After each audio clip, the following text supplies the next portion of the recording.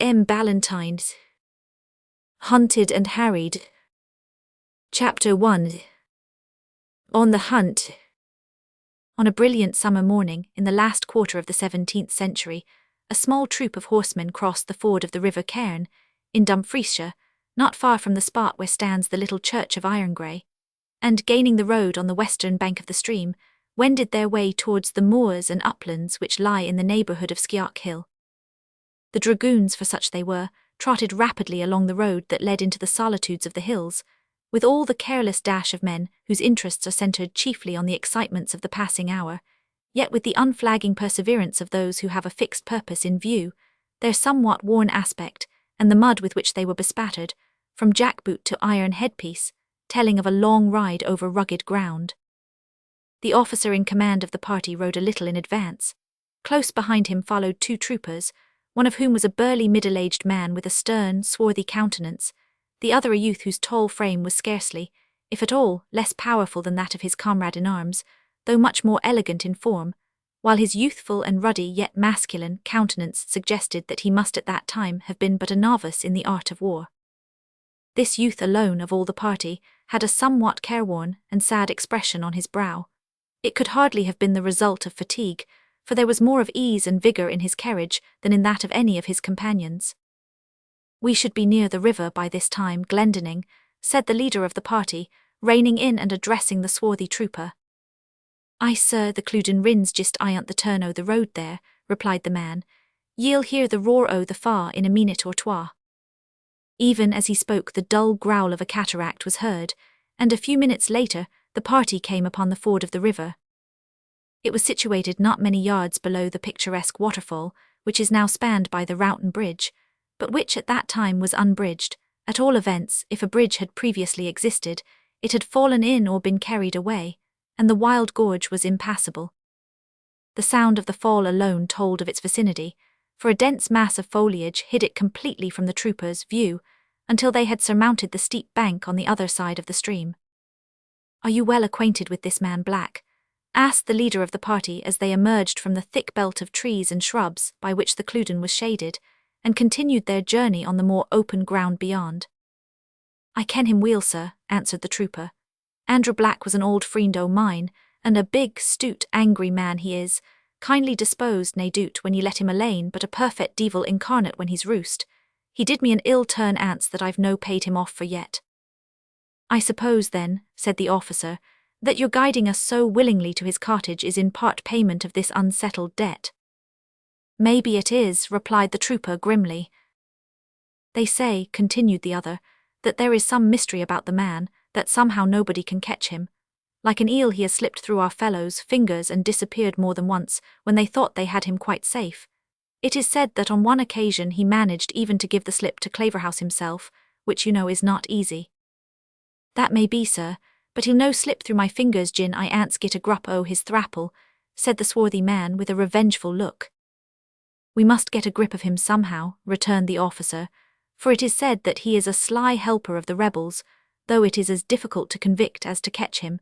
And as this gathering, of which our spies have brought information, is to be in the neighbourhood of his house, he is sure to be mixed up with it."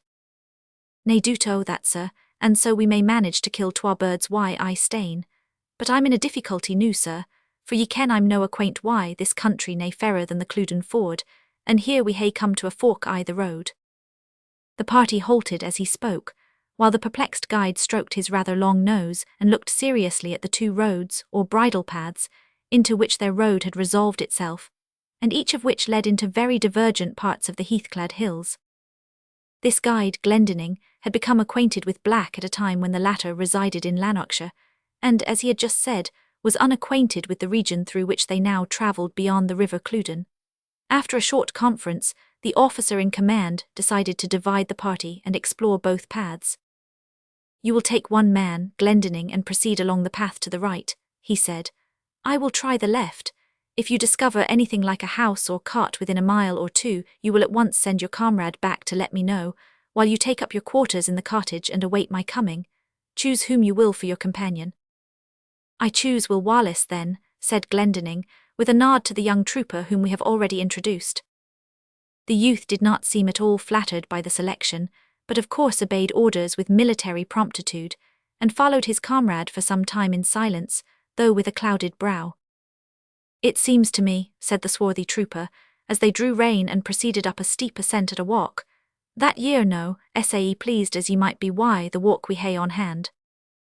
"Pleased," exclaimed the youth, whose tone and speech seemed to indicate him an Englishman. "How can I be pleased when all I have been called on to do since I enlisted has been to aid and abet in robbery, cruelty, and murder? I honour loyalty and detest rebellion as much as any man in the troop, but if I had known what I now know I would never have joined you." Glendinning gazed at his companion in amazement. Having been absent on detached service when Will Wallace had joined, about 3 weeks previously, he was ignorant both as to his character and his recent experiences. He had chosen him on the present occasion simply on account of his youth and magnificent physique. "I doot I've made a mistake in choosin' you," said Glendinning with some asperity after a few moments, "but it's ower late noo to rectife't. What ails ye, lad? What hae ye seen?" "I have seen what I did not believe possible," answered the other with suppressed feeling. "I have seen a little boy tortured with the thumbscrews, pricked with bayonets, and otherwise inhumanly treated because he would not, or could not, tell where his father was. I have seen a man hung up to a beam by his thumbs, because he would not give up money which perhaps he did not possess.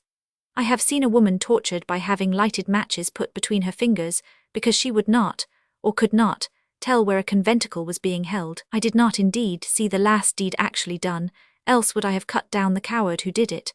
The poor thing had fainted, and the torture was over when I came upon them. Only 2 days ago I was ordered out with a party who pillaged the house of a farmer, because he refused to take an oath of allegiance, which seems to have been purposely so worded as to make those who take it virtually bondslaves to the king, and which makes him master of the lives, properties, and consciences of his subjects, and all this done in the king's name and by the king's troops." "And what part did you tak in these doin', asked Glendinning with some curiosity. "I did my best to restrain my comrades, and when they were burning the hayricks, throwing the meal on the dunghill, and wrecking the property of the farmer, I cut the cords with which they had bound the poor fellow to his chair, and let him go free." "Did onybody see you do that?" "I believe not, though I should not have cared if they had. I'm thoroughly disgusted with the service. I know little or nothing of the principles of these rebels, these fanatics as you call them, but tyranny or injustice I cannot stand, whether practiced by a king or a beggar, and I am resolved to have nothing more to do with such fiendish work." "Young man," said the swarthy comrade in a voice of considerable solemnity, "ye hae obviously mistan your callin'. If you were na new to the parts, ye would ken that the things ye object to are quite common. Punishin' and harryin' the rebels and fanatics covenanters they ca' thersels has been gone on for years o'er the land.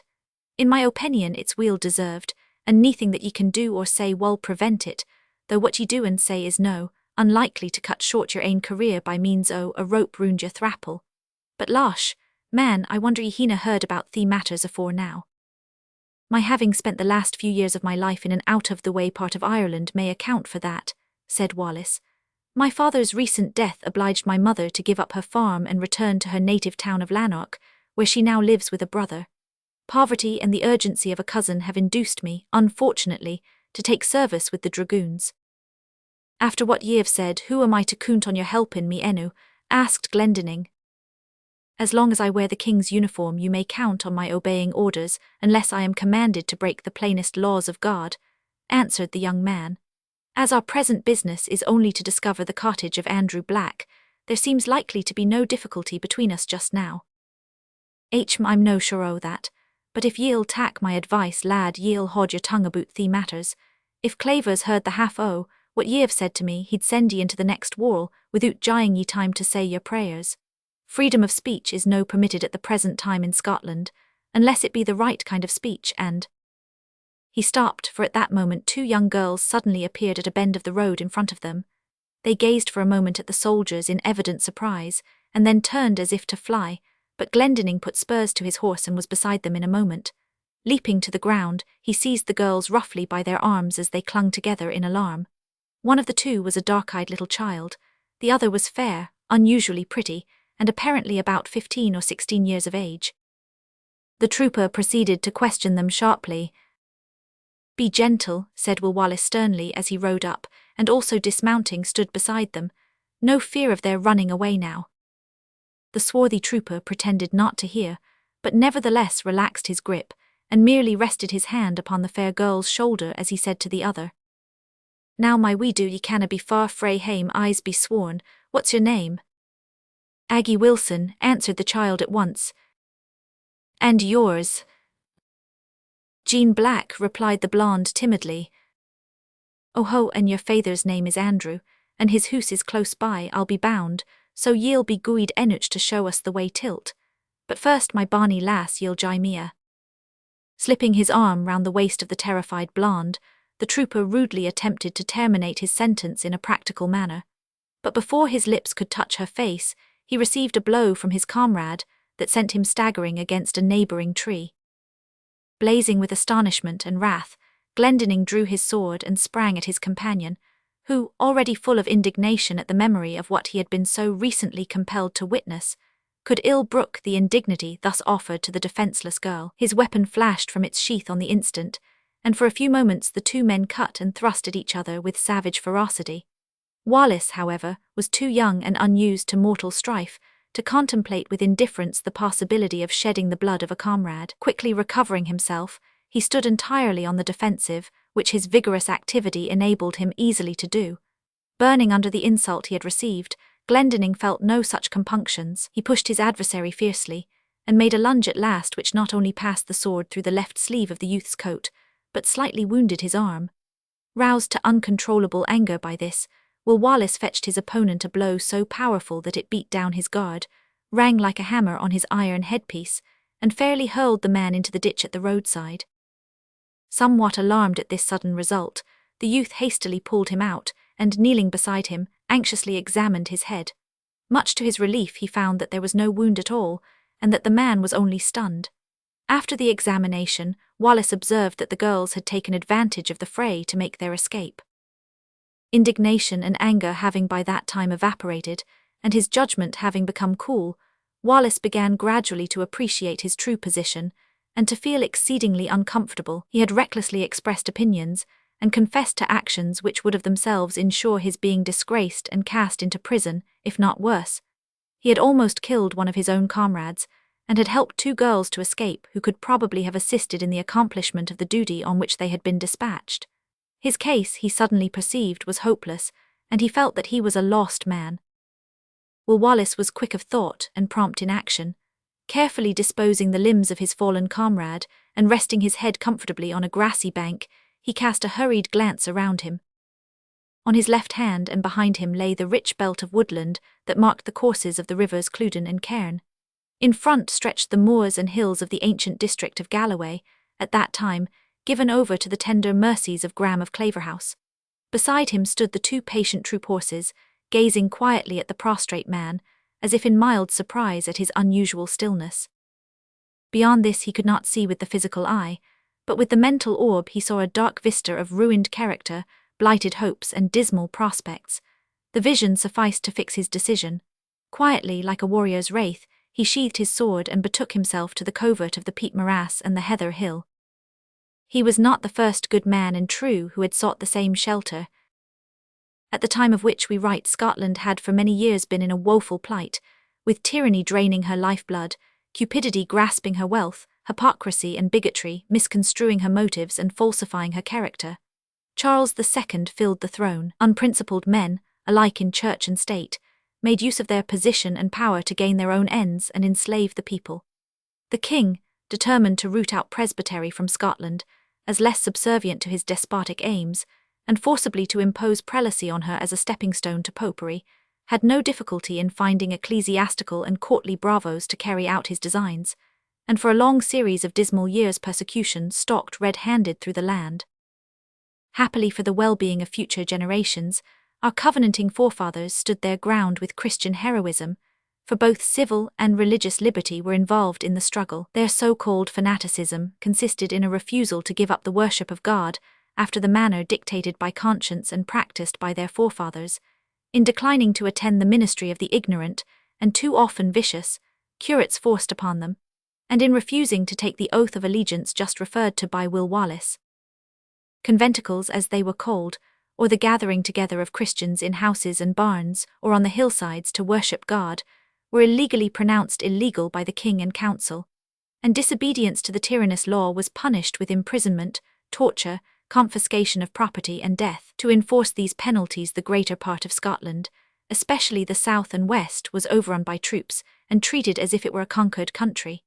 The people, holding that in some matters it is incumbent to obey God rather than man, and that they were bound not to forsake the assembling of themselves together, resolved to set the intolerable law at defiance, and went armed to the hill meetings. They took up arms at first, however, chiefly if not solely, to protect themselves from a licentious soldiery, who went about devastating the land, not scrupling to rob and insult helpless women and children, and to shed innocent blood. Our Scottish forefathers, believing, in common with the lower animals and lowest savages, that it was a duty to defend their females and little ones, naturally availed themselves of the best means of doing so. About this time a meeting, or conventicle, of considerable importance was appointed to be held among the secluded hills in the neighbourhood of Irongray, and Andrew Black, the farmer, was chosen to select the particular spot and make the preliminary arrangements. Now this man Black is not easily described, for his was a curiously compound character. To a heart saturated with the milk of human kindness was united a will more inflexible, if possible, than that of a Mexican mule, a frame of Herculean mould, and a spirit in which profound gravity and reverence waged incessant warfare, with a keen appreciation of the ludicrous, peacefully inclined in disposition, with a tendency to believe well of all men, and somewhat free and easy in the formation of his opinions. He was very unwilling to resist authority, but the love of truth and justice was stronger within him than the love of peace. In company with his shepherd, Quentin Dick, a man of nearly his own size and build, Andrew Black proceeded to a secluded hollow in Skeoch Hill to gather and place in order the masses of rock, which were to form the seats of the communicants at the contemplated religious gathering, which seats remain to this day in the position they occupied at that time, and are familiarly known in the district as the Communion Stones of Irongray. Chapter 2. The Fanatic and the Spy. The night was dark and threatening when Andrew Black and his shepherd left their cottage, and quickly but quietly made for the neighbouring hill. The weather was well suited for deeds of secrecy, for gusts of wind with an occasional spattering of rain swept along the hill face, and driving clouds obscured the moon, which was then in its first quarter. At first the two men were obliged to walk with care, for the light was barely sufficient to enable them to distinguish the sheep track which they followed, and the few words they found it necessary to speak were uttered in subdued tones. Jean Black and her cousin Aggie Wilson had reported their rencontre with the two dragoons, and Quentin Dick had himself seen the main body of the troops from behind a heather bush on his way back to the farm. Therefore caution was advisable. But as they climbed Skeoch Hill, and the moon shed a few feeble rays on their path, they began to converse more freely. For a few minutes their intercourse related chiefly to sheep and the work of the farm, for both Andrew and his man were of that sedate, imperturbable nature which is not easily thrown off its balance by excitement or danger. Then their thoughts turned to the business in hand. "Nae fear the sojers comin here on a nicht like this," remarked Andrew, as a squall nearly swept the blue bonnet off his head. "Maybe no," growled Quentin Dick sternly, "but I've heard frae Tam Chanter that servants that papist Earl Nithsdale, and the scoundrel Sir Robert Doubtseal, hae been seen pawkin their noses aboot at Irongray. If they git one the place, we're no likely to hae a quiet time tea. Did ye say that the sojers ill-used the bairns?" "Nah, ane o' them was inclined to be impident, but the ither, a gooid-lookin' young felly accordin' to Jean, took their pert and quarrelled why his comrade, sae that they cam to loggerheads at last, but what was the upshot naebody kens, for the bairns took to their heels and left them fetchtin." "And what if they sud fin your hoose and the bairns unprotect it?" asked the shepherd. "They're no likely to fin the hoose in a nicht like this, man, and if they do they'll fin naebody but Ramblin' Peter there, for I gied the lasses and the women strict orders to tack to the hidey hole at the first sound horse's feet." By this time the men had reached a secluded hollow in the hill, so completely enclosed as to be screened from observation on all sides. They halted here a few moments, for two dark forms were seen in the uncertain light to be moving about just in front of them. "It's them," whispered Andrew. "We," asked the shepherd. "Alexander McCubine and Edward Gordon." "Good and safe men baith," responded Quentin. "Ye better gie them a cry." Andrew did so by imitating the cry of a plover. It was replied to at once. "The stands are big, ye see," explained Andrew, while the two men were approaching. "It'll tak the strength o' the fower o' us to lift some o' them." "We've got the cairn aboot finished," said McCubbin as he came up. He spoke in a low voice, for although there was no probability of anyone being near, they were so accustomed to expect danger because of the innumerable enemies who swarmed about the country, that caution had almost become a second nature. Without further converse the four men set to work in silence. They completed a circular heap, or cairn, of stones 3 or 4 feet high, and levelled the top thereof to serve as a table or a pulpit at the approaching assembly. In front of this, and stretching towards a sloping brae, they arranged 4 rows of very large stones to serve as seats for the communicants, with a few larger stones between them, as if for the support of rude tables of plank. It took several hours to complete the work. When it was done, Andrew Black surveyed it with complacency, and gave it as his opinion that it was a braw kirk, capable o' accommodating a congregation o' some thousands mair or less. Then the two men, Gordon and McCubbin, bidding him and the shepherd good night, went away into the darkness from which they had emerged. "Whaur'll they be sleepin' the nicht?" asked the shepherd as he and Andrew turned homeward. "I the peat bog I doot, for I dawn attack them hame when the dragoons is likely to gie us a caw. Besides, the hidey hole wull be ower fou soon. Noo, lad," he added as they surmounted a hillock from which they had a dim view of the surrounding country, "gang ye doon and see if ye can fin oot onything mair aboot these soldiers. I'll awa' hame and see that a's right there." They parted, the shepherd turning sharp off to the right, while the farmer descended towards his cottage. He had not advanced above half the distance when an object a little to the left of his path induced him to stop. It resembled a round stone, and was too small to have attracted the attention of any eye save one which was familiar with every bush and stone on the ground. Grasping a stout thorn stick which he carried, Andrew advanced towards the object in question with cat-like caution until quite close to it, when he discovered that it was the head of a man who was sleeping soundly under a whin bush. A closer inspection showed that the man wore an iron headpiece, a soldier's coat, and huge jack boots. "A dragoon and a spy," thought Andrew, while he raised his cudgel, the only weapon he carried, and frowned. But Andrew was a merciful man. He could not bring himself to strike a sleeping man, even though waking him might entail a doubtful conflict, for he could see that the trooper's hand grasped the hilt of his naked sword. For a few moments he surveyed the sleeper, as if calculating his chances, then he quietly dropped his plaid, took off his coat, and untying his neckcloth laid it carefully on one side over a bush. Having made these preparations, he knelt beside Will Wallace, for it was he, and grasped him firmly by the throat with both hands. As might have been expected, the young trooper attempted to spring up and tried to use his weapon, but finding this to be impossible at such close quarters, he dropped it and grappled the farmer with all his might. But Andrew, holding on to him like a vice, placed his knee upon his chest and held him firmly down. "It's nae manner use to strive, ye see," said Andrew, relaxing his grip a little. "I've got ye, and if ye like to do my biddin', I'll no be hard on ye. If you will let me rise and stand before me in fair fight, I'll do your business if not your bidding," returned Wallace in a tone of what may be termed stern sulkiness. "Div ye think it's likely I'll stand before you in fair fecht, as you card, you why a sword, and me why a bit stick, my lad? Na, ye'll hae to submit, little though ye like it." "Give me the stick then, and take you the sword, I shall be content," said the indignant trooper, making another violent but unsuccessful effort to free himself. "It's a fair offer," said Andrew when he had subdued the poor youth a second time, "and reflects favourably on your courage, but I'm a man o' peace and have no thirst for bloodshed. Whilk is more than ye can say, young man.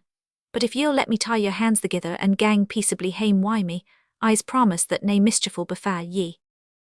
"No man shall ever tie my hands together as long as there is life in my body," replied the youth. Stop, callant," exclaimed Andrew as Will was about to renew the struggle. "The pride o' youth is awful. Hear what I've gotten to say to ye, man, or I'll hae to throttle ye outright. It'll come to the same thing if ye'll allow me to tie ane o' my hands to ane o' yours.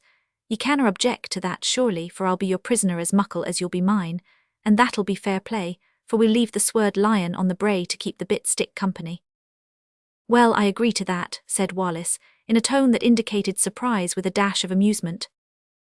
"And ye promise no to try to get away when I'm tied to you?" "I promise." Hereupon the farmer, reaching out his hand, picked up the black silk neckcloth which he had laid aside. and with it firmly bound his own left wrist to the right wrist of his captive, talking in a grave, subdued tone as he did so. "Nay doot the promise a spy is hardly to be listened to, but if I find that ye're a dishonourable man, ye'll find that I'm an uncomfortable prisoner to be tied to. Noo, get up, lad, and we'll gang hame thegither." On rising, the first thing the trooper did was to turn and take a steady look at the man who had captured him in this singular manner. "Weel, what d'ye think o' me?" asked Andrew with what may be termed a grave smile. "If you want to know my true opinion," returned Wallace, "I should say that I would not have thought from the look of you that you could have taken mean advantage of a sleeping foe." "I would not have thought from the look o' you," retorted Andrew, "that ye could hae selt yoursel to gang skulkin' about the hills as a spy upon the pure craters that are only seekin' to worship their Maker in peace." Without further remark, Andrew Black, leaving his coat and plaid to keep company with the sword and stick, led his prisoner down the hill. Andrew's cottage occupied a slight hollow on the hillside, which concealed it from every point of the compass save the high ground above it. Leading the trooper up to the door, he tapped gently, and was promptly admitted by someone whom Wallace could not discern, as the interior was dark.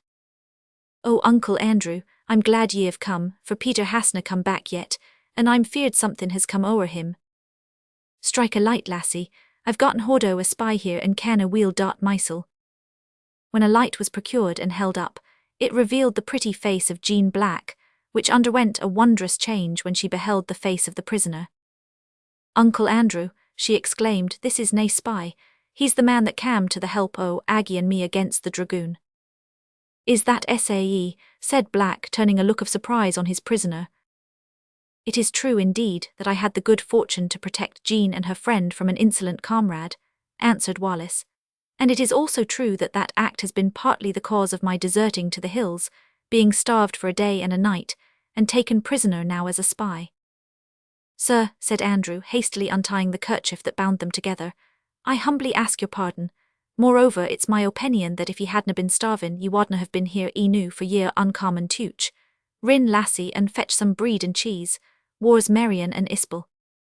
"They went out to seek for Peter," said Jean, as she hastened to obey her uncle's mandate. At that moment a loud knocking was heard at the door, and the voice of Marion, one of the maidservants, was heard outside.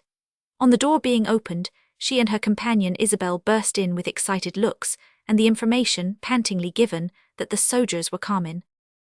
"Haud your noise, lassie, and lick the fire pit on the parritch pat. Come, Peter, let's hear a aboot it." Ramblin' Peter, who had been thus named because of his inveterate tendency to range over the neighbouring hills, was a quiet, undersized, said to be weak-minded boy of 16 years, though he looked little more than 14. No excitement whatever ruffled his placid countenance as he gave his report, to the effect that a party of dragoons had been seen by him not half an hour before, searching evidently for his master's cottage. "They'll soon find it," said the farmer, turning quickly to his domestics. "Away why, ye lasses, and hide." The two servant girls, with Jean and her cousin Aggie Wilson, ran at once into an inner room and shut the door. Ramblin' Peter sat stolidly down beside the fire and calmly stirred the porridge pot, which was nearly full of the substantial Scottish fare. "Noo, sir," said Black, turning to Will Wallace, who had stood quietly watching the various actors in the scene just described, "your comrades'll be here in a wee while. May I ask what ye expect?" "I expect to be imprisoned at the least, more probably shot." Pleasant expectations for a young man, nae doot. I'm sorry that it's oot o' my power to stop and see the fun, for the soldiers have strange suspicions aboot me, so I'm forced to mak mysel scarce and leave Ramblin' Peter to do the hospitalities o' the hoose. But before I gang awa, I wad fain repay ye for the gooid turn ye did to my bairns. If ye are willin' to shut your eyes and do what I tell ye, I'll put you in a place o' safety." "Thank you, Mr. Black," returned Wallace. "Of course I shall only be too glad to escape from the consequences of my unfortunate position, but do not misunderstand me. Although neither a spy nor a covenanter, I am a loyal subject, and would not now be a deserter if that character had not been forced upon me, first by the brutality of the soldiers with whom I was banded, and then by the insolence of my comrade-in-arms to your daughter." Niece," interrupted Black. "I wish she was my dochter, bless her bonny face. Never fear, sir, I've nae doot o' your loyalty, though you and your friends misdoot mine.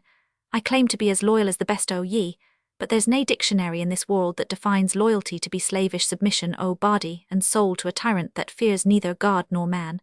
The question noo is, div ye want to escape and wull ye trust me? The sound of horses galloping in the distance tended to quicken the young trooper's decision. He submitted to be blindfolded by his captor. "Noo, Peter," said Andrew, as he was about to lead Wallace away, "ye ken what to dee. Gie them plenty to eat, show them the rum bottle, let them hae the rin o' the hoose, and say that I bade ye treat them weel." "Aye," was Ramblin' Peter's laconic reply. Leading his captive out at the door, round the house, and re-entering by a back door, apparently with no other end in view than to bewilder him, Andrew went into a dark room, opened some sort of door to enter which the trooper had to stoop low, and conducted him down a steep, narrow staircase. The horsemen meanwhile had found the cottage and were heard at that moment, tramping about in front, and thundering on the door for admittance. Wallace fancied that the door which closed behind him must be of amazing thickness, for it shut out almost completely the sounds referred to. On reaching the foot of the staircase, and having the napkin removed from his eyes, he found himself in a long, low, vaulted chamber. There was no one in it save his guide and a venerable man who sat beside a deal table, reading a document by the light of a tallow candle stuck in the mouth of a black bottle. The soldiers, meanwhile, having been admitted by Ramblin' Peter, proceeded to question that worthy as to Andrew Black and his household. Not being satisfied of the truth of his replies, they proceeded to apply torture in order to extract confession. It was the first time that this mode of obtaining information had been used in Black's cottage, and it failed entirely, for Ramblin' Peter was staunch, and although inhumanly thrashed and probed with sword points, the poor lad remained dumb, insomuch that the soldiers at length set him down as an idiot, for he did not even cry out in his agonies, excepting in a curious half-stifled manner, because he knew well that if his master were made aware by his cries of what was going on, he would be sure to hasten to the rescue at the risk of his life. Having devoured the porridge, drunk the rum, and destroyed a considerable amount of the farmer's produce, the lawless troopers, who seemed to be hurried in their proceedings at that time, finally left the place. About the time that these events were taking place in and around Black's cottage, bands of armed men with women, and even children, were hastening towards the same locality to attend the great conventicle, for which the preparations already described were being made. The immediate occasion of the meeting was the desire of the parishioners of the Reverend John Welsh, a great-grandson of John Knox, to make public avowal, at the communion table, of their fidelity to Christ and their attachment to the minister who had been expelled from the Church of Irongray. But strong sympathy induced many others to attend, not only from all parts of Galloway and Nithsdale, but from the distant Clyde, the shores of the Forth and elsewhere, so that the roads were crowded with people making for the rendezvous, some on foot, others on horseback. Many of the latter were gentlemen of means and position, who, as well as their retainers, were more or less well armed and mounted.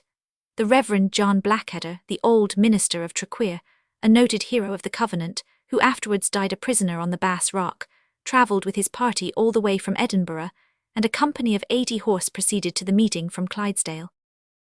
Preliminary services, conducted by Mr. Blackadder and Mr. Welsh, were held near Dumfries on the Saturday, but at these the place of meeting on the Sabbath was only vaguely announced as a hillside in Irongray. So anxious were they to escape being disturbed by their enemies, and the secret was kept so well that when the Sabbath arrived a congregation of above 3,000 had assembled round the communion stones in the hollow of Scarce Hill. Sentinels were posted on all the surrounding heights. One of these sentinels was the farmer Andrew Black, with a cavalry sword belted to his waist and a rusty musket on his shoulder. Beside him stood a tall, stalwart youth in shepherd's costume. "Your ain mother wadna ken ye," remarked Andrew with a twinkle in his eyes. "I doubt that," replied the youth. "A mother's eyes are keen. I should not like to encounter even Glendinning in my present guise." As he spoke, the rich melody of the opening psalm burst from the great congregation and rolled in softened cadence towards the sentinels. Chapter 3. The True and the False at Work. The face of nature did not seem propitious to the great gathering on Scarce Hill. Inky clouds rolled athwart the leaden sky, threatening a deluge of rain, and fitful gusts of wind seemed to indicate the approach of a tempest. Nevertheless, the elements were held in check by the guard of nature, so that the solemn services of the day were conducted to a close without discomfort, though not altogether without interruption. Several of the most eminent ministers, who had been expelled from their charges, were present on this occasion. Besides John Welsh of Irongray, there were Arnott of Tongland, Blackadder of Traquair and Dixon of Rutherglen, godly men who had for many years suffered persecution and imprisonment, and were ready to lay down their lives in defence of religious liberty. The price set upon the head of that knot or traitor, Mr. John Welsh, dead or alive, was 9,000 merks. Mr. Arnott was valued at 3,000. These preached and assisted at different parts of the services, while the vast multitude sat on the sloping hillside, and the mounted men drew up on the outskirts of the congregation, so as to be within sound of the preachers' voices, and at the same time be ready for action on the defensive if enemies should appear. Andrew Black and his companion stood for some time listening, with bowed heads, to the slow, sweet music that floated towards them. They were too far distant to hear the words of prayer that followed, yet they continued to stand in reverent silence for some time, listening to the sound, Black with his eyes closed, his young companion gazing wistfully at the distant landscape, which, from the elevated position on which they stood, lay like a magnificent panorama spread out before them. On the left, the level lands bordering the rivers Cairn and Nith stretched away to the Solway, with the Cumberland Mountains in the extreme distance. In front and on the right lay the wild, romantic hill country of which, in after years, it was so beautifully written. O Barney hills of Galloway, oft have I stood to see. At sunset hour your shadows fall, all darkening on the lea, while visions of the buried years came o'er me in their might, as phantoms of the sepulchre, instinct with inward light. The years when Scotland groaned beneath her tyrant's hand, and 'twas not for the heather she was called the Purple Land, and 'twas not for her loveliness her children blessed their God, but for secret places of the hills and the mountain heights, untrod. Who was the old man I found in what you call your hidey hole? Asked Wallace, turning suddenly to his companion. I'm no sure that I have a right to answer that, said Black, regarding Will with a half-serious, half-amused look. Whoever knew that ye have ta'en service why me, and ken about my hidey hole, I suppose I may trust ye why are my secrets. I would not press you to reveal any secrets, Mr. Black, yet I think you are safe to trust me, seeing that you know enough about my own secrets to bring me to the gallows if so disposed. I hae ye there, lad, but I'll trust ye on better grunds than that. I believe ye to be an honest man, and that's enough for me. Weel, ye maun ken, it's 16 year since I howkit the hidey hole below my hoose, and wad ye believe it? They've no fund it oot yet, not even had a suspicion o' though the sojers hae been sair puzzled, mony a time, aboot who I managed to gie them the slip. And mony's the pure body, baith gentle and simple, that I've gien food and shelter to we was very likely to hae perished o' cold and hunger. But for the hidey hole, among ithers I've often had the persecuted ministers doon there, readin' their Bibles or sleepin', as comfortable as ye like when the dragoons was drinkin', roarin', and singin' like devils o'er their hides. My certes, if Clavers or Sherp or Lauderdale had an inclin the 100 pert o' the lawbreakin that I've done, it's a gallows in the Gressmarket as high as Hammond's wad be a reckit for me, and my heed and horns maybe would be bleachin' on the nether bow.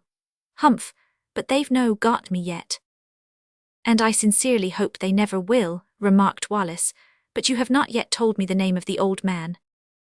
I was common to him, continued Black, but whenever I wander to the doings o' that black-hearted counsel I'm like to lose the thread o' my discourse. Yon is a great man I the Kirk o' Scotland. They ca' him Donald Cargill. The adventures that pure man has had in the course o' mair nor quarter o' a century wad mak a grand story Buick. He has no fear o' man, and he's an awfu' stickler for justice. Easy warrant he gied ye some strang condemnations o' the poors that be. Indeed he did not, said Wallace. Surely you misjudge his character. His converse with me was entirely religious, and his chief anxiety seemed to be to impress on me the love of God in sending Jesus Christ to redeem a wicked world from sin. I tried to turn the conversation on the state of the times, but he gently turned it round again to the importance of being at peace with God, and giving heed to the condition of my own soul. He became at last so personal that I did not quite like it, yet he was so earnest and kind that I could not take offence. Aye, said Black in a musing tone, I see. He clearly thinks that your heat needs mair instruction than your heed. Maybe he's right. However, he's a wonderfu' man, gangs aboot the country preachin', everywhere although he kens that the sojers are aye on the lookoot for him, and that if they catch him it's certain death. He wad have been at this communion nae doot if he hadna engaged to preach somewhere near Sanquhar this vera day.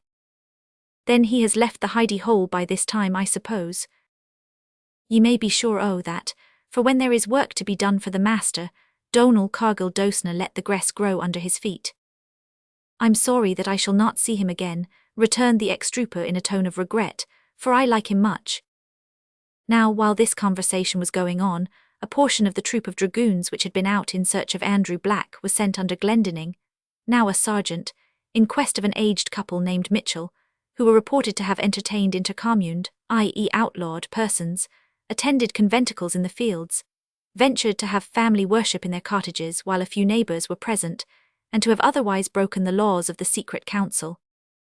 This council, which was ruled by two monsters in human form, namely, Archbishop Sharp of St. Andrews and the Duke of Lauderdale, having obtained full powers from King Charles II to put down conventicles and enforce the laws against the fanatics with the utmost possible rigour, had proceeded to carry out their mission by inviting a host of half, if not quite, savage Highlanders to assist them in quelling the people.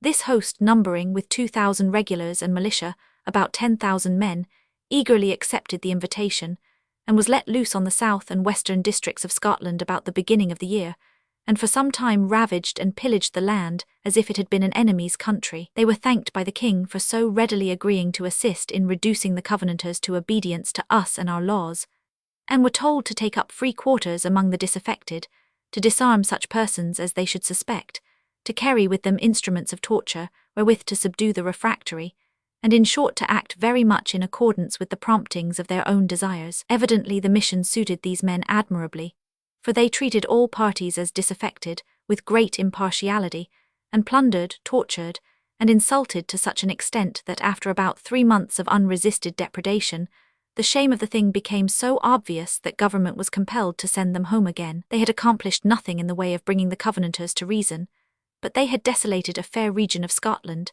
spilt much innocent blood, ruined many families, and returned to their native hills heavily laden with booty of every kind like a victorious army.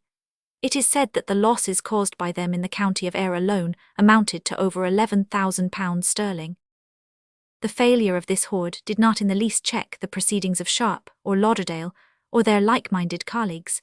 They kept the regular troops and militia moving about the land, enforcing their idiotical and wicked laws at the point of the sword. We say idiotical advisedly, for what could give stronger evidence of mental incapacity than the attempt to enforce a bond upon all landed proprietors, obliging themselves and their wives, children, and servants, as well as all their tenants and cotters, with their wives, children, and servants, to abstain from conventicles, and not to receive, assist, or even speak to any forfeited persons, intercommuned ministers, or vagrant preachers, but to use their utmost endeavours to apprehend all such. Those who took this bond were to receive an assurance that the troops should not be quartered on their lands, a matter of considerable importance, for this quartering involved great expense and much destruction of property in most cases, and absolute ruin in some. After the Battle of the Pentland Hills, in 1666, in which the Covenanters, driven to desperation, made an unsuccessful effort to throw off the tyrannical yoke, several laws were enacted against them. Their wily persecutor, also being well aware of the evil influence of disagreement among men, threw a bone of contention among them in the shape of royal acts of indulgence, as they were styled, by which a certain number of the ejected ministers were permitted to preach on certain conditions, but only within their own parishes. To preach at a separate meeting in a private house subjected the minister to a fine of 5,000 merks, about £278. To preach in the fields was to incur the penalty of death and confiscation of property, and these arbitrary laws were not merely enacted for intimidation. They were rigorously enforced. The curates in many cases became mere spies and government informers. Many of the best men in the land laid down their lives rather than cease to proclaim the gospel of love and peace and goodwill in Jesus Christ. Of course their enemies set them down as self-willed and turbulent fanatics. It has ever been, and ever will be, thus with men who are indifferent to principle. They will not as well as cannot understand those who are ready to fight, and if need be die for truth. Their unspoken argument seems to be, you profess to preach peace, love, submission to authority, etc. Very good, stand to your principles. Leave all sorts of carnal fighting to us. Obey us, conform humbly to our arrangements, whatever they are, and all will be well. but dare to show the slightest symptom of restiveness under what you style our injustice, tyranny, cruelty, etc., and we will teach you the submission which you preach, but fail to practice by means of fire and sword and torture and death. Many good men and true, with gentle spirits, and it may be somewhat exalted ideas about the rights of royalty, accepted the indulgence as being better than nothing, or better than civil war. No doubt also there were a few, neither good men nor true, who accepted it because it afforded them a loophole of escape from persecution. Similarly, on the other side, there were good men and true, who, with bolder hearts perhaps and clearer brains it may be, refused the indulgence as a presumptuous enactment, which cut at the roots of both civil and religious liberty, as implying a right to withhold while it professed to give, and which, if acquiesced in, would indicate a degree of abject slavery to man and unfaithfulness to God that might sink Scotland into a condition little better than that of some eastern nations at the present day. Thus was the camp of the Covenanters divided.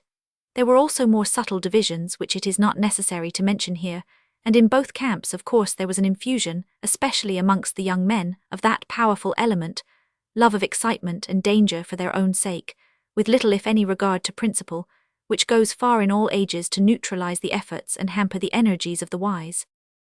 Besides the acts of indulgence, another and most tyrannical measure already mentioned had been introduced to crush if possible the Presbyterians. Letters of intercommuning were issued against a great number of the most distinguished Presbyterians, including several ladies of note, by which they were proscribed as rebels and cut off from all society. A price amounting in some instances to £500 sterling was fixed on their heads, and every person, not excepting their nearest of kin, was prohibited from conversing with or writing to them, or of aiding with food, clothes, or any other necessary of life, on pain of being found guilty of the same crimes as the intercommuned persons.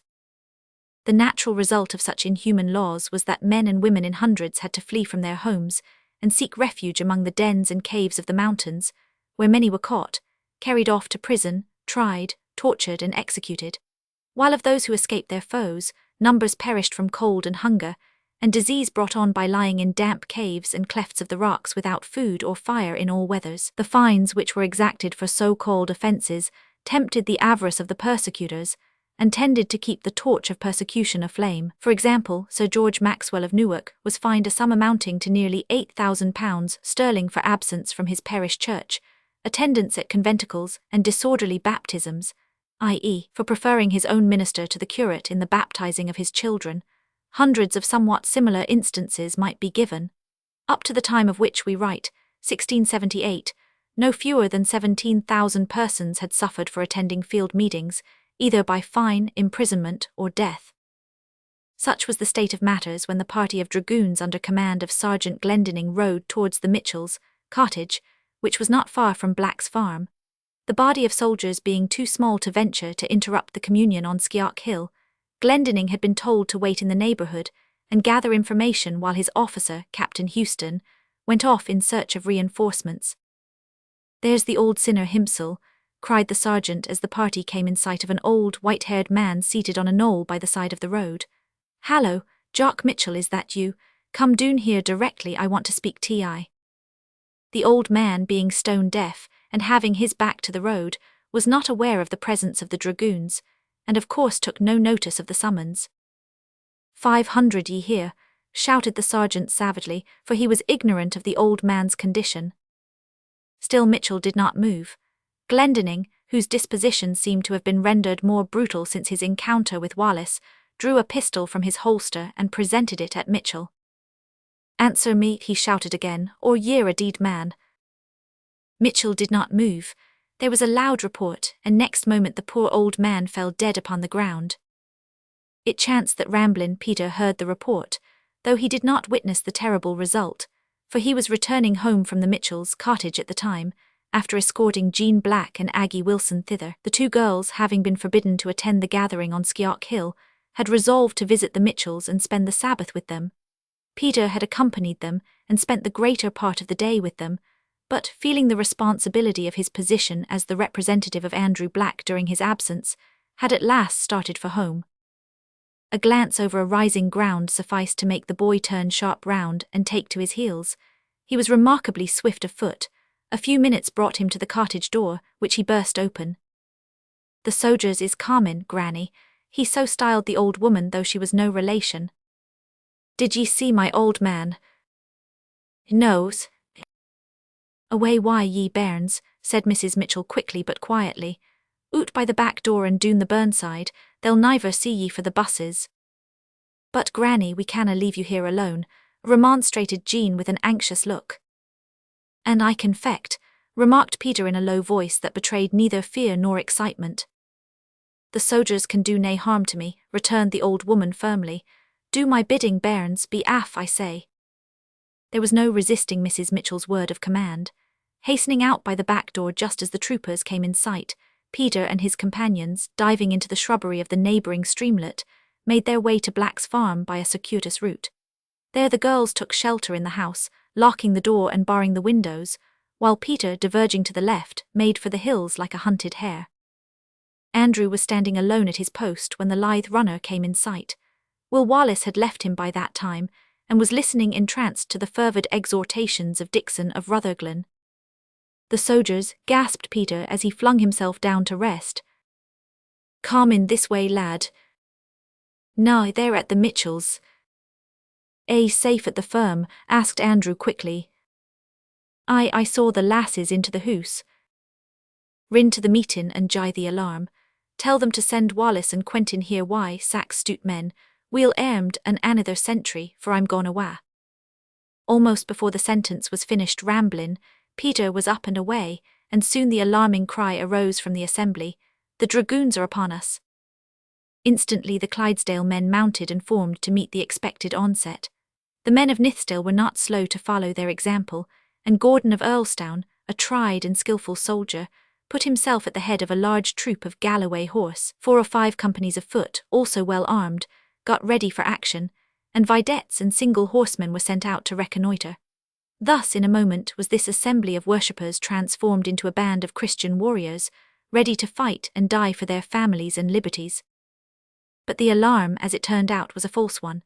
Glendinning, informed by spies of the nature of the gathering, was much too sagacious a warrior to oppose his small force to such overwhelming odds. He contented himself for the present with smaller game. After continuing in the posture of defence for a considerable time, the assembly dispersed, those who were defenceless being escorted by armed parties to the barns and cottages around. As they retired from the scene, the windows of heaven were opened, and the rain, which had been restrained all day, came down in torrents, and sent the cairn and Clewden red and roaring to the sea. But long before this dispersion took place, Andrew Black with Quentin Dick, Will Wallace, Ramblin Peter and 6 sturdy young men, armed with sword, gun and pistol, had hurried down the hill to succour the Mitchells, if need be, and see to the welfare of those who had been left behind in the farm. Chapter 4. The hunting and harrying displayed. Being ignorant, as we have said, of the cruel murder of old Mitchell, Ramblin Peter's report had not seriously alarmed Black. He concluded that the worst the troopers would do would be to rob the poor old couple of what money they found in their possession, oblige them to take the oath of supremacy, drink the health of king and bishops, and otherwise insult and plunder them. Knowing the Mitchells intimately, he had no fear that their opposition would invite severity. Being very fond of them, however, he resolved, at the risk of his life, to prevent as far as possible the threatened indignity and plunder.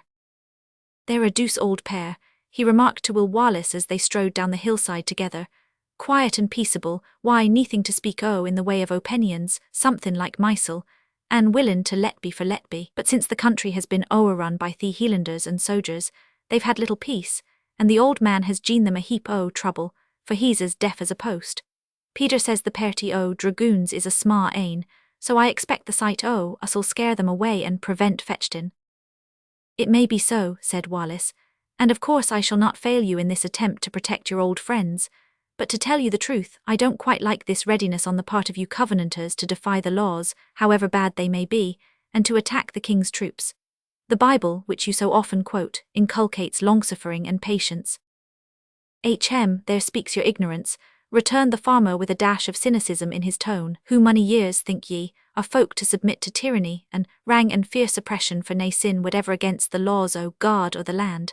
Are 20, 30 or 40 years enough to warrant or claim to lang sufferin? Does submission to law-breaking on the part o' government, and lang continued high-handed oppression frae king, courtier, and prelate, accompanied why barefaced plunder and murder, does that no justify or claim to patience, to this the Covenanters hae submitted for money weary years without rebellion, except maybe in the matter o' the Pentlands, when a ween o' us were driven to desperation.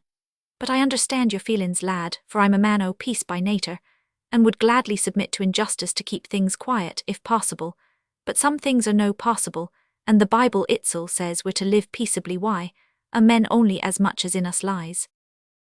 The ex-trooper was silent. Although ignorant of the full extent of maddening persecution to which not merely the Covenanters but the people of Scotland generally had been subjected, his own limited experience told him that there was much truth in what his companion said. Still, like all loyal-hearted men, he shrank from the position of antagonism to government. "I agree with you," he said after a few minutes' thought, "but I have been born, I suppose, with a profound respect for law and legally constituted authority." "Div ye think, lad," returned Black impressively, "that anybody's been born wi' a high respect for law but yoursel? I suppose ye admit that the king is bound to respect the law as weel as the people." "Of course I do. I am no advocate of despotism." "Weel then," continued the farmer with energy, "in the year 1648, and at other times, kings and parliaments hae stamped the covenants o' Scotland as bane pert o' the law o' this land, whereby freedom o' conscience and Presbyterian worship are secured to us and here comes Charles II and breaks the law by sending that scoundrel the Duke o' Lauderdale here why full poors to do what he likes, and Middleton, a man why nae heart and less conscience, that was raised up frae neathing to be a noble nae less. My word, nobles are easy made, but they're no sae easy unmade, and this Lauderdale maks a council why archbishopship, a traitor and a turncoat, and a ween mair like himsel, and they send soldiers out o'er the land to eat us up and cram prelacy doon our throats, and curates into our pulpits whether we wull or no. And that though Charles himsel signed the covenant at the time he was crooned, ca ye that law or legally constituted authority?" Although deeply excited by this brief recital of his country's wrongs, Black maintained the quiet expression of feature and tone of voice that were habitual to him. Further converse on the subject was interrupted by their arrival at the farm, where they found all right save that Jean and Aggie were in a state of tearful anxiety about their poor neighbours. While the farmer was seeing to the security of his house and its arrangements, preparatory to continuing the march to the Mitchells' cottage, the rest of the party stood about the front door conversing, while Wallace was contemplating Jean Black with no little admiration as she moved about the house. There was something peculiarly attractive about Jean. A winsome air and native grace, with refinement of manner unusual in one of her station, would have stamped her with a powerful species of beauty, even if she had not possessed in addition a modest look and fair young face.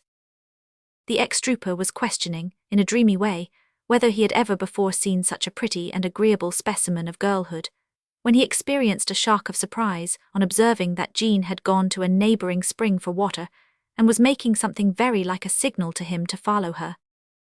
The surprise was mingled with an uncomfortable feeling of regret, for the action seemed inconsistent with the maiden's natural modesty. "Forgive me, sir," she said, "for being so bold, but oh, sir, if you knew how anxious I am about Uncle Black you would understand. He is wanted so much, and there's them in the hidey-hole that would fare ill if he was taken to prison just now.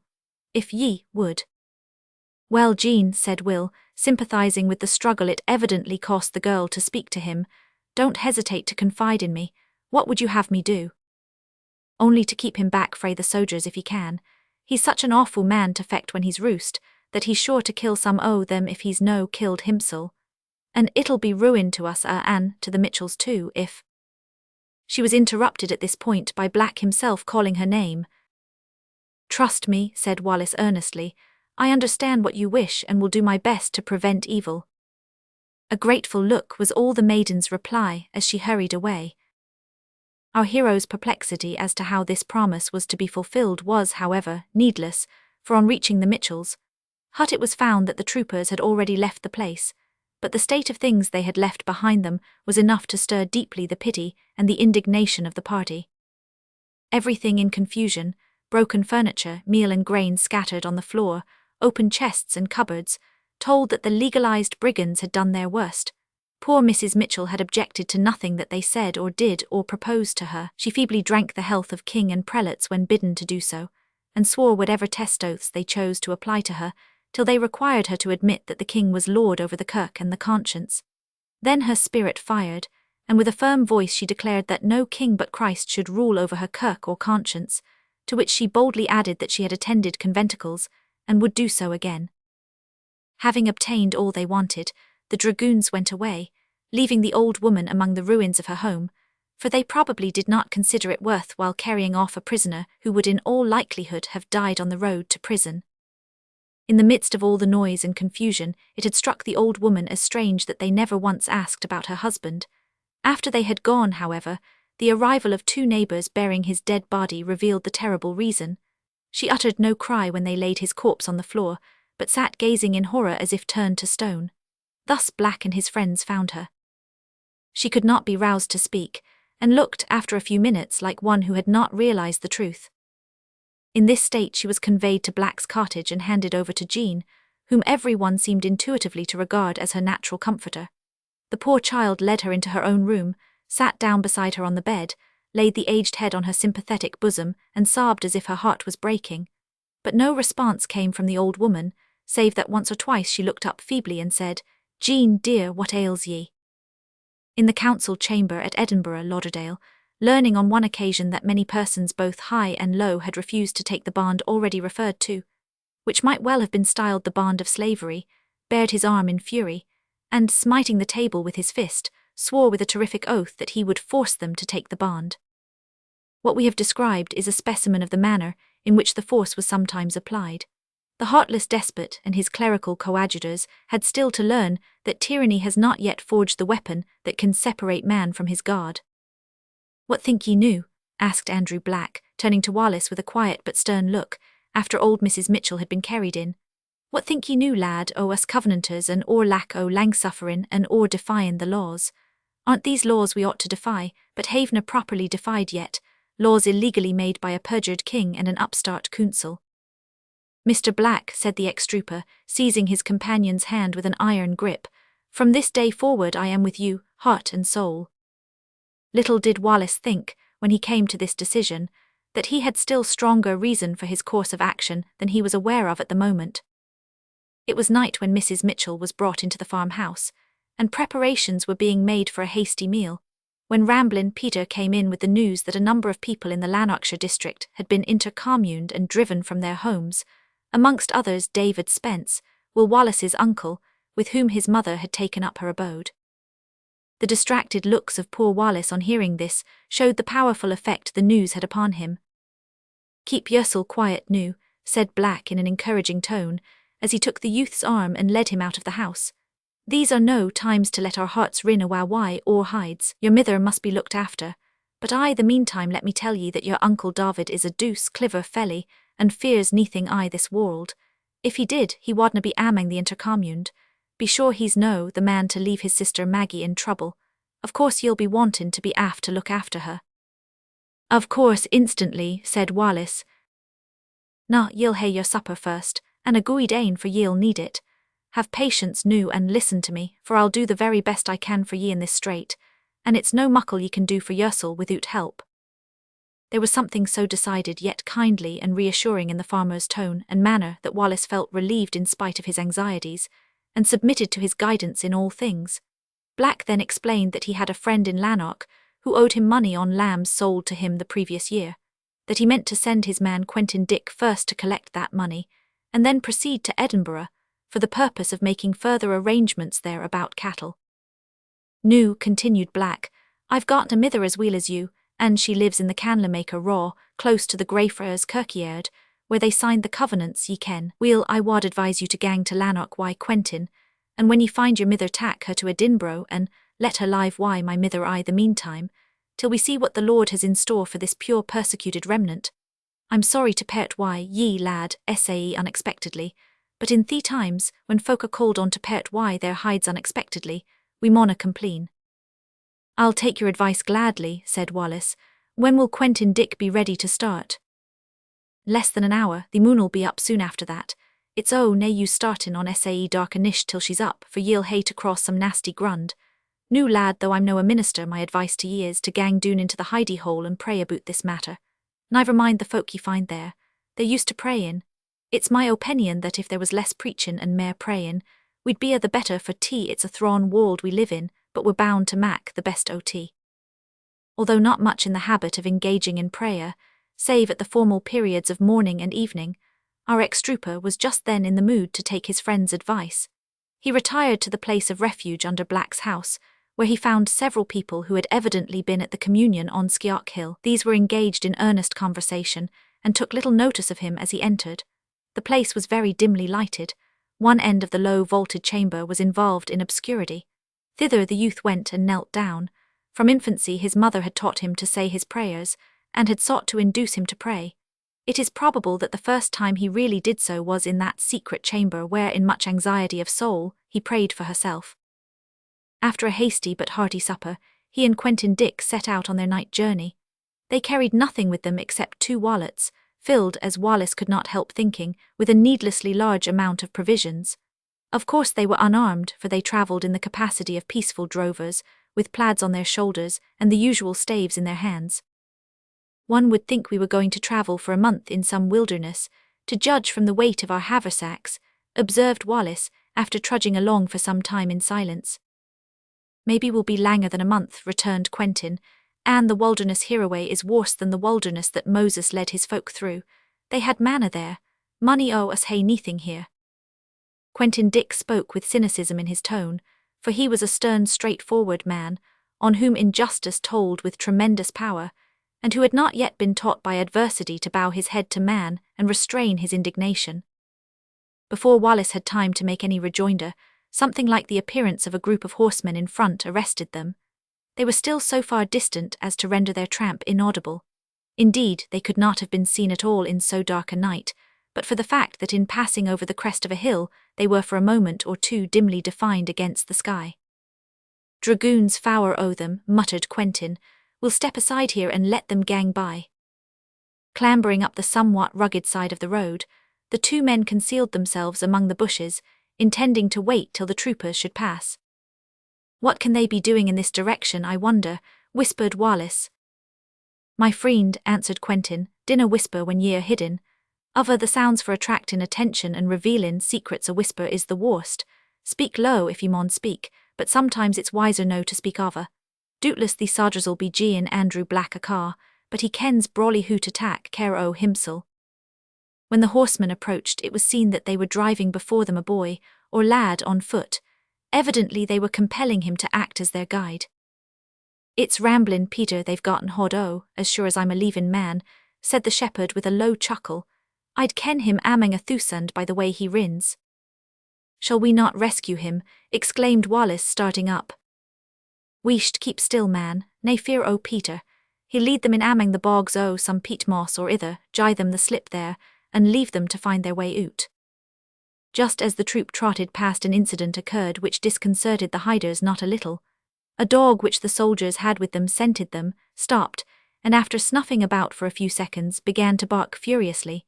The troop halted at once and challenged. "Tak nae notice," remarked Quentin in a low voice which went no farther than his comrade's ear. A bright flash and sharp report followed the challenge, and a ball whistled through the thicket. "I fire away," soliloquized Quentin. "Ye seldom hit when ye can see. It's no likely ye'll dee muckle better I the dark." The dog, however, having discovered the track of the hidden men, rushed up the bank towards them. The shepherd picked up a stone, and waiting till the animal was near enough, flung it with such a true aim that the dog went howling back to the road. On this, a volley from the carbines of the troopers cut up the bushes all around them. "That'll dee come awa, Wal," said the shepherd, rising and proceeding farther into the thicket by a scarce visible footpath. "The horses canna follow us here unless they hae the legs and arms o' puggies. As for the men, they'd have to cut a track to let their big boots pass. We may tack it easy, for they're uncommon slow at loadin'." In a few minutes the 2 friends were beyond all danger. Returning then to the road about a mile farther on, they continued to journey until they had left the scene of the great communion far behind them, and when day dawned they retired to a dense thicket in a hollow by the banks of a little burn, and there rested till near sunset, when the journey was resumed. That night they experienced considerable delay owing to the intense darkness. Towards dawn the day following, Quentin Dick led his companion into a wild, thickly wooded place, which seemed formed by nature as a place of refuge for a hunted creature, whether man or beast. Entering the mouth of what seemed to be a cavern, he bade his companion wait. Presently a sound as of the cry of some wild bird was heard. It was answered by a similar cry in the far distance. Soon after the shepherd returned and, taking his companion by the hand, led him into the cave which, a few paces from its mouth, was profoundly dark. Almost immediately a glimmering light appeared. A few steps farther, and Wallace found himself in the midst of an extraordinary scene. The cavern at its inner extremity was an apartment of considerable size, and the faint light of a few lanterns showed that the place was clouded by smoke from a low fire of wood that burned at the upper end. Here, standing, seated and reclining, were assembled all sorts and conditions of men, some in the prime and vigour of life, some bowed with the weight of years, others, both young and old, gaunt and haggard from the influence of disease and suffering, and many giving evidence by their aspect that their days on earth were numbered. Some, by the stern contraction of brow and lip, seemed to suggest that submission was the last thought that would enter their minds, but not a few of the party wore that look of patient endurance which is due to the influence of the Spirit of God, not to mere human strength of mind and will. All seemed to be famishing for want of food, while ragged clothes, shaggy beards, hollow cheeks, and unkempt locks told eloquently of the long years of bodily and mental suffering which had been endured under ruthless persecution. Chapter 5. Risks and Refuges. Immediately on entering the cave in which this party of Covenanters had found a temporary shelter, Will Wallace learned the reason of the large supply of provisions which he and his comrade had carried. "I've brought this for ye Fray Andrew Black," said Quentin, taking the wallet from his shoulder and presenting it to a man in clerical costume who advanced to welcome him. "He thought ye might stand in need o' victuals."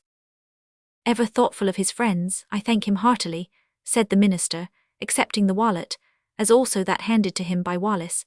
"Andrew is a true helper of the persecuted, and I thank the Lord who has put it into his heart to supply us at a time when our provisions are well nigh exhausted. Our numbers have been unexpectedly increased by the arrival of some of the unfortunates recently expelled from Lanark." "From Lanark," echoed Wallace as he glanced eagerly round on the forlorn throng. "Can you tell me, sir, if a Mr. David Spence and a Mrs. Wallace have arrived from that quarter?" "I have not heard of them," returned the minister, as he emptied the wallets and began to distribute their contents to those around him. "Ah, here is milk. I'm glad our friend Black thought of that, for we have a poor dying woman here who can eat nothing solid. Here, Webster, take it to her." With a sudden sinking at the heart, Wallace followed the man to whom the milk had been given. Might not this dying woman, he thought, be his own mother? True, he had just been told that no one with her name had yet sought refuge there, but there was a bare possibility, and anxiety does not reason. As he crossed to a spot where several persons were bending over a couch of straw, a tremendous clap of thunder shook the solid walls of the cavern. This was immediately followed by a torrent of rain, the plashing of which outside suggested that all the windows of heaven had been suddenly opened. The incident was natural enough in itself, but the anxious youth took it as a bad omen, and trembled as he had never before trembled at the disturbances of nature. One glance, however, sufficed to relieve his mind. The dying woman was young, delicate of constitution by nature. Long exposure to damp air in caves, and cold beds on the ground with bad and insufficient food had sealed her doom. Lying there with hollow cheeks, eyes closed and lips deathly pale, it seemed as if the spirit had already fled. "Oh, my ain Lizzie," cried a poor woman who knelt beside her.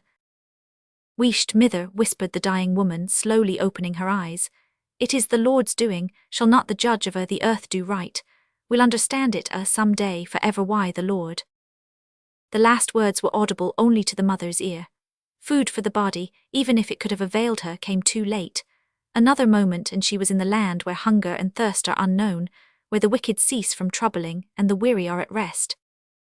The mourners were still standing in silence gazing on the dead, when a loud noise and stamping of feet was heard at the entrance of the cave. Turning round, they saw several drenched and haggard persons enter, among them a man supporting, almost carrying, a woman whose drooping figure betokened great exhaustion. "Thank you, oh thank you. I'm better now," said the woman, looking up with a weary yet grateful expression at her protector. Will Wallace sprang forward as he heard the voice. "Mother, mother," he cried, and next moment he had her in his arms. The excitement coupled with extreme fatigue was almost too much for the poor woman. She could not speak, but with a sigh of contentment, allowed her head to fall upon the broad bosom of her son. Accustomed as those hunted people were to scenes of suffering, wild despair, and sometimes, though not often, to bursts of sudden joy, this incident drew general attention and sympathy, except, indeed, from the mother of the dead woman, whose poor heart was for the moment stunned. Several women, one of whom was evidently a lady of some position, crowded to Will's assistance, and conveyed Mrs. Wallace to a recess in the cave which was curtained off. Here they gave her food, and changed her soaking garments. Meanwhile her brother, David Spence, a grand-looking old man of gentle manners and refined mind, gave his nephew an account of the manner in which they had been driven from their home. "What is the matter with your hands, uncle?" asked Will, observing that both were bandaged. "They tried the thumbscrews on me," said Spence with a pitiful smile, glancing at his injured members. "They wanted to force me to sign the bond, which I declined to do, first, because it required me to perform impossibilities, and second, because it was such as no government in the world has a right to exact or freeman to sign. They were going to put the boot on me at first, but the officer in command ordered them to try the thumbscrews. This was lucky, for a man may get along with damaged thumbs, but it would have been hard to travel with crippled legs. I held out, though, until the pain became so great that I couldn't help giving a tremendous yell. This seemed to touch the officer with pity, for he ordered his men to let me be. Soon afterwards your mother and I managed to give them the slip, and we came on here." "But why came you here, uncle?" asked Will. "Because I don't want to be taken to Edinburgh and hanged. Besides, after hearing of your temporary settlement with Black, I thought the safest place for your mother would be beside yourself." When Wallace explained the cause of his own journey, and the condition of the district around Black's farm, the plans of David Spence had to be altered. He resolved, after consideration and prayer, to take to the mountains and remain in hiding, while Mrs. Wallace should go to Edinburgh, as already planned, and live with Mrs. Black. "But it will never do to take her along with yourself, Will," said Spence. "She cannot walk a step farther. We must try to get her a horse, and let her journey along with some o' the armed bands that attended the conventicle at Sciark Hill. They will be sure to be returning this way in a day or two." "You are right," said the minister who has already been introduced, and who overheard the concluding remark as he came forward. "The armed men will be passing this way in a day or two, and we will take good care of your mother, young sir, while she remains with us." "Just so," rejoined Spence. "I'll see to that. So, nephew, you and your comrade Quentin may continue your journey with easy minds. You'll need all your caution to avoid being taken up and convicted, for the tyrants are in such a state of mind just now that if a man only looks independent they suspect him, and there is but a short road between suspicion and the gallows now." "Humph will be as innocent-looking and submissive as bairns," remarked Quentin Dick, with a grim smile on his lips and a frown on his brow that were the reverse of childlike. Convinced that Spence's arrangement for his mother's safety was the best in the circumstances, Wallace left her, though somewhat reluctantly, in the care of the outlawed Covenanters, and resumed his journey with the shepherd after a few hours' rest. Proceeding with great caution, they succeeded in avoiding the soldiers who scoured the country until, towards evening, while crossing a rising ground they were met suddenly by two troopers. A thicket and bend in the road had, up to that moment, concealed them from view. Level grass fields bordered the road on either side, so that successful flight was impossible. "Will ye fecht?" asked Quentin in a quick subdued voice. "Of course I will," returned Wallace. "Ca canny at first then, be humble and awful meek till I say no." The troopers were upon them almost as soon as this was uttered. "Ho, my fine fellows," exclaimed one of them, riding up to Quentin with drawn sword. "Fanatics, I'll be bound. Where from and where away now?" "We come, honoured sir, frae Irongray, and we're gone to Edinburgh tea by cattle," answered Quentin with downcast eyes. "Indeed, oh ho, then you must needs have the cash wherewith to buy the cattle. Where is it?" "In Ma Pooch," said the shepherd with a deprecating glance at his pocket. "Hand it over then, my good fellow. Fanatics are not allowed to have money or to purchase cattle nowadays." "But, honoured sir, we're no fanatiques, we're honest shepherds." The lamb-like expression of Quentin Dick's face as he said this was such that Wallace had considerable difficulty in restraining an outburst of laughter, despite their critical position. He maintained his gravity, however, and firmly grasped his staff, which, like that of his companion, was a blackthorn modelled somewhat on the pattern of the Club of Hercules. "Here, Melville," said the first trooper, "hold my horse while I ease this honest shepherd of his purse." Sheathing his sword, he drew a pistol from its holster, and handing the reins to his companion, dismounted. "Nu!" exclaimed Quentin, bringing his staff down on the trooper's iron headpiece with a terrific thwack. Like a flash of lightning the club of Wallace rang and split upon that of the other horseman, who fell headlong to the ground. Strong arms have seldom occasion to repeat a well-delivered blow. While the soldiers lay prone upon the road, their startled horses galloped back the way they had come. "That's unfortunate," said Quentin. "Thitois look like an advance guard, and if so, the main body'll no be lang o' gallopin' up to see what's the matter. It behoves us to rin." The only port of refuge that appeared to them, as they looked quickly round, was a clump of trees on a ridge out of which rose the spire of a church. "The kirk's but a pure sanctuary nowadays," remarked the shepherd as he set off across the fields at a quick run, "but it's our only chance." They had not quite gained the ridge referred to when the danger that Quentin feared overtook them. A small company of dragoons was seen galloping along the road. "We may gain the wood before they see us," suggested Will Wallace. "If it was a wood I wadna care for the sojers," replied his comrade, "but it's only a bit plantation. We'll just mak for the manse and hide if we can eye the coal hole or some place." As he spoke a shout from the troopers told that they had been seen, and several of them leaving the road dashed across the field in pursuit. Now it chanced that at that quiet evening hour the young curate of the district, the Reverend Frank Selby, was enjoying a game of quoits with a neighbouring curate, the Reverend George Lawless, on a piece of ground at the rear of the manse. The Reverend Frank was a genial lowlander of the muscular type. The Reverend George was a renegade Highlandman of the cadaverous order. The first was a harum-scarum young pastor with a be-as-jolly-as-you-can spirit, and had accepted his office at the recommendation of a relative in power. The second was a mean-spirited wolf in sheep's clothing, who, like his compatriot Archbishop Sharp, had sold his kirk and country, as well as his soul, for what he deemed some personal advantage. As may well be supposed, neither of those curates was a shining light in the ministry. "Missed again, I find it as hard to beat you, Lawless, as I do to get my parishioners to come to church," exclaimed the Reverend Frank with a good-humoured laugh as his quoit struck the ground, and having been badly thrown, rolled away. "That's because you treat your quoits carelessly, as you treat your parishioners," returned the Reverend George, as he made a magnificent throw and ringed the tee. "Bravo, that's splendid," exclaimed Selby. "Not bad," returned Lawless. "You see, you want more decision with the throw, as with the congregation. If you will persist in refusing to report delinquents and have them heavily fined or intercommuned, you must expect an empty church. Mine is fairly full just now, and I have weeded out most of the incorrigibles." "I will never increase my congregation by such means, and I have no wish to weed out the incorrigibles," rejoined Selby, becoming grave as he made another and a better throw. At that moment our fugitive shepherds, dashing round the corner of the manse, almost plunged into the arms of the Reverend Frank Selby.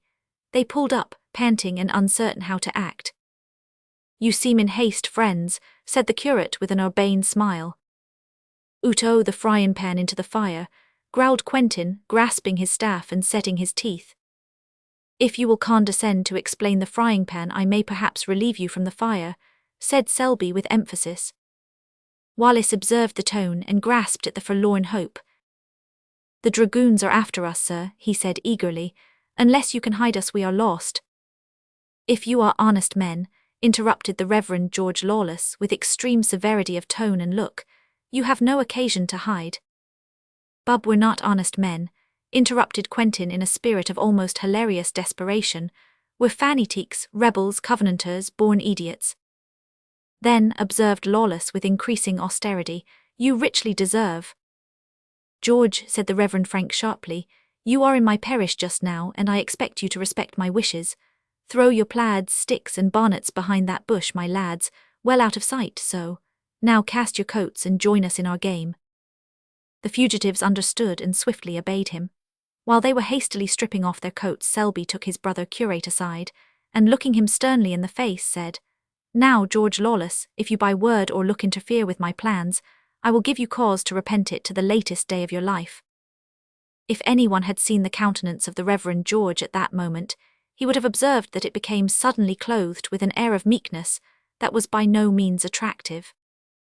At the time we write of, any curate might, with the assistance of the soldiers, fine whom he pleased, and as much as he pleased, or he might, by reporting a parishioner an absentee from public worship, consign him or her to prison or even to the gallows.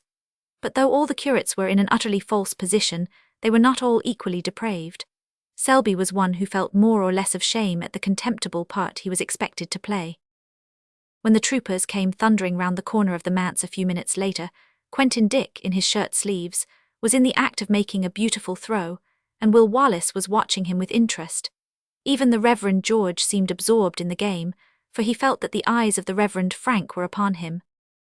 "Excuse me, gentlemen," said the officer in command of the soldiers, "did you see 2 shepherds run past here?" "No," answered the Reverend Frank with a candid smile, "I saw no shepherds run past here." "Strange," returned the officer, "they seem to enter your shrubbery and to disappear near the house." "Did you see the path that diverges to the left and takes down to the thicket in the hollow?" asked Selby.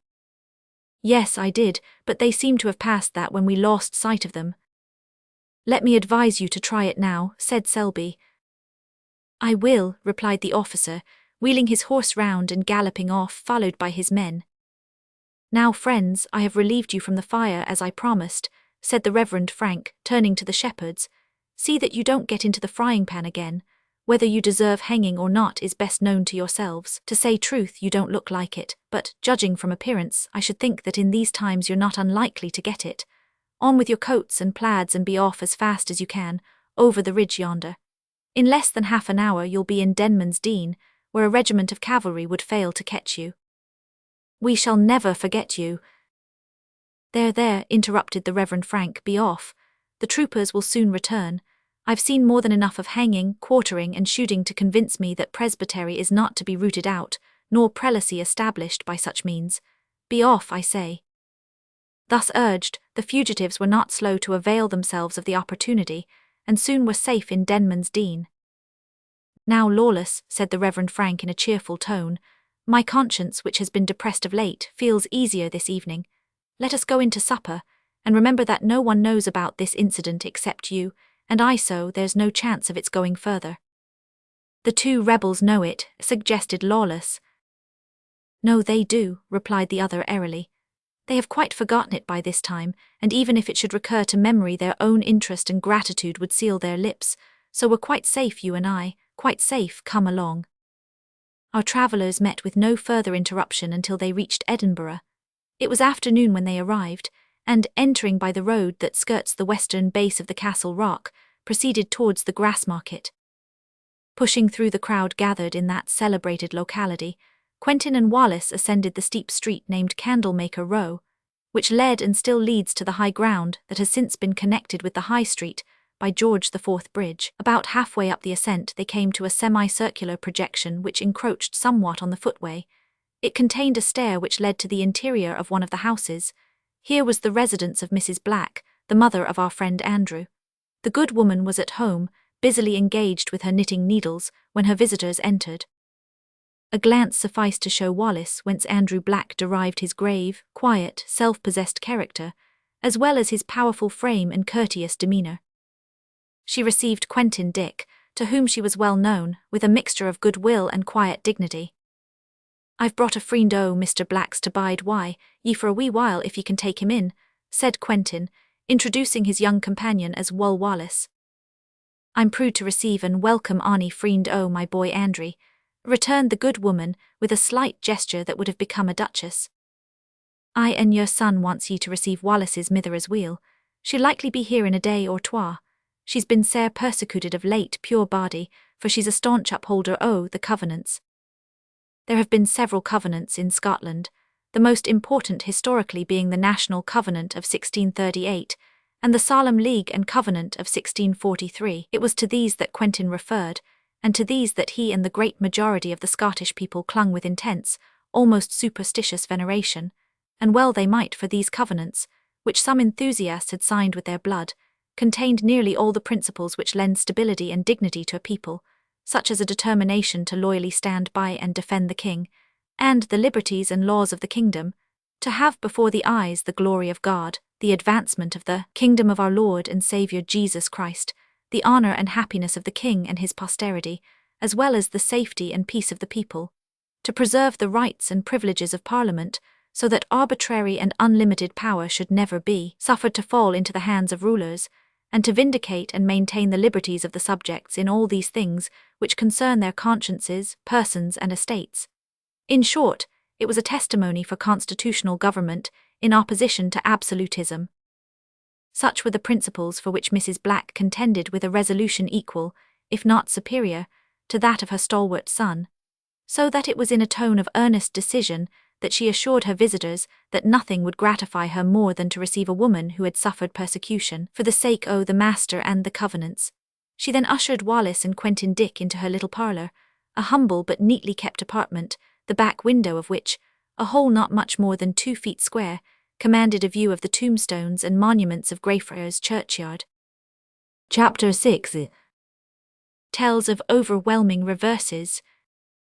Mrs. Black was a woman of sedate character and considerable knowledge for her station in life, especially in regard to scripture. Like her son, she was naturally grave and thoughtful, with a strong tendency to analyze and to inquire into the nature and causes of things. Unlike Andrew, however, all her principles and her creed were fixed and well defined, at least in her own mind, for she held it to be the bounden duty of every Christian to be ready at all times to give a reason for the hope that is in him, as well as for every opinion that he holds. Her natural kindness was somewhat concealed by slight austerity of manner. She was seated, one evening, plying her ever-active needle, at the same small window which overlooked the churchyard.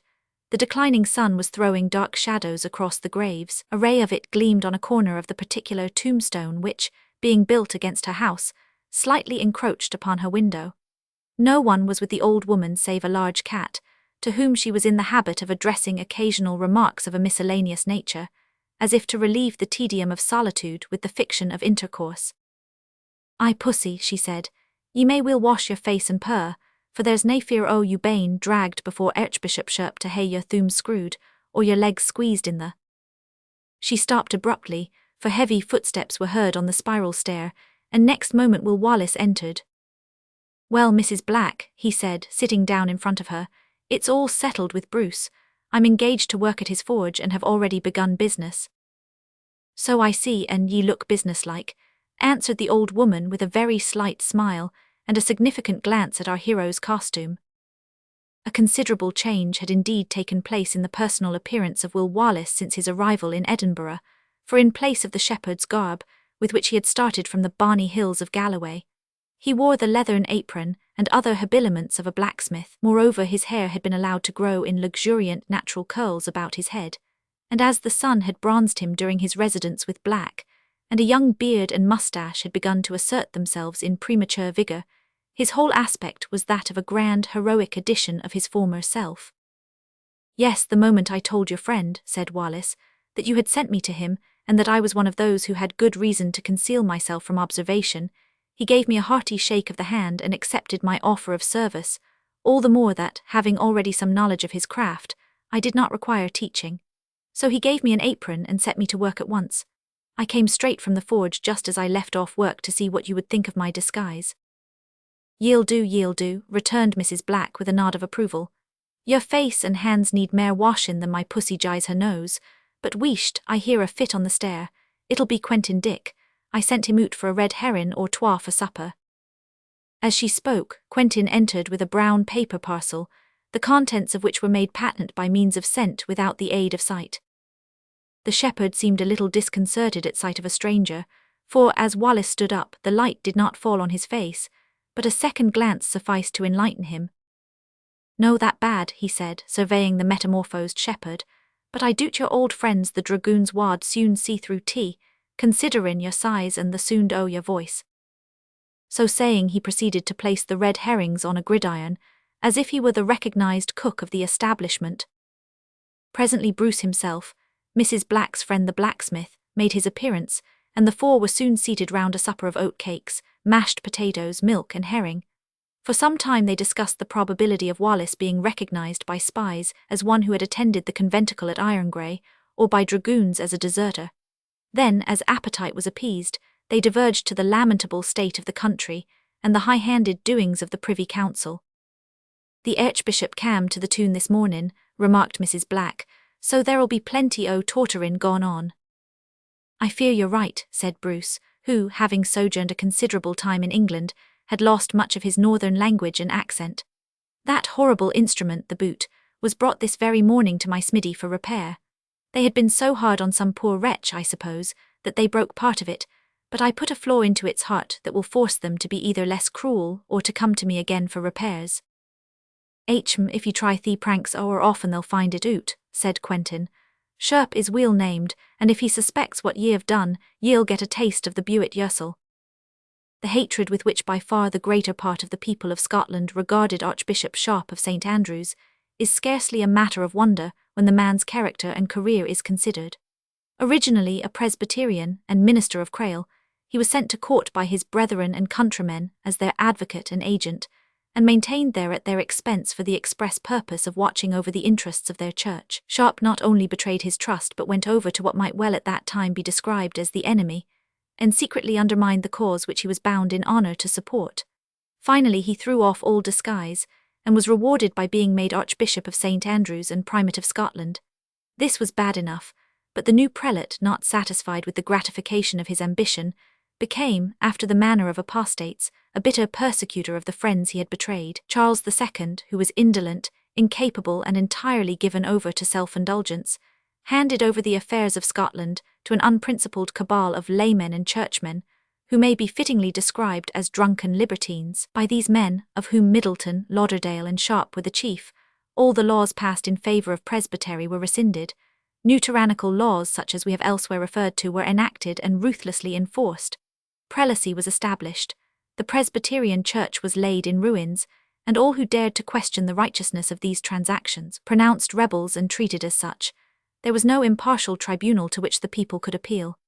The king, who held Presbyterianism to be unfit for a gentleman, cared for none of these things, and even if he had it would have mattered little, for those about him took good care that he should not be approached or enlightened as to the true state of affairs in Scotland. Sharp himself devised and drafted a new edict empowering any officer or sergeant to kill on the spot any armed man whom he found returning from or going to a conventicle, and he was on the point of going to London to have this edict confirmed when his murderous career was suddenly terminated. In the days of James VI and Charles I, the bishops, although forced on the Scottish Church and invested with certain privileges, were subject to the jurisdiction of the General Assembly. But soon after Charles II mounted the throne, ecclesiastical government was vested entirely in their hands, and all the ministers who refused to recognise their usurped authority were expelled. It was in 1662 that the celebrated Act was passed by Middleton and his colleagues in Glasgow College. It provided that all ministers must either submit to the bishops or remove themselves and families out of their manses, churches and parishes within a month. It was known as the Drunken Act of Glasgow, owing to the condition of the legislators. 400 brave and true men left their earthly all at that time, rather than violate conscience and forsake God. Their example ultimately saved the nation from despotism. The Archbishop of St. Andrews was chief in arrogance and cruelty among his brethren. He afterwards obtained permission to establish a High Commission court in Scotland, in other words, an inquisition, for summarily executing all laws, acts and orders in favour of episcopacy and against recusants, clergy and laity. It was under this authority that all the evil deeds hitherto described were done, and of this commission Sharp was constant president. It may be well to remark here that the prelacy which was so detested by the people of Scotland was not English episcopacy, but Scotch prelacy. It was, in truth, little better at that time than popery disguised, a sort of confused religio-political popery, of which system the king was self-constituted pope, while his unprincipled minions of the council were cardinals. No wonder, then, that at the mere mention of Sharp's name Mrs. Black shook her head sorrowfully, Bruce the blacksmith frowned darkly, and Quentin Dick not only frowned but snorted vehemently, and smote the table with such violence that the startled pussy fled from the scene in dismay. "Save us, Quentin," said Mrs. Black. "Ye'll surely be hanged or shot if ye dinna learn to subdue your wrath." "Subdue my wrath, woman," exclaimed the shepherd, grinding his teeth. "If ye had seen the half o' what I've seen ye wad, but ye ken mayest neething aboot it. Gie me some mair tatties and mulk, it'll quiet me maybe." In order that the reader may know something of one of the things about which Mrs. Black, as well as Quentin Dick himself, was happily ignorant at that time, We must change the scene once more to the neighbourhood of Andrew Black's cottage. It was early in the day, and the farmer was walking along the road that led to Clouden Ford, bent on paying a visit to Dumfries, when he was overtaken by a troop of about 20 horsemen. They had ridden out of the bush and come on the road so suddenly that Black had no time to secrete himself. Knowing that he was very much wanted, especially after the part he had played at the recent conventicle on Sciark Hill, he at once decided that discretion was the better part of valour, and took to his heels. No man in all the countryside could beat the stout farmer at a race either short or long, but he soon found that 4 legs are more than a match for 2. The troopers soon gained on him, though he ran like a mountain hare. Having the advantage, however, of a start of about 300 yards, he reached the bend in the road where it begins to descend towards the ford before his pursuers overtook him. But Andrew felt that the narrow strip of wood beside which he was racing could not afford him shelter, and that the ford would avail him nothing. In his extremity, he made up his mind to a desperate venture. On his right an open glade revealed to him the dark gorge through which the Clouden thundered. The stream was in flood at the time, and presented a fearful aspect of seething foam mingled with black rocks, as it rushed over the Lynn and through its narrow throat below. A path led to the brink of the gorge, which is now spanned by the Roughton Bridge. From the sharp-edged cliff on one side to the equally sharp cliff on the other was a width of considerably over 20 feet. Towards this point Andrew Black sped. Close at his heels, the dragoons followed, Glendinning on a superb horse, in advance of the party. It was an untried leap to the farmer, who nevertheless went at it like a thunderbolt, and cleared it like a stag. The troopers behind, seeing the nature of the ground, pulled up in time and wheeling to the left made for the ford. Glendinning, however, was too late. The reckless sergeant, enraged at being so often balked by the farmer, had let his horse go too far. He tried to pull up but failed. The effort to do so rendered a leap impossible. So near was he to the fugitive that the latter was yet in the midst of his bound when the former went over the precipice, head foremost, horse and all. The poor steed fell on the rocks below and broke his neck, but the rider was shot into the deep dark pool round which the Clouden whirled in foam-flecked eddies. In the midst of its heaving waters, he quickly arose, flinging his long arms wildly about, and shouting for help with bubbling cry. The iron helm, jack-boots, and other accoutrements of a 17th-century trooper were not calculated to assist flotation. Glendinning would have terminated his career then, and there if the flood had not come to his aid by sweeping him into the shallow water at the lower end of the pool, whence some of his men soon after rescued him. Meanwhile Andrew Black, plunging into the woods on the opposite side of the river, was soon far beyond the reach of his foes. But escape was not now the chief anxiety of our farmer, and selfishness formed no part of his character. When he had left home, a short time before, his niece Jean was at work in the dairy, Ramblin' Peter was attending to the cattle, Marion Clark and her comrade Isabel Scott were busy with domestic affairs, and old Mrs. Mitchell, who never quite recovered her reason, was seated in the chimney corner calmly knitting a sock. To warn these of their danger was now the urgent duty of the farmer, for well he knew that the disappointed soldiers would immediately visit his home. Indeed, he saw them ride away in that direction soon afterwards, and started off to forestall them if possible by taking a short cut. Glendinning had borrowed the horse of a trooper, and left the dismounted man to walk after them. But there was no particularly short cut to the cottage, and in spite of Andrew's utmost exertions the dragoons arrived before him. Not, however, before the wary Peter had observed them, given the alarm, got all the inmates of the farm, including Mrs. Mitchell, down into the hidey-hole and established himself in the chimney corner with a look of imbecile innocence that was almost too perfect. Poor Peter, his heart sank when the door was flung violently open, and there entered a band of soldiers, among whom he recognized some of the party which he had so recently led into the heart of a morass, and so suddenly left to find their way out as they best could. But no expression on Peter's stolid countenance betrayed his feelings. "So, my young bantam cock," exclaimed a trooper, striding towards him and bending down to make sure, "we've got hold of you at last." "Eh?" exclaimed Peter interrogatively. "You're a precious scoundrel, aren't you?" continued the trooper. "Aye," responded Peter. "I told you the lad was an idiot," said a comrade. The remark was not lost upon the boy, whose expression immediately became still more idiotic if possible.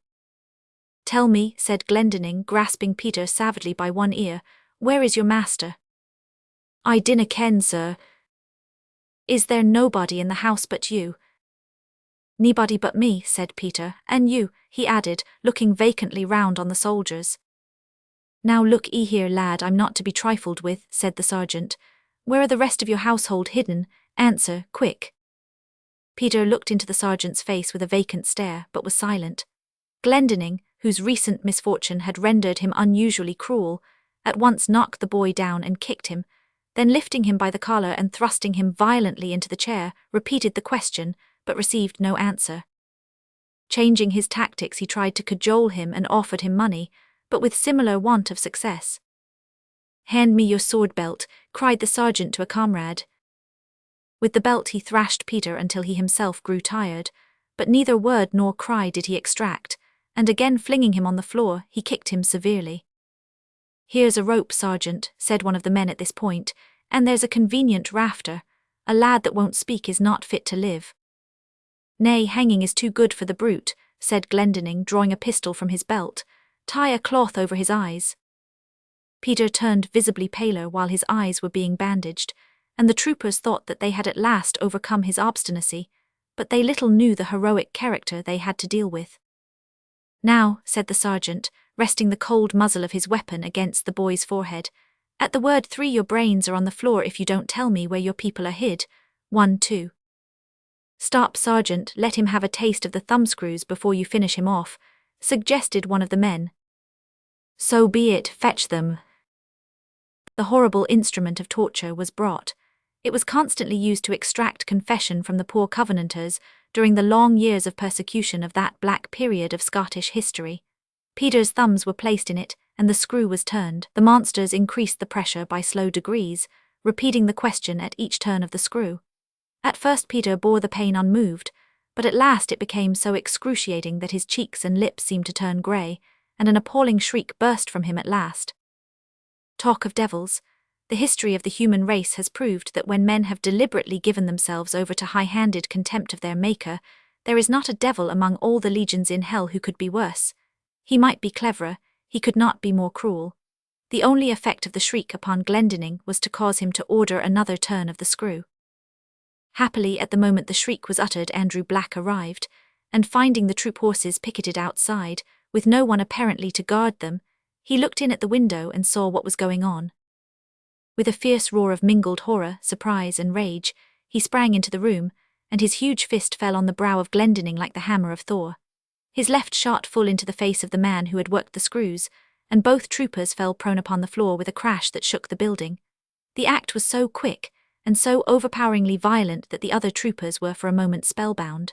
That moment sufficed to enable Black to relieve the screws and set Peter free. 100 way out, lad, after me," cried Andrew, darting through the doorway, for he felt that without more space to fight he would be easily overpowered. The dragoons, recovering, darted after him. The farmer caught up a huge flail with which he was wont to thresh out his oats. It fell on the headpiece of the first trooper, causing it to ring like an anvil, and stretching its owner on the ground. The second trooper fared no better, but the head of the flail broke into splinters on his iron cap, and left Andrew with the stump only to continue the combat.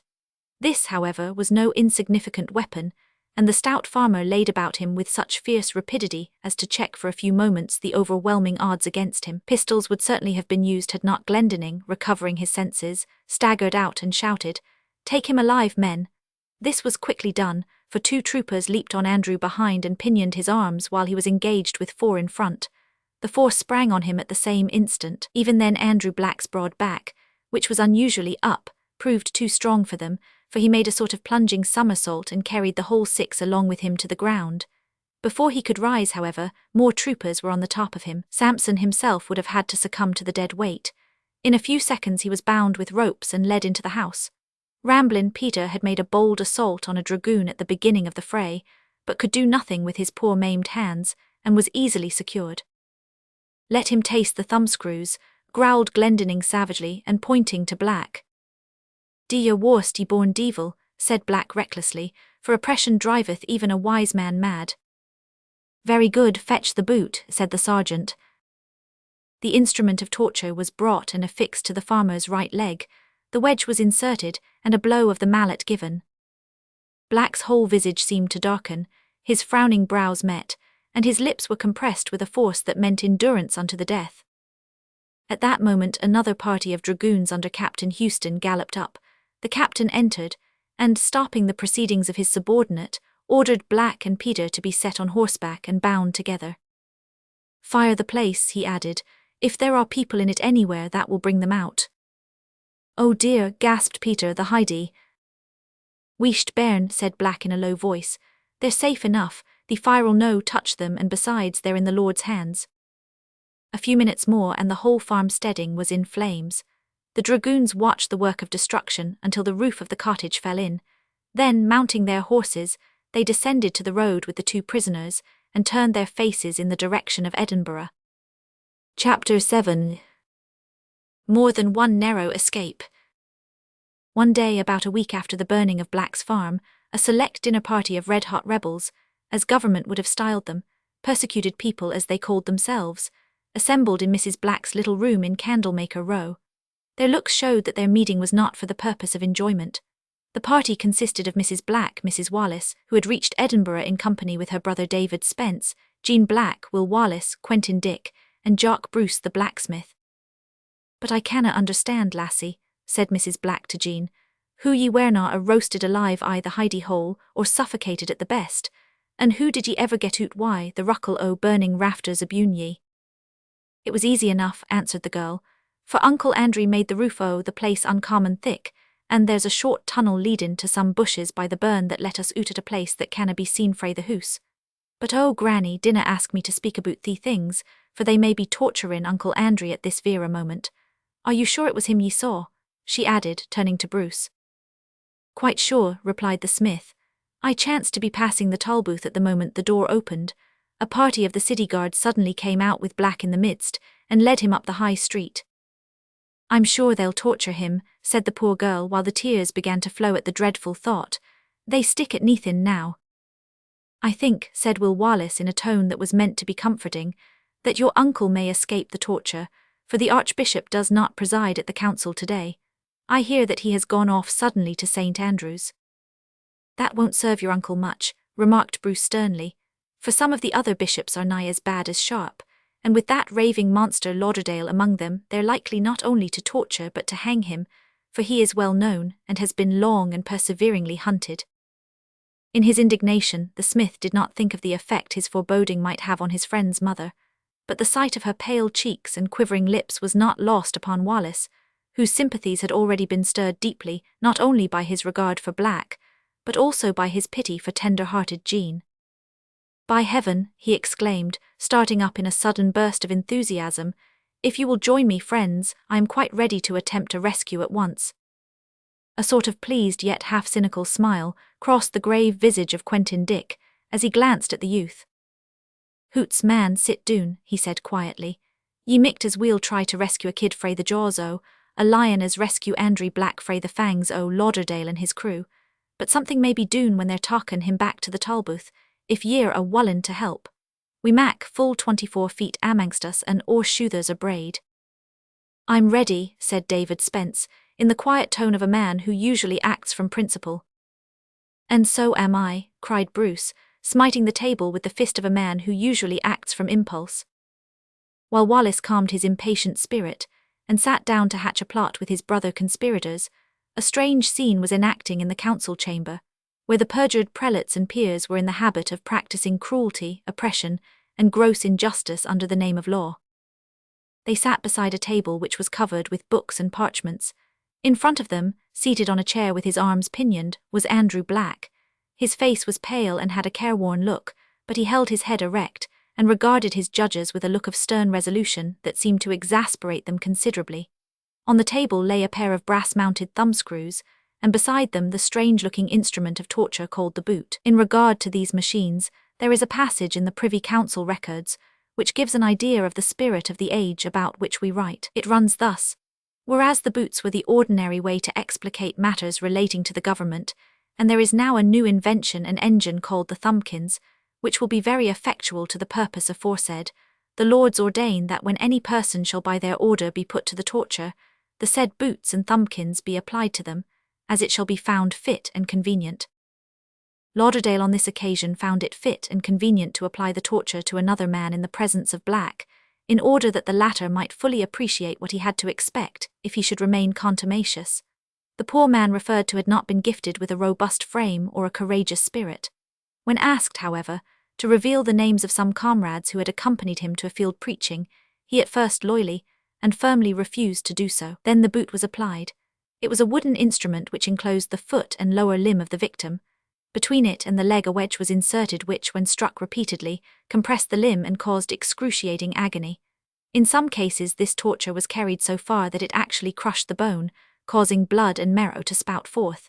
It was so in the case of that well-known martyr of the Covenant, Hugh Kyle, not long before his execution.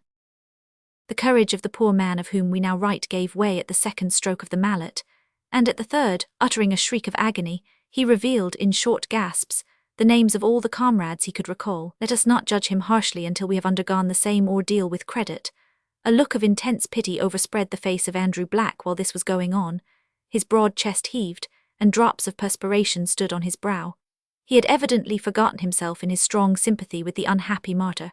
When the latter was carried out in a half-fainting condition, he turned to Lauderdale and, frowning darkly, said, "Thou miserable sinner, child o' the devil, an enemy o' righteousness, div ye think that your blood-stained hand can o'erturn the cause o' the Lord?"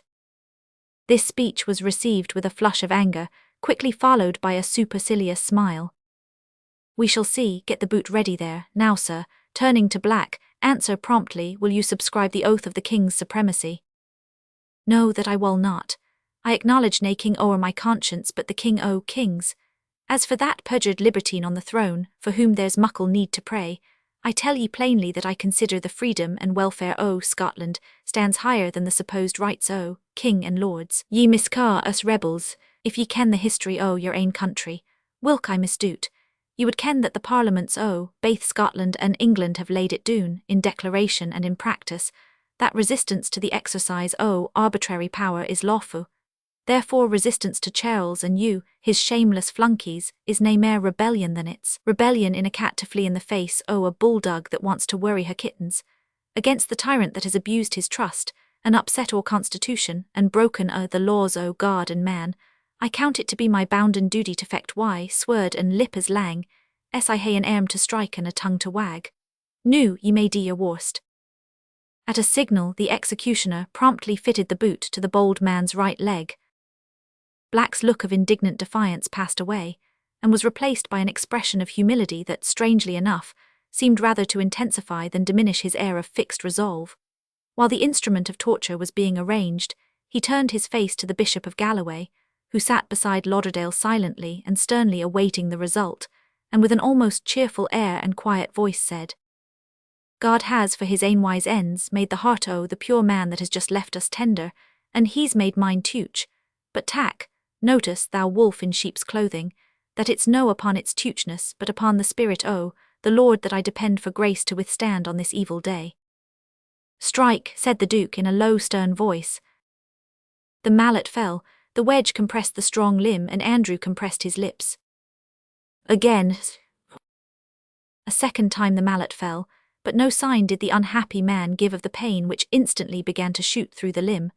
After a few more blows the Duke stayed the process and reiterated his questions, but Black took no notice of him whatever. Large beads of sweat broke out on his brow. These were the only visible signs of suffering, unless we accept the deathly pallor of his face. "Again," said the merciless judge. The executioner obeyed, but the blow had been barely delivered when a loud snap was heard, and the tortured man experienced instant relief. Jock Bruce's little device had been successful, the instrument of torture was broken. "Thanks be to thy name, O God, for grace to help me thus far," said Black in a quiet tone. "Fix on the other boot," cried Lauderdale savagely, for the constancy as well as the humility of the martyr exasperated him greatly. The executioner was about to obey when a noise was heard at the door of the council chamber, and a cavalier, booted and spurred and splashed with mud, as if he had ridden fast and far, strode hastily up to the Duke and whispered in his ear. The effect of the whisper was striking, for an expression of mingled surprise, horror, and alarm overspread for a few moments even his hard visage. At the same time, the Bishop of Galloway was observed to turn deadly pale, and an air of consternation generally marked the members of council. "Murdered in cold blood," muttered the Duke, as if he could not quite believe the news, and perhaps realized for the first time that there were others besides the Archbishop of St. Andrews who richly deserved a similar fate. Hastily ordering the prisoner to be removed to the Tolbooth, he retired with his infamous companions to an inner room. The well-known historical incident which was thus announced shall receive but brief comment here. There is no question at all as to the fact that Sharp was unlawfully killed, that he was cruelly slain without trial and without judicial condemnation by a party of Covenanters. Nothing justifies illegal killing. The justice of even legal killing is still an unsettled question, but one which does not concern us just now. We make no attempt to defend the deed of those men. It is not probable that any average Christian, whether in favor of the Covenanters or against them, would justify the killing of an old man by illegal means, however strongly he might hold the opinion that the old man deserved to die. In order to form an unprejudiced opinion on this subject, recourse must be had to facts. The following are briefly the facts of the case. A merchant named William Carmichael, formerly a baillie of Edinburgh, was one of Sharp's favourites, and one of his numerous commissioners for suppressing conventicles in Fife. He was a licentious profligate, greedy of money, and capable of undertaking any job, however vile. This man's enormities were at last so unbearable that he became an object of general detestation, and his excessive exactions had ruined so many respectable lairds, owners, and tenants, that at last 9 of these, who had been outlawed, interdicted the common intercourse of society, and hunted like wild beasts on the mountains, resolved, since all other avenues of redressing their unjust sufferings were denied them, to take the law into their own hands and personally chastise Carmichael. Accordingly, hearing that the commissioner was hunting on the moors in the neighbourhood of Cupar, they rode off in search of him. They failed to find him, and were about to disperse, when a boy brought intelligence that the coach of Archbishop Sharp was approaching. Baffled in their previous search, and smarting under the sense of their intolerable wrongs, the party regarded this as a providential deliverance of their archenemy into their hands. Here was the chief cause of all their woes.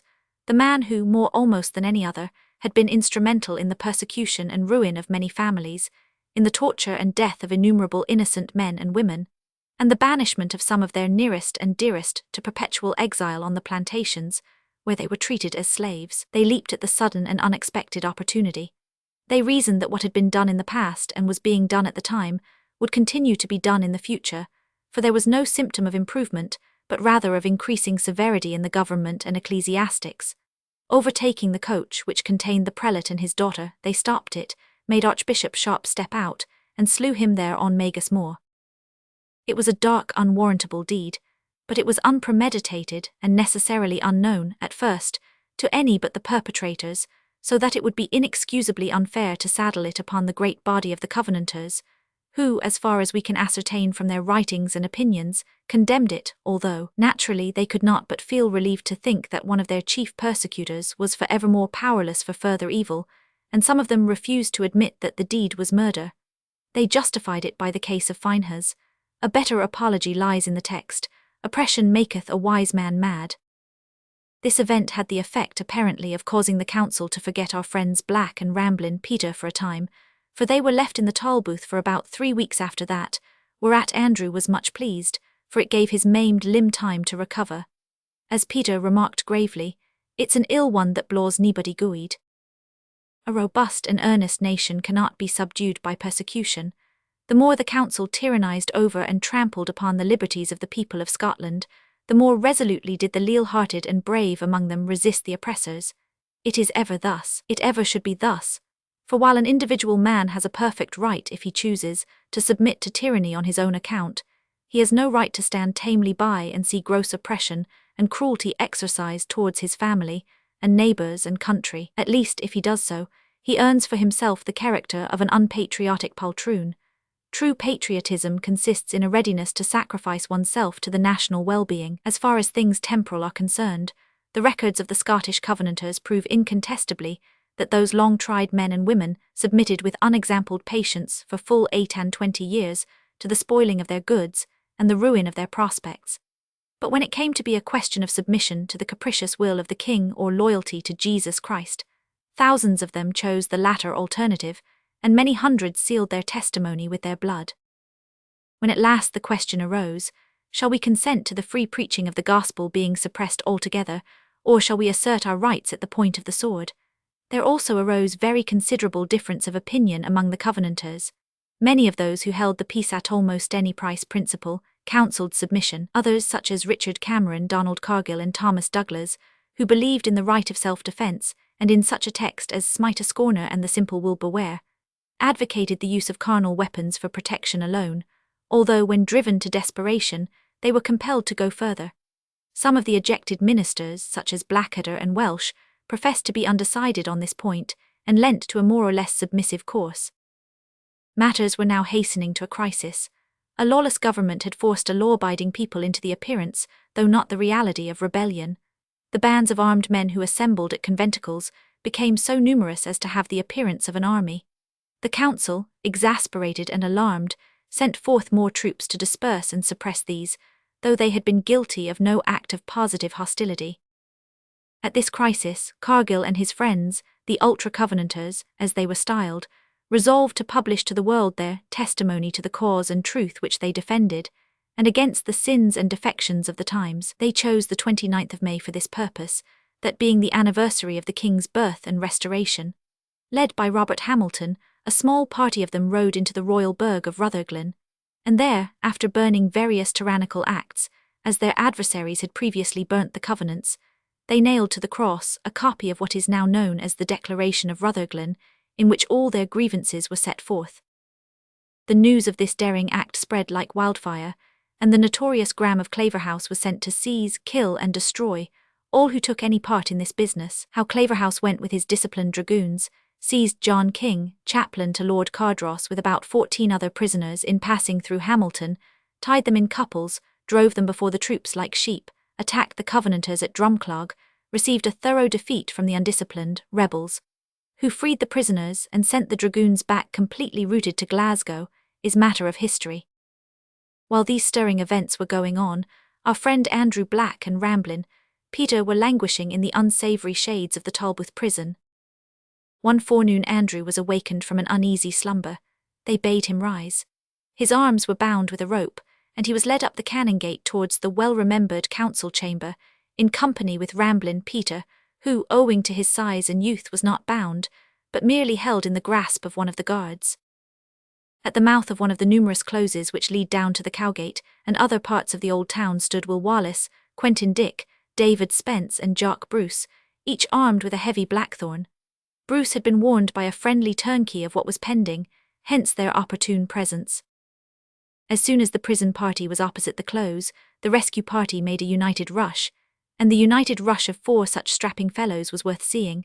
So thought the crowd, and cheered. So thought not the city guard, 4 of whom went down like ninepins. Black's bonds were cut, and himself hurried down the close almost before the guard had recovered from the surprise. No doubt that guard was composed of brave men, but when they met 2 such lions in the mouth of the close as Wallace and Quentin, for these 2 turned at bay, they paused and levelled their pikes. Turning these aside like lightning, the lions felled their 2 foremost adversaries. The 2 who followed them met a similar fate. Thinking that 4 were sufficient to block the entry, at least for a few moments, our heroes turned unlion-like and fled at a pace that soon left the enemy far behind. This delay had given time to Black and his other friends to make good their retreat. Meanwhile Ramblin' Peter, taking advantage of the confusion, wrenched himself suddenly free from the guard who held him and vanished down another close. The rescue having been effected, the party purposely scattered. Black's leg, however, prevented him from running fast.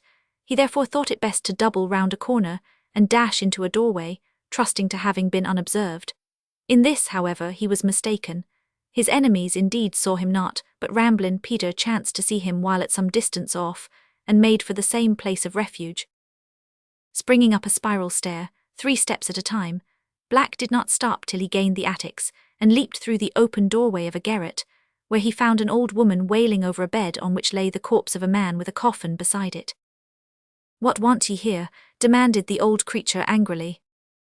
"Wow, woman, I'm hard pressed, they're at my heels," said Black, looking anxiously at the skylight as if meditating a still higher flight. "Are ye ane o' the persecuted remnant?" asked the woman in a changed tone. "Aye, that am I." "Hide then, hide, man, haste ye."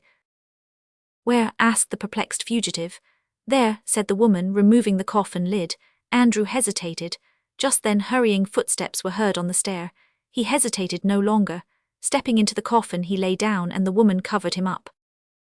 "Oh, woman," said Black, lifting the lid a little, "tak care ye dinna meddle wi' the screw nails. They may." "Wheesht, hold your tongue," growled the woman sharply and reclosed the lid with a bang, just as Ramblin' Peter burst into the room. "What want ye here, callant?" Peter drew back in dismay. "I'm lookin', for I was thinkin', did 'ee see a man?" The lid of the coffin flew off as he spoke, and his master sprang out. "Man, Peter," gasped the farmer, "yours is the sweetest voice I've heard for mony a day. I verily thocht I was doomed, but come awa, lad. Thank 'ee kindly, old wife, for the temporary accommodation." The intruders left as abruptly as they had entered. That night the whole party was reassembled in Mrs. Black's residence in Candlemaker Row, where, over a supper o' parritch and sore mulk, Andrew Black heard from Jock Bruce all about the declaration of Rutherglen and the defeat of Claverhouse by the Covenanters at Drumclog. "The thunderclouds are gatherin'," said Black with a grave shake of the head, as the party broke up and were about to separate for the night.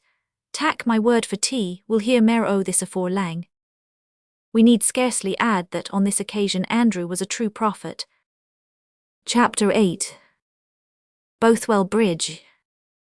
Matters had now come to such a pass that it was no longer possible to defer the evil day of civil war. Persecuted inhumanly and beyond endurance, with every natural avenue of redress closed, and flushed with recent victory, the Covenanters resolved not only to hold together for defensive purposes, but to take the initiative, push their advantage, and fight for civil and religious liberty. It was the old fight, which has convulsed the world probably since the days of Eden, the uprising of the persecuted many against the tyrannical few. In the confusions of a sin-stricken world, the conditions have been occasionally and partially reversed, but for the most part, history's record tells of the abuse of power on the part of the few who possess it, and the resulting consequence that man's inhumanity to man makes countless thousands mourn, until the downtrodden have turned at bay, and, like the French in 1793, have taken fearful vengeance, or, as in the case of the Covenanters at the time of which we write, have reaped only disaster and profounder woe. There were, however, two elements of weakness among the Covenanters in 1679, which rendered all their efforts vain, despite the righteousness of their cause. One was that they were an undisciplined body, without appointed and experienced officers, while their leader, Robert Hamilton, was utterly unfitted by nature as well as training for a military command. The other weakness was that the unhappy differences of opinion among them as to lines of duty, to which we have before referred, became more and more embittered, instead of being subordinated to the stern necessities of the hour. The earnest men of God amongst them could no doubt have brought things to a better state in this crisis if their counsels had prevailed, but the men whose powers of endurance had at last given way were too many and strong for these, so that, instead of preparing for united action, the turbulent among them continued their dissensions until too late. After Drumclog, Hamilton led his men to Glasgow to attack the enemy's headquarters there. He was repulsed, and then retired to Hamilton, where he formed a camp. The Privy Council meanwhile called out the militia, and ordered all the heritors and freeholders to join with the regulars in putting down the insurrection. A good many people from all quarters had joined the Covenanters after the success at Drumclog, but it is thought that their numbers never exceed the army which prepared to meet them under the command of the Duke of Monmouth, and Buccleuch was said to be 10,000 strong. Among them were some of the best of the king's troops. The Duke was anxious to delay matters, apparently with some hope of reconciliation. Many of the Covenanters were like-minded, and it is said that Mr. Welsh visited the royal camp in disguise with a view to a peaceful solution, but the stern spirits in both camps rendered this impossible. Some from principle, others from prejudice, could not see their way to a compromise, while the unprincipled on either side cried havoc and let slip the dogs of war. It was on Sabbath, the 22nd of June, that the Duke's army reached Bothwell Moor, the advanced guards entering Bothwell town within a quarter of a mile of the bridge, which spans the Clyde. The Covenanters lay encamped on Hamilton Moor, on the southern side of the river.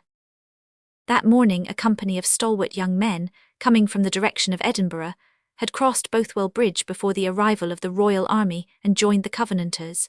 They were preceded by 2 men on horseback. "It seems a daft-like thing," said one horseman to the other as they traversed the moor, that the likes o' me should be ridin' to battle like a lord, instead o' trudgin' why the men on foot. But man, it's no easy to walk far efter wearin' a ticked fittin' buet, though it was only for a wee while I had it on. It's a vera wheel for you, wull, that's o'er a leckit captain, and can sit your horse like a marquis, but as for me, I'll slip aff and fecht on my legs when it comes to that. There's no military law, Andrew, against fighting on foot, returned the captain, who we need scarcely say was Will Wallace, but if you are well advised you'll stick to the saddle as long as you can. See, yonder seems to be the headquarters of the camp. We will report our arrival, and then see to breakfast. I'll be thankful for a bite o' somethin', for I'm fair famished, and there's a proverb, I think, that says it's ill fetched on an impie stomach. It seems to me there's less order and mair noise yonder than befits a camp o' serious men, specially on a Sabbath mornin'. The same thought occurred to myself, said Wallace. Perhaps they have commenced the services, for you know there are several ministers among them. Mair like disputation than services, returned the farmer with a grave shake of his head. Finding that Andrew was correct, and that the leaders of the little army were wasting the precious moments in irrelevant controversy, the Edinburgh contingent turned aside and set about preparing a hasty breakfast. This reinforcement included Quentin Dick, Jock Bruce, David Spence and Ramblin' Peter, also Tam Chanter, Edward Gordon and Alexander McCubine, who had been picked up on the march. Of course, while breaking their fast, they discussed the pros and cons of the situation freely. If the king's troops are as near as they are reported to be, said Wallace, our chances of victory are small. I fear ye are richt, said Black. It becomes ignorance to haud its tongue in the presence o' knowledge, nae doot, and I confess to bane as ignorant as a bairn o' the art o' war. But common sense seems to say that haverin' aboot theology on the eve o' effect is no sae wise-like as dispassin' your men to advantage. The very craws might be ashamed o' sic a noise. Even while he spoke a cry was raised that the enemy was in sight, and the confusion that prevailed before became redoubled as the necessity for instant action arose. In the midst of it, however, a few among the more sedate and cool-headed leaders did their best to reduce the little army to something like order and put it in battle array. There was no lack of personal courage. Men who had, for the sake of righteousness, suffered the loss of all things, and had carried their lives in their hands for so many years, were not likely to present a timid front in the hour of battle, and leaders such as John Nisbet of Hardhill, one of the most interesting sufferers in the 28 years' persecution, Cleland, who had fought with distinguished courage at Drumclog, Henry Hall of Horehead, David Haxton of Rathillet, John Balfour of Burley, Turnbull of Bulli, with Major Learmont and Captain John Patton of Meadowhead, two veterans who had led the Westland Covenanters in their first battle at the Pentland Hills. Such men were well able to have led a band of even half-disciplined men to victory if united under a capable general. But such was not to be. The laws of God, whether relating to physics or morals, are inexorable. A divided army cannot conquer. They had assembled to fight. Instead of fighting they disputed, and that so fiercely that two opposing parties were formed in the camp, and their councils of war became arenas of strife. The drilling of men had been neglected, officers were not appointed, stores of ammunition and other supplies were not provided, and no plan of battle was concerted. All this, with incapacity at the helm, resulted in overwhelming disaster and the sacrifice of a body of brave, devoted men. It afterwards intensified persecution and postponed constitutional liberty for many years. In this state of disorganization, the Covenanters were found by the royal troops. The latter were allowed quietly to plant their guns and make arrangements for the attack. But they were not suffered to cross Bothwell Bridge with impunity. Some of the bolder spirits, leaving the disputants to fight with tongue and eye, drew their swords and advanced to confront the foe. "It's every man for himsel here," remarked Andrew Black indignantly, wiping his mouth with his cuff, as he rose from the meal which he was well aware might be his last. "The Lord hae mercy on the pure Covenanters, for they're in sair straits this day. Come awa, Wal Wallace, lead us on to battle." Our hero, who was busily forming up his men, needed no such exhortation. Seeing that there was no one in authority to direct his movements, he resolved to act for his own hand. He gave the word to march, and set off at a quick step for the river, where the fight had already begun. Soon he and his small band were among those who held the bridge. Here they found Haxton, Hall, Turnbull, and the lion-like John Nisbet, each with a small band of devoted followers sternly, and steadily defending what they knew to be the key to their position, distributing his men in such a way among the coppices on the river's bank that they could assail the foe to the greatest advantage without unnecessarily exposing themselves. Wallace commenced a steady fusillade on the king's foot guards, who were attempting to storm the bridge. The Covenanters had only one cannon and about 300 men with which to meet the assault, but the gun was effectively handled, and the men were staunch. On the central arch of the old bridge, which was long and narrow, there stood a gate. This had been closed and barricaded with beams and trees, and the parapets on the farther side had been thrown down to prevent the enemy finding shelter behind them. These arrangements aided the defenders greatly, so that for 3 hours the gallant 300 held the position in spite of all that superior discipline and numerous guns could do. At last, however, the ammunition of the defenders began to fail. "Where did ye tether my horse?" asked Will Wallace, addressing Peter, who acted the part of aide-de-camp and servant to his commander. "I unt the hoose there," replied Peter, who was crouching behind a tree stump. "Jump on its back, lad, and ride to the rear at full speed. Tell them we're running short of powder and ball. We want more men too at once. Haste ye." "Aye, and tell them, Framey, that if we lose the brig we lose the day," growled Andrew Black, who, begrimed with powder, was busily loading and firing his musket from behind a thick bush, which, though an admirable screen from vision, was a poor protection from bullets, as the passage of several leaden messengers had already proved.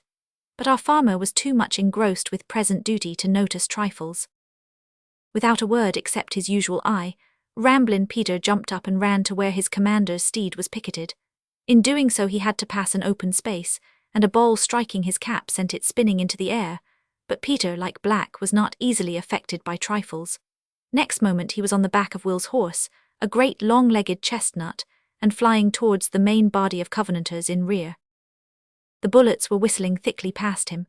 One of these, grazing some tender part of his steed's body, acted as a powerful spur, so that the alarmed creature flew over the ground at racing speed, much to its rider's satisfaction.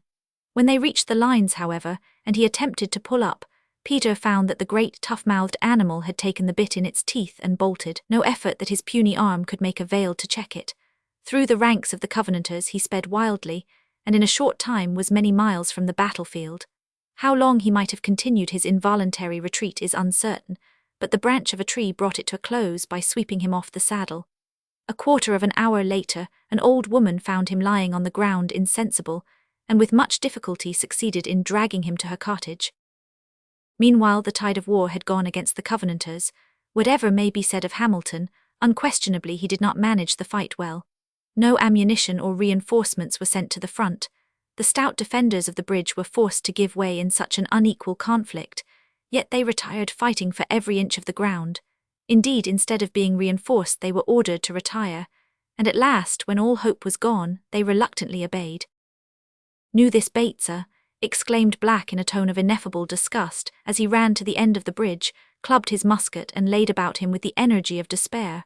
Will Wallace was at his side in a moment, so was Quentin Dick. They found Balfour and Haxton already there, and for a few moments these men even turned the tide of battle, for they made an irresistible dash across the bridge, and absolutely drove the assailants from their guns, but being unsupported were compelled to retire. If each had been a Hercules, the gallant 5 would have had to succumb before such overwhelming odds. A few minutes more and the Covenanters were driven back. The king's troops poured over the bridge and began to form on the other side. Then it was that Graham of Claverhouse, seeing his opportunity, led his dragoons across the bridge and charged the main body of the Covenanters. Undisciplined troops could not withstand the shock of such a charge. They quickly broke and fled, and now the battle was changed to a regular rout. "Kill, kill," cried Claverhouse, "no quarter." His men needed no such encouragement. From that time forward they galloped about the moor, slaying remorselessly all whom they came across. The gentle-spirited Monmouth, seeing that the victory was gained, gave orders to cease the carnage, but Claverhouse paid no attention to this. He was like the man-eating tigers. Having once tasted blood he could not be controlled, though Monmouth galloped about the field doing his best to check the savage soldiery. It is said that afterwards his royal father, for he was an illegitimate son of the king, found fault with him for his leniency after Bothwell. We can well believe it, for in a letter which he had previously sent to the council Charles wrote that it was his royal will and pleasure that they should prosecute the rebels with fire and sword, and all other extremities of war. Speaking at another time to Monmouth about his conduct, Charles said, "If I had been present there should have been no trouble about prisoners." To which Monmouth replied, "If that was your wish you should not have sent me but a butcher."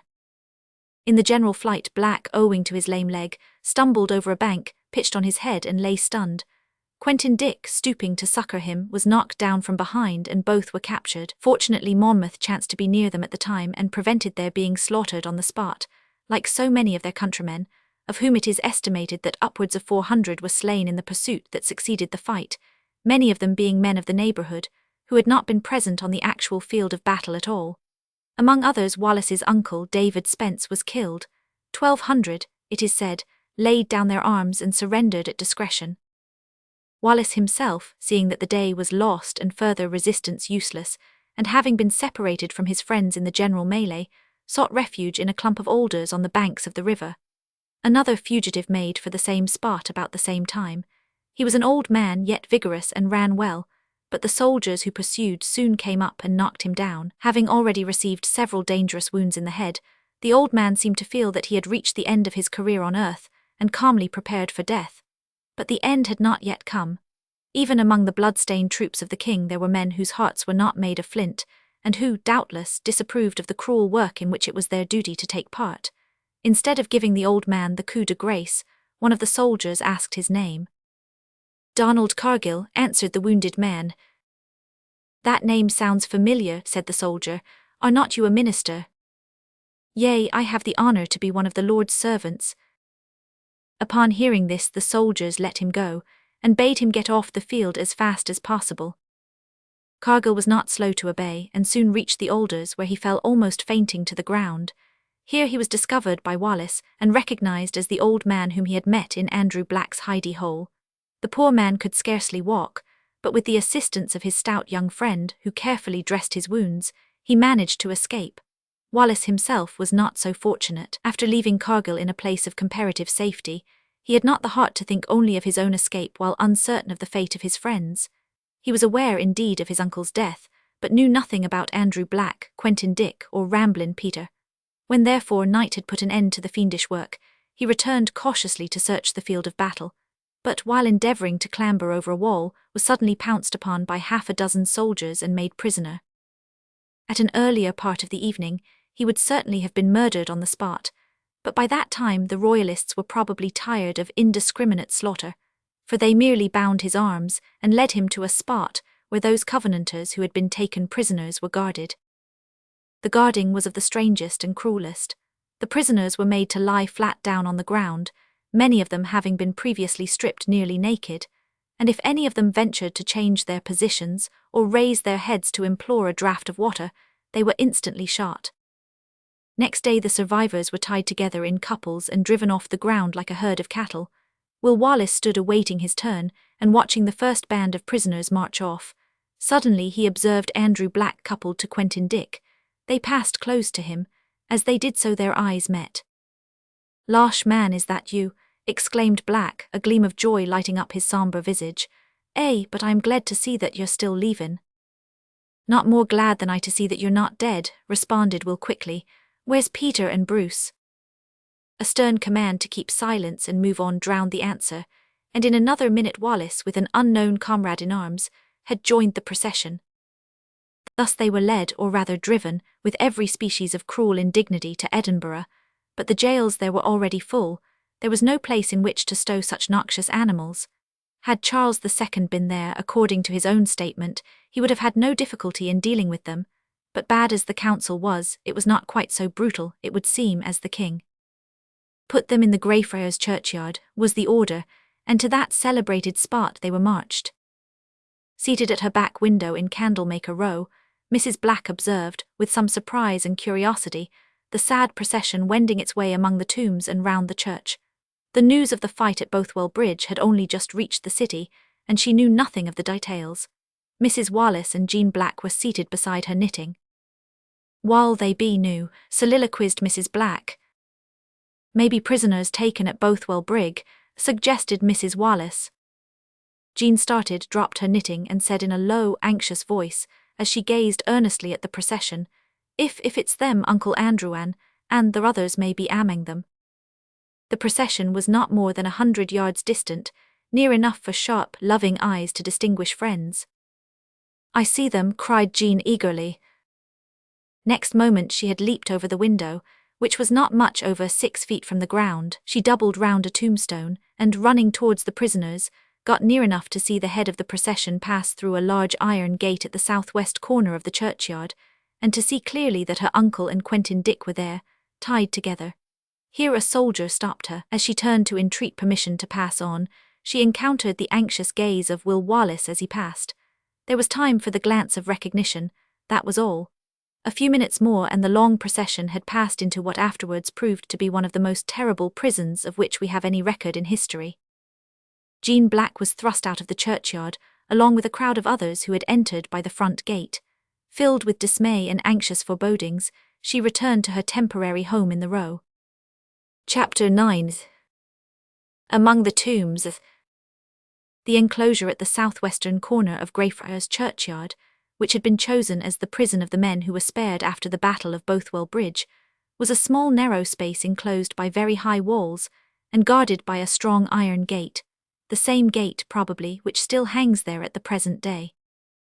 There among the tombs, without any covering to shelter them from the wind and rain, without bedding or sufficient food, with the dank grass for their couches and graves for pillows, did most of these unfortunates, from 12 to 1500, live during the succeeding 5 months. They were rigorously guarded night and day by sentinels who were held answerable with their lives for the safe keeping of the prisoners. During the daytime they stood or moved about uneasily. At nights, if any of them ventured to rise, the sentinels had orders to fire upon them. If they had been dogs, they could not have been treated worse. Being men, their sufferings were terrible, inconceivable. Ere long many a poor fellow found a deathbed among the graves of that gloomy enclosure. To add to their misery, friends were seldom permitted to visit them, and those who did obtain leave were chiefly females, who were exposed to the insults of the guards. A week or so after their being shut up here, Andrew Black stood one afternoon leaning against the headstone of a grave on which Quentin Dick and Will Wallace were seated. It had been raining, and the grass and their garments were very wet. A leaden sky overhead seemed to have deepened their despair, for they remained silent for an unusually long time. "This is awfu'," said Black at last with a deep sigh. "If there was ony chance o' mackin' a dash and fetchin' to the end, I wad tak comfort, but to be left here to starve and rot nisht and day, why neithin' to do and mayest neithin' to think on, it's awfu'." As the honest man could not get no further than this idea, and the idea itself was a mere truism, no response was drawn from his companions, who sat with clenched fists, staring vacantly before them. Probably the first stage of incipient madness had set in with all of them. "Did Jean give you any hope yesterday?" asked Wallace languidly, for he had asked the same question every day since the poor girl had been permitted to hold a brief conversation with her uncle at the iron gate, towards which only one prisoner at a time was allowed to approach. The answer had always been the same. "None, she bids me hope indeed in the Lord, and she's right there, but as for man, what can we hope frae him?" "You may weel ask that," exclaimed Quentin Dick with sudden and bitter emphasis. "Man indeed, it's my opinion that man, when left to hissel, is nae better than the deevil. I faith I think he's waur, for he's mair contemptible." "Ye may be right, Quentin, for a' I ken, but some men are no left to theirsels. There's that pure young chiel Anderson, that was shot the lungs and has scarce been able the last day or twa to crawl to the yett to see his old mither. He's deeing this afternoon. I went ower to the tombstane that keeps the east wand aff him, and he said to me, 'Andrew man,' said he, 'I'll no be able to crawl to see my mither the day. I'll vera likely be deid before she comes. Wull ye tell her no to greet for me, for I'm restin' on the Lord Jesus, and I'll be a free man afore night, singing the praises o' redeeming love and waitin' for her to come." Quentin had covered his face with his hands while Black spoke, and a low groan escaped him, for the youth Anderson had made a deep impression on the three friends during the week they had suffered together. Wallace, without replying, went straight over to the tomb where Anderson lay. He was followed by the other two. On reaching the spot, they observed that he lay on his back, with closed eyes and a smile resting on his young face. "He sleeps," said Wallace softly. "Aye, he sleeps weel," said Black, shaking his head slowly. "I ken the look o' that sleep, and yonder's his pure mither at the yett. Bide by him, Quentin, while I gang and breck it to her." It chanced that Mrs. Anderson and Jean came to the gate at the same moment. On hearing that her son was dead, the poor woman uttered a low wail, and would have fallen if Jean had not caught her and let her gently down on one of the graves. Jean was, as we have said, singularly sympathetic. She had overheard what her uncle had said, and forthwith sat down beside the bereaved woman, drew her head down on her breast and tried to comfort her, as she had formerly tried to comfort old Mrs. Mitchell. Even the guards were softened for a few minutes, but soon they grew impatient and ordered them both to leave. "Bide a wee," said Jean, "I maun hae a word wi' my uncle." She rose as she spoke and turned to the gate. "Weel, what luck?" asked Black, grasping both her hands through the bars. "Luck, uncle," answered Jean, whimpering a little in spite of her efforts to keep up. "As we ken nobody out here that could help us, I just went straight to the Parliament Hoose and saw Lauderdale himsel, but he wouldna listen to me. And what could I say? I couldna tell him a lee, ye ken, and say ye hadna been to conventicles or sheltered the rebels as they ca' us. But I said I was sure ye were sorry for what ye had done, and that ye would never do it again if they would only let you off." "Oh, Jean, ye're a gowk, for that was twa easy telt him," interrupted Black with a short sarcastic laugh, "for I'm no a bit sorry for what I've done, and I'll dot o'er again if ever I get the chance. Ne'er heed, lass, you've done your best, and who's mither and Mrs. Wallace?" "They're baith weel, but awfu' cast doon aboot you and Wal and Quentin, and I had mayest forgot Peter has turned up safe and soond. He says that." "Come, cut short your haverin'," said the sentinel who had been induced to favour Jean, partly because of her sweet innocent face, and partly because of the money which Mrs. Black had given her to bribe him. "We'll tell Peter," said Black hurriedly, "to gang doon to the firm and see if he can find oot onything aboot Marian Clerk and Isabel Scott. I'm wee for thee lasses. They're ower gooid to let live in peace at a time like this. Tell him to tell them frae me to flee to the hills. Knew that the hidey hole is gien, there's no a safe hoose in the land, only the caves and the peat bogs, and even they are but pure protection." "Uncle dear, is not the Lord our hiding place until these calamities be overpast?" said Jean, while the tears that she could not suppress ran down her cheeks. "Ye're right, bairn, God forge ye my want o' faith. Rin awa noo, I see the sentries getting wearied, the Lord bless ye." The night chanced to be very dark.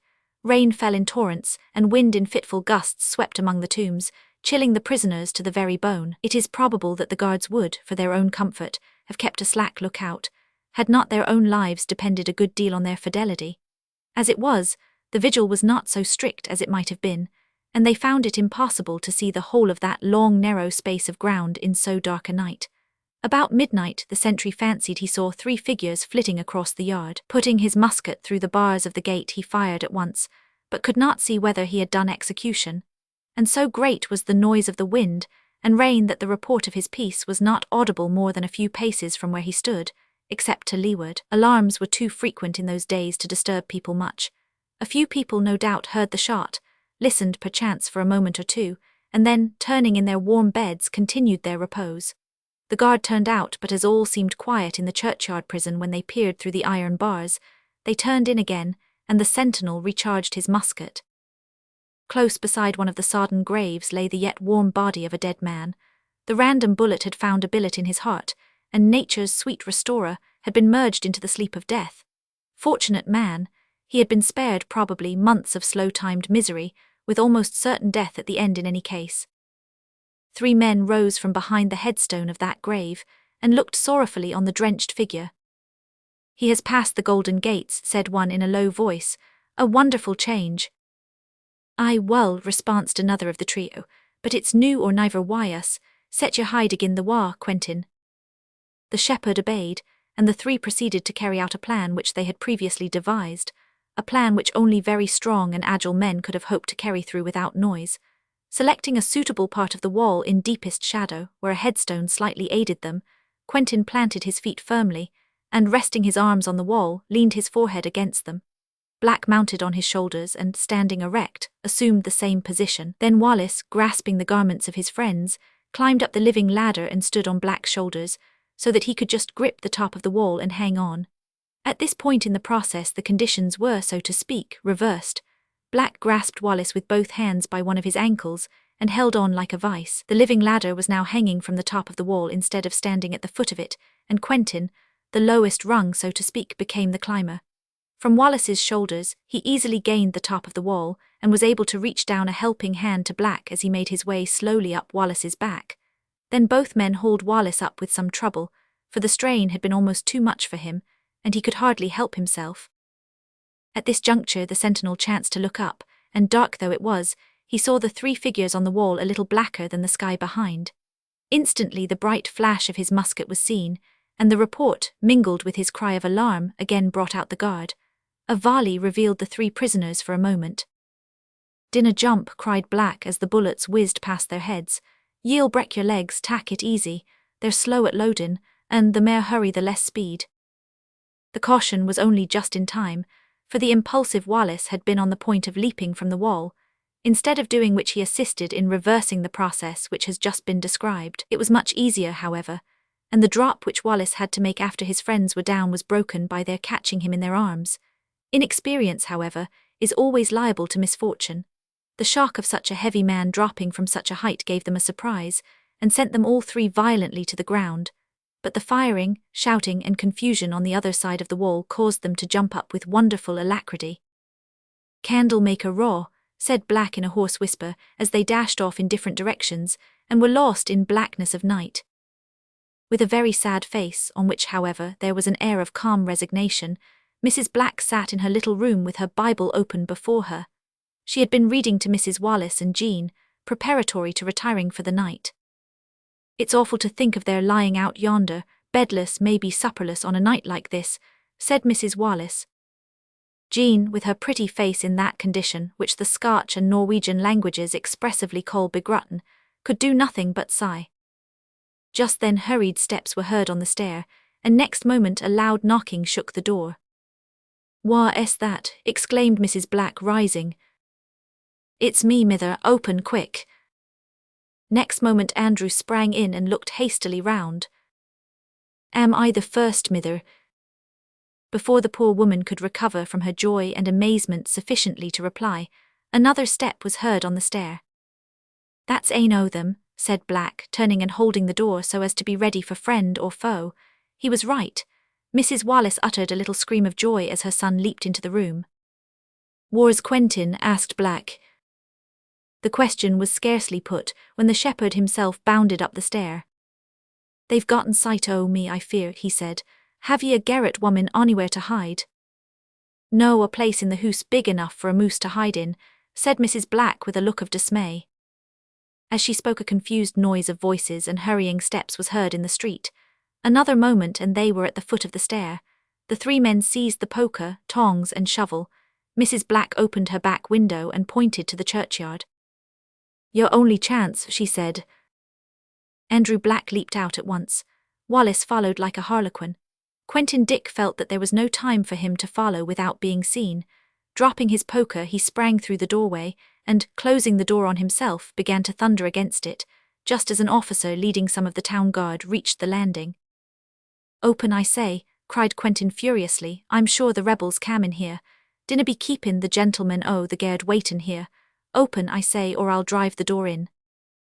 Bursting the door open, as though in fulfilment of his threat, Quentin sprang in and looking hastily round, cried, as if in towering wrath, "War are they? War are the pestiferous rebels?" "There's nae rebels here, gentlemen," said Mrs. Black. "Ye are welcome to seek." "They maun hae gien up the next stair," said Quentin, turning to the officer. "And pray, who are you, that ye seem so anxious to catch the rebels?" "Whar am I?" repeated Quentin with glaring eyes, and a sort of grasping of his strong fingers that suggested the idea of tearing someone to pieces. "Div e no see that I'm a shepherd? The sufferin' than I hae gien through and endured on account o' the rebels is past, but see way, sirs, they'll escape us if we stand haverin' here." So saying, the bold man dashed down the stair and into the next house, followed by the town guards who did not know him. The prisoner's guards were fortunately searching in another direction. A strict search was made in the next house, at which Quentin assisted. When they were yet in the thick of it, he went quietly downstairs and walked away from the scene, as he expressed it, "Hotchin," by which he meant chuckling. But poor Andrew Black and Will Wallace were not so fortunate. A search which was made in the outer churchyard resulted in their being discovered among the tombs, and they were forthwith conducted to the Tolbooth prison. When Ramblin' Peter, after many narrow escapes, reached the farm in Dumfries in a half-famished state, he sat down among the desolate ruins and howled with grief. Having thus relieved his feelings, He dried his eyes and proceeded in his usual sedate manner to examine things in detail. He soon found that his master had been wrong in supposing that the hidey hole had been discovered or destroyed. As he approached the outer end of the tunnel, a head suddenly appeared above ground, and as suddenly vanished. "Hallo!" exclaimed Peter in surprise. "Hallo!" echoed the head and reappeared blazing with astonishment. "Is that you, Peter?" "Aye, McCubbin, that's me. I thought you was a dade. Hey ye ony parritch I the hole, I'm awful hungry." 100 way in, lad. We've plenty to eat here and gooid company as weel, the Lord be thankit. The man led the way, familiar enough to Peter, and in the hidey hole he found several persons, some of whom from their costume were evidently ministers. They paid little attention to the boy at first, being engaged in earnest conversation. "No, no, Mr. Cargill," said one. "I cannot agree with you in the stern line of demarcation which you would draw between us. We are all the servants of the Most High God, fighting for, suffering for, the truth as it is in Jesus. It is true that rather than bow to usurped power, I chose to cast in my lot with the ejected. But having done that, and suffered the loss of all things temporal, I do not feel called on to pronounce such absolute condemnation on my brethren who have accepted the indulgence.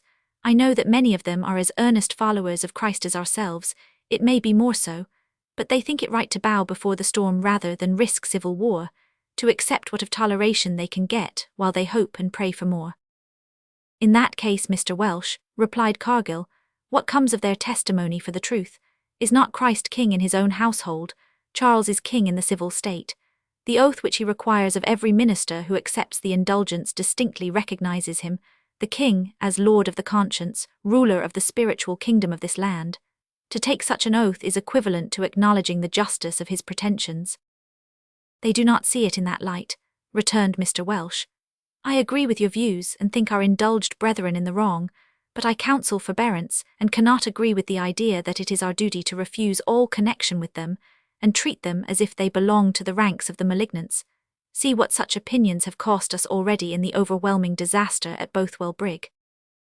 "Overwhelming disaster counts for nothing in such a cause as this," rejoined Cargill gravely. "The truth has been committed to us, and we are bound to be valiant for the truth, even to death. Is it not so, Mr. Cameron?" The young man to whom the old Covenanter turned was one of the most noted among the men who fought and died for the Covenant. An earnest, godly young minister, he had just returned from Holland with the intention of taking up the standard, which had been almost dropped in consequence of the hotter persecutions, which immediately followed the Battle of Bothwell Bridge. "Of course you know that I agree with you, Mr. Cargill. When you licensed me to preach the blessed gospel, Mr. Welsh, you encouraged me to independent thought. Under the guidance, I believe, of the Holy Spirit, I have been led to see the sinfulness of the indulgence, and I am constrained to preach against it. Truly my chief concern is for the salvation of souls, the bringing of men and women and children to the Saviour.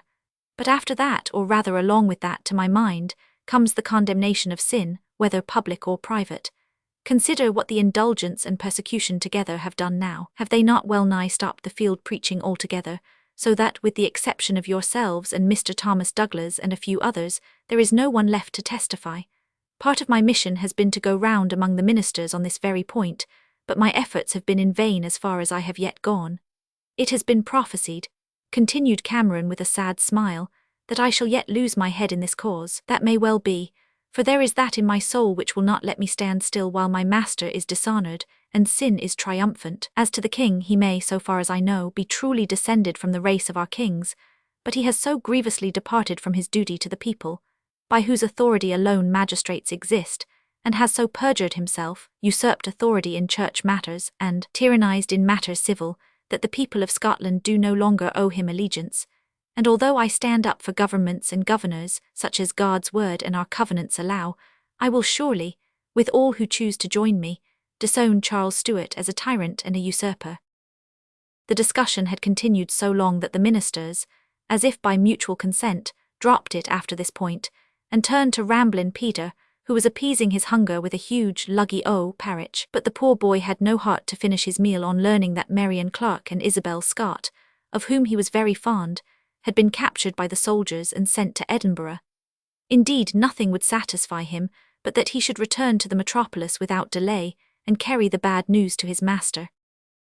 That same night, when darkness rendered it safe, Cargill, Cameron, Welsh and Douglas, with some of their followers, left Black's place of concealment and went off in different directions to risk, for a brief space, the shelter of a friendly cottage, where the neighbours would assemble to hear the outlawed ministers while one of them kept watch, or to fulfil their several engagements for the holding of conventicles among the secret places of the hills. Chapter 10. Fiercer and Fiercer. After his escape, Quentin Dick, hearing of the recapture of his comrades, and knowing that he could not in any way help them, resolved to go back to Dumfries to make inquiries about the servant lasses Marian and Isabel, being ignorant of the fact that Ramblin' Peter had been sent on the same errand before him. Now, although the one was travelling to and the other from Edinburgh, they might easily have missed each other, as they travelled chiefly at night in order to escape observation. But hearing on the way that the much-loved minister, Mr. Welsh, was to preach in a certain locality, they both turned aside to hear him, and thus came together. A price of £500 sterling had been set on the head of Mr. Welsh, and for 20 years he had been pursued by his foes, yet for that long period he succeeded in eluding his pursuers, even though the resolute and vindictive Claverhouse was among them, and in continuing his work of preaching to the people. Though a meek and humble man, Welsh was cool, courageous and self-possessed, with apparently a dash of humour in him, as was evidenced by his preaching on one occasion in the middle of the frozen Tweed, so that either he might shun giving offence to both nations, or that two kingdoms might dispute his crime. The evening before the meeting at which Quentin and Peter unwittingly approached each other, Mr. Welsh found himself at a loss where to spend the night, for the bloodhounds were already on his track. He boldly called at the house of a gentleman who was personally unknown to him, but who was known to be hostile to field preachers in general, and to himself in particular. As a stranger, Mr. Welsh was kindly received. Probably in such dangerous times it was considered impolite to make inquiry as to names. At all events, the record says that he remained unknown. In course of conversation, his host referred to Welsh and the difficulty of getting hold of him. "I am sent," said Welsh, "to apprehend rebels. I know where Mr. Welsh is to preach tomorrow, and will give you the rebel by the hand." Overjoyed at this news, the gentleman agreed to accompany him to the meeting on the morrow. Arriving next day at the rendezvous, the congregation made way for the minister and his host. The latter was then invited to take a seat, and to his great amazement, his guest of the previous night stood up and preached. At the close of the sermon, Mr. Welsh held out his hand to his host. "I promised," he said, "to give you Mr. Welsh by the hand." "Yes," returned the gentleman, who was much affected, as he grasped the hand, "and you said that you were sent to apprehend rebels. Let me assure you that I, a rebellious sinner, have been apprehended this day." It was at this interesting moment that Quentin and Peter recognized each other, and, forgetting all other points of interest, turned aside to discuss their own affairs. "Then there's nae use o' my gaun ony farrer," said the shepherd thoughtfully. "Nane whatever," said Peter. "Ye'd best see way back to Toon Wymie. Ye'll be safer there nor here, and may chance to be o' service to the lasses." Alas for the poor lasses, they were in the fangs of the wolves at that very time. In that council room where for years the farce of trial and the tragedy of cruel injustice had been carried on, Marian Clark and Isabel Scott were standing before their civil and clerical inquisitors. The trial was nearly over, proceeding upon their mean principle of extracting confession by the method of entrapping questions, and thus obtaining from their unsuspecting victims sufficient evidence, as they said, to warrant condemnation. They had got the poor serving-maids to admit that they had attended field preachings, had conversed with some whom the government denounced as rebels, and other matters which sufficed to enable them to draw up a libel. Those two innocent girls were then handed over to the justiciary court, before which they were charged with the crime of receiving and corresponding with Mr. Donald Cargill, Mr. Thomas Douglas, Mr. John Welsh, and Mr. Richard Cameron, with the murderers of Archbishop Sharp, and with having heard the said ministers preach up treason and rebellion. When the indictment was read to them, the poor things meekly admitted that it was correct, except in so far as it called the ministers rebels, and asserted that they preached up treason. The jury were exceedingly unwilling to serve on the trial, but were compelled to do so under threat of fine. After deliberating on the evidence, they found the girls both guilty, by their own confession, of holding the opinions charged against them, but that as actors or receivers of rebels, the charge was not proven. Upon this they were condemned to die, but before leaving the court Isabel Scott said impressively, "I take all witness against another at you to your appearance before God, that your proceeding against us this day is only for owning Christ, his gospel and his members. See A Cloud of Witnesses, page 122, edition 1871. They were then led back to prison. When Quentin and Peter arrived in Edinburgh 2 days later, they passed under the West Port, which was decorated with the shriveled heads and hands of several martyrs, and made their way to the Grassmarket, which they had to traverse in going towards Candlemaker Row. Here they found a large crowd surrounding the gallows tree, which did such frequent service there. 2 female figures were swinging from the beam. "The old story," said the shepherd in a low, sad voice. "What was their crime?" he inquired of a bystander. "They tried to serve the Lord, that was replied the man bitterly. "But they ended their course bravely.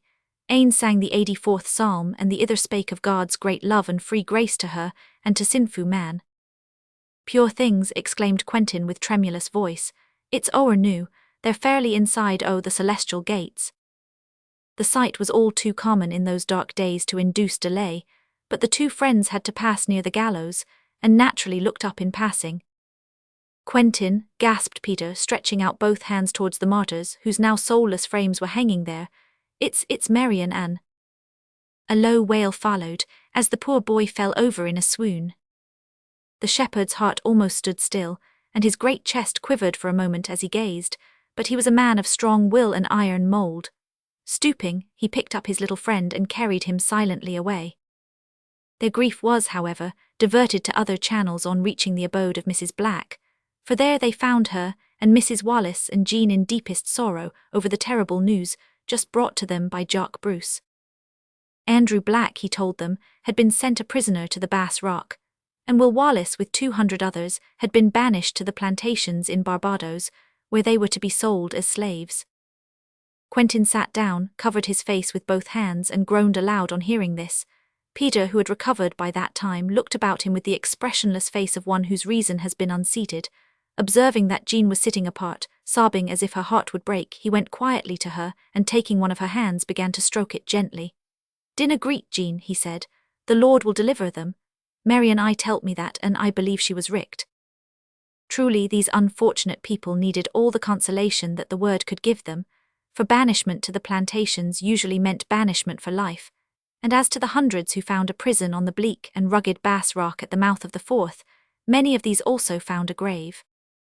After the Battle of Bothwell Bridge, the persecutions which had been so severe for so many years were continued with intensified bitterness.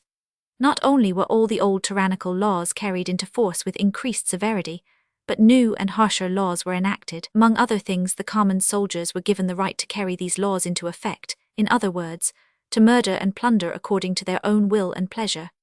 And now, in 1680, began what has been termed the killing time, in which Graham of Claverhouse, afterwards Viscount Dundee, Grierson of Lag, Doubtseal and others, became preeminently notorious for their wanton cruelty in slaughtering men, women, and even children. On 22nd June 1680, 20 armed horsemen rode up the main street of the burgh of Sanquhar. The troop was headed by Richard Cameron and his brother Michael, who, dismounting, nailed to the cross a paper which the latter read aloud. It was the famous Declaration of Sanquhar, in which Charles Stuart was publicly disowned. While the fields of Scotland were being traversed and devastated by a lawless banditti, authorized by a lawless and covenant-breaking king and government, those indomitable men who held with Cameron and Cargill united themselves more closely together, and thus entered into a new bond, pledging themselves to be faithful to God and to each other in asserting their civil and religious rights, which they believed could only be secured by driving from the throne that perfidious covenant-breaking race, untrue both to the Most High God and to the people over whom for their sins they were set. If the Cameronians were wrong in this opinion, then must the whole nation have been wrong, when, a few years later, it came to hold the same opinion and acted in accordance therewith. As well might we find fault with Bruce and Wallace as with our covenanting patriots. Be this as it may, Richard Cameron with his followers asserted the principle which afterwards became law, namely, that the House of Stuart should no longer desecrate the throne. He did not, however, live to see his desire accomplished. At Ersmos in the district of Kyle, with a band of his followers numbering 26 horse and 40 foot, he was surprised by a party of upwards of 120 dragoons under command of Bruce of Earlshall.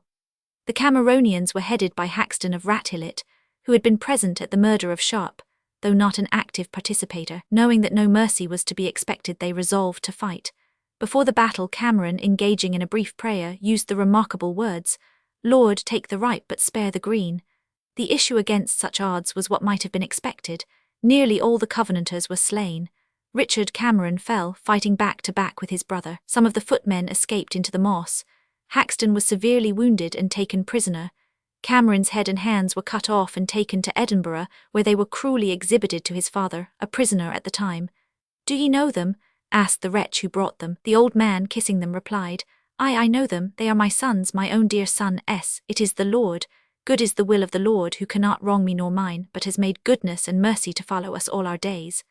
A wonderful speech this from one suffering under perhaps the severest trial to which poor human nature can be subjected. Well might be applied to him the words, slightly paraphrased, "O man, great was thy faith." Haxton was taken to Edinburgh, which he entered on a horse with his head bare and his face to the tail, the hangman carrying Cameron's head on a halter before him. The indignities and cruelties which were perpetrated on this man had been minutely prearranged by the Privy Council. We mention a few in order that the reader may the better understand the inconceivable brutality of the government against which the Scottish Covenanters had to contend. Besides the barbarities connected with poor Cameron's head and hands, it was arranged that Haxton's body was to be drawn backward on a hurdle to the cross of Edinburgh, where, in the first place, his right hand was to be struck off, and after some time his left hand. Thereafter he was to be hanged up and cut down alive, his bowels to be taken out and his heart shown to the people by the hangman, and then to be burnt in a fire on the scaffold. Afterwards his head was to be cut off, and his body, divided into 4 quarters, to be sent respectively to St. Andrews, Glasgow, Leith and Burntisland. In carrying out his fiendish instructions, the bungling executioner was a long time mangling the wrist of Haxton's right arm before he succeeded in separating the hand. Haxton quietly advised him to be more careful to strike in the joint of the left. Having been drawn up and let fall with a jerk 3 times, life was not extinct, for it is said that when the heart was torn out it moved after falling on the scaffold.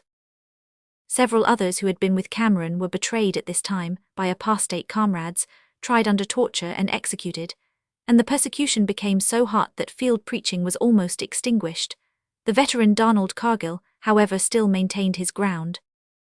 This able, uncompromising, yet affectionate and charitable man had prepared a famous document called the Queensferry Paper, of which it has been said that it contains the very pith of sound constitutional doctrine regarding both civil and ecclesiastical rights.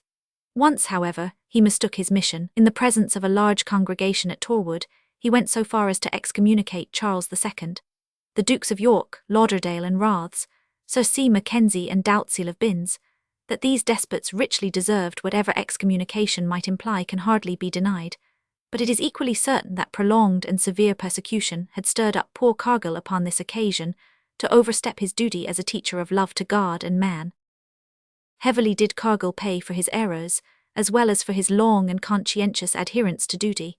5,000 merks were offered for him, dead or alive.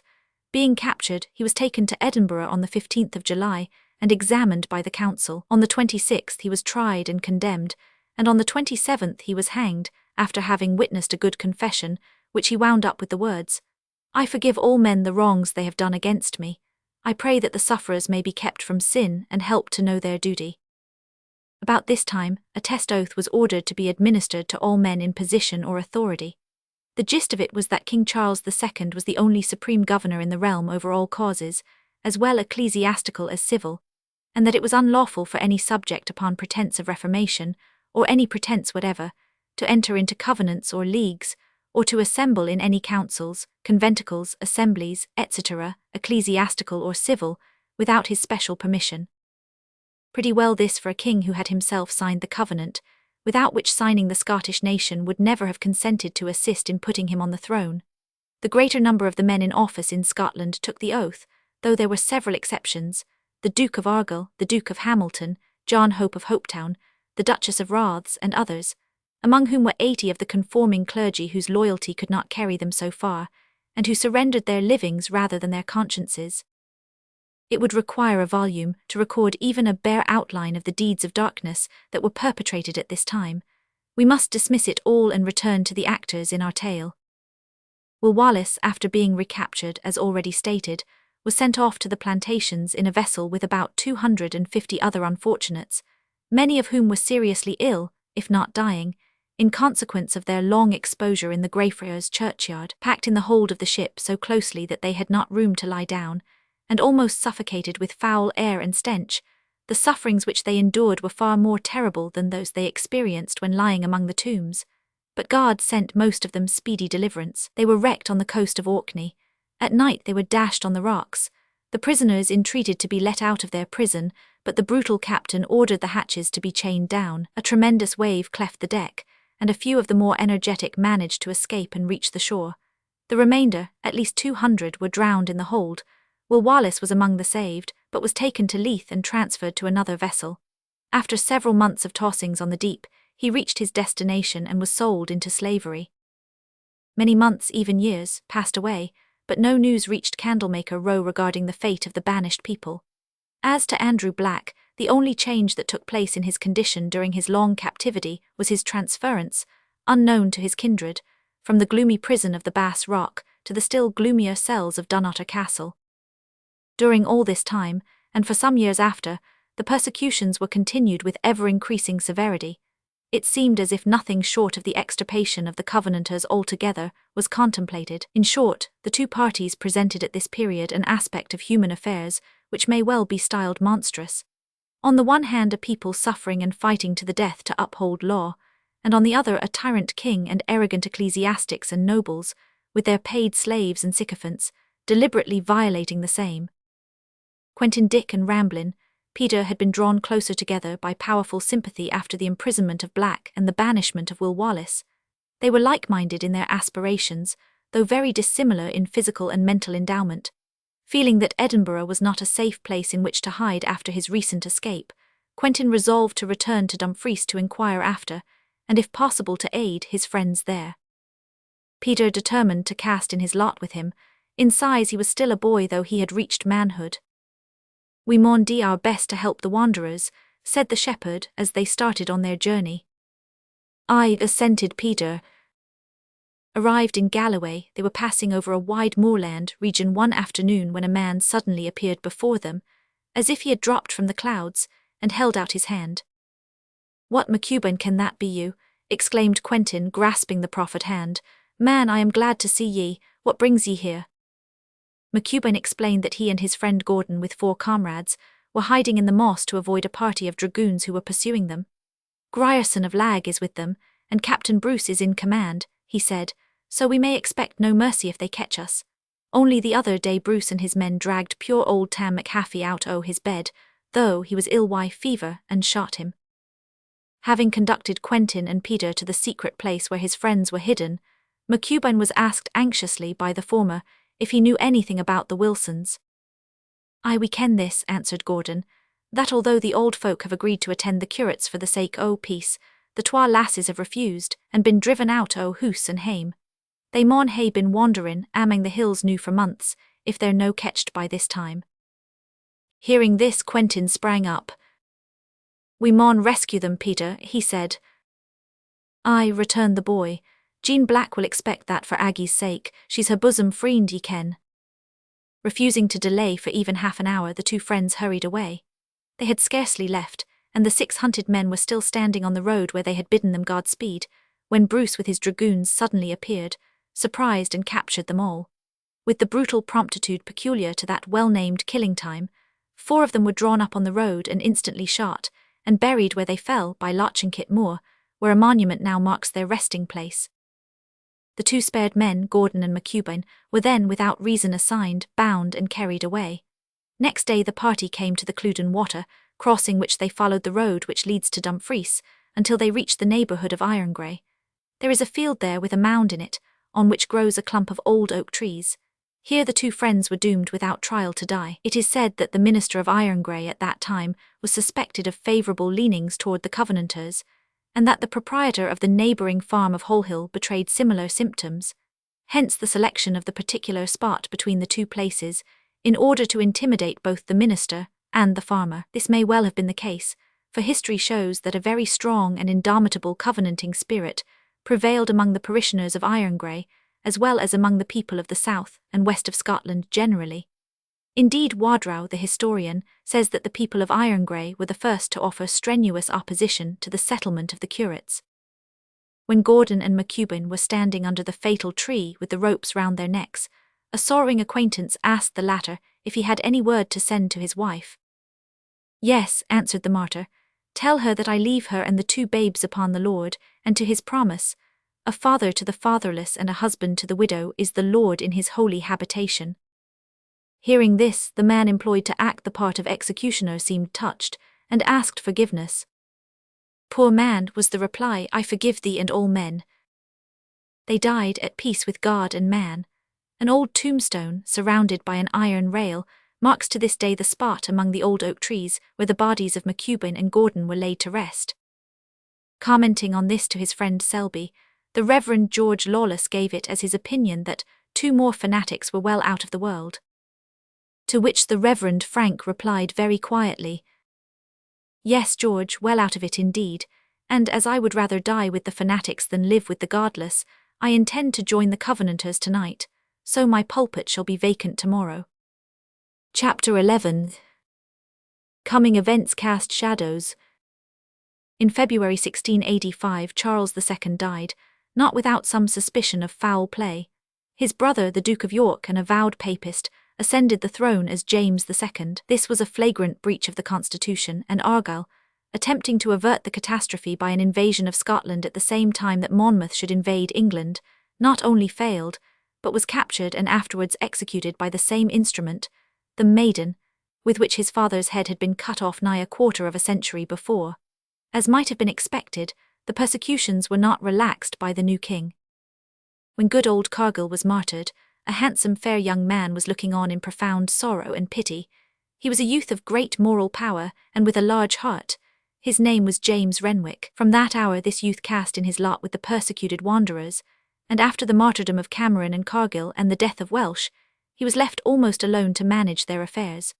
The strict Covenanters had by this time formed themselves into societies for prayer and conference, and held quarterly district meetings in sequestered places, with a regular system of correspondence, thus secretly forming an organized body, which has continued down to modern times. It was while this young servant of God, having picked up the mantle which Cargill dropped, was toiling and wandering among the mountains, morasses, and caves of the west, that a troop of dragoons was seen, one May morning, galloping over the same region on duty. They swept over hill and dale with the dash and rattle of men in all the pride of youth and strength, and the panoply of war. They were hasting, however, not to the battlefield, but to the field of agriculture, there to imbrue their hands in the blood of the unarmed and the helpless. At the head of the band rode the valiant Graham of Claverhouse. Most people at that time knew him as the Bloody Clavers, but as we look at the gay cavalier with his waving plume, martial bearing, beautiful countenance, and magnificent steed, we are tempted to ask, has there not been some mistake here? Some have thought so. 1 or 2 literary men who might have known better have even said so, and attempted to defend their position. "Methinks this is our quarry, Glendinning," said Claverhouse, drawing rein as they approached a small cottage, near to which a man was seen at work with a spade. "Yes, that's John Brown of Priesthill," said the sergeant. "You know the pestilent fanatic well, I suppose?"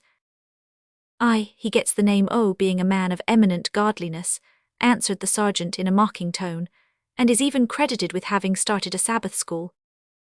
John Brown, known as the Christian Carrier, truly was what Glendinning had sneeringly described him. On seeing the cavalcade approach he guessed, no doubt, that his last hour had come, for many a time had he committed the sin of succouring the outlawed Covenanters, and he had stoutly refused to attend the ministry of the worthless curate George Lawless. Indeed, it was the information conveyed to government by that reverend gentleman that had brought Claverhouse down upon the unfortunate man.